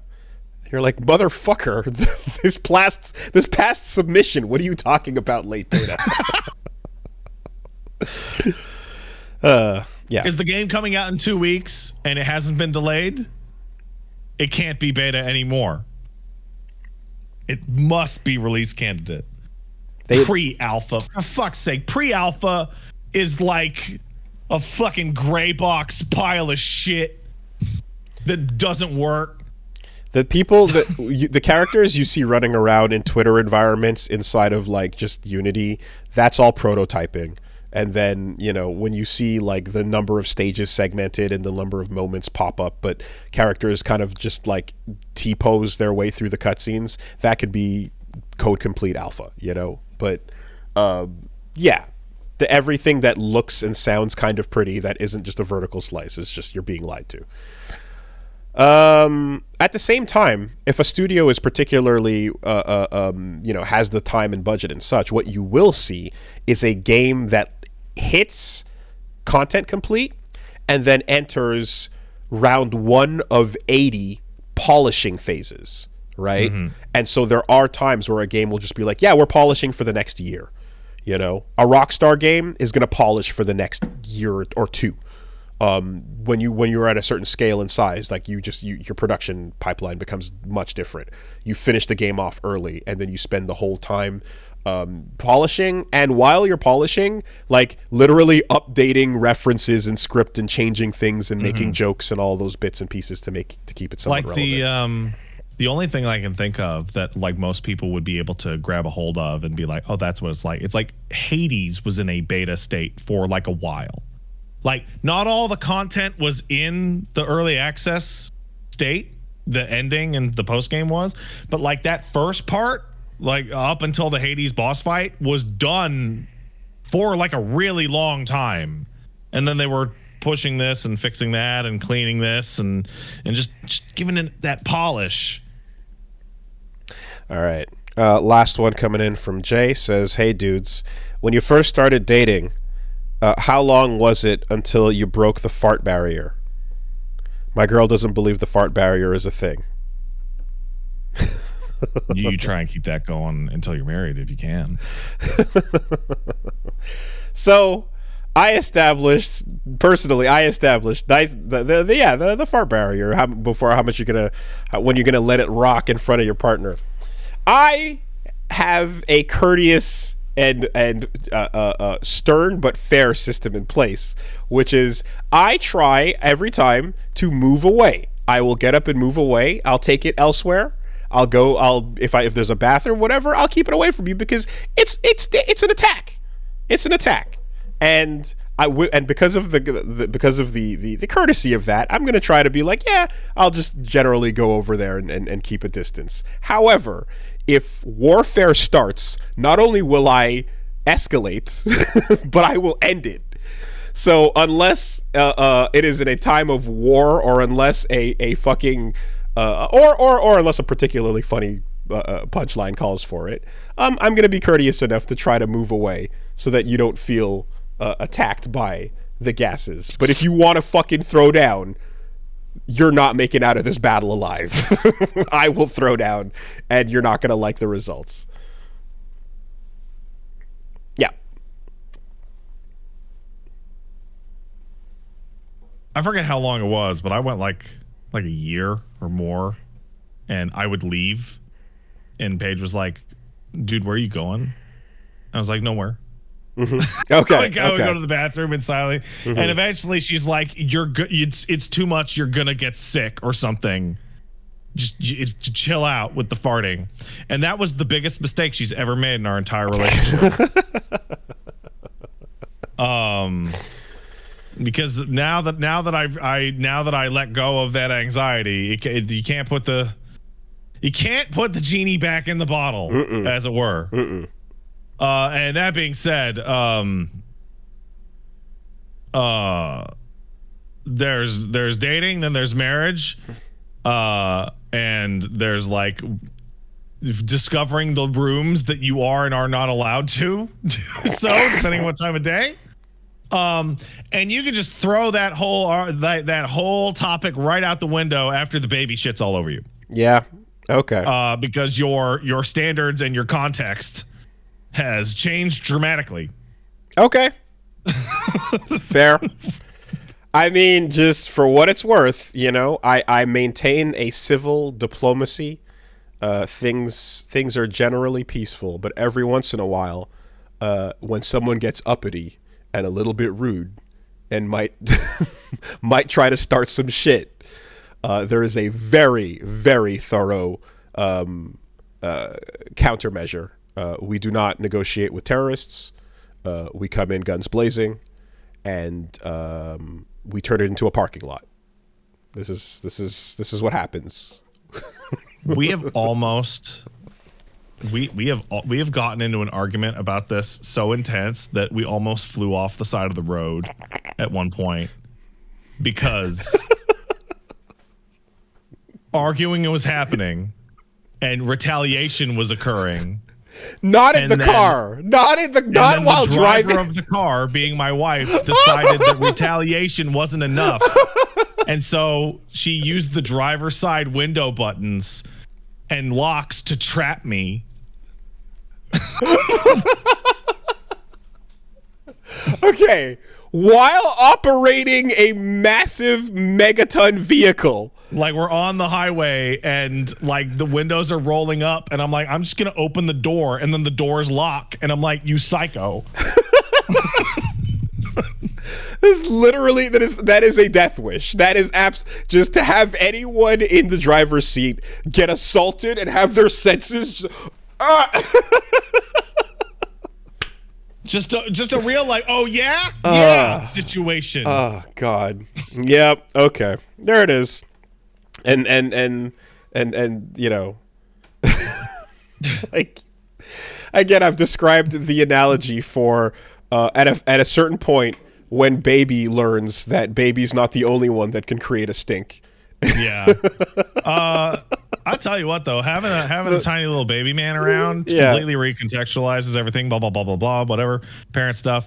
But it changes one thing. You remember when you were a kid and like younger and like just farts were the absolute like peak hilarity because funny noise out your butt. When you get a baby, it's back into style. Oh yeah, the baby farting and going, oh, it's hilarious. Hell yeah, it's so funny.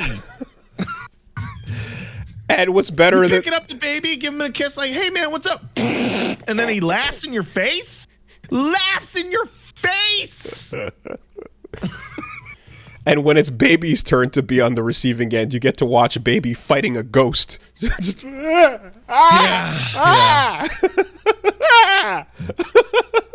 What is happening? Now, what are we going to get on our math tests, little man? That's right, 100. Oh, there you go. All right. There you go. Have a good week, everybody. Goodbye.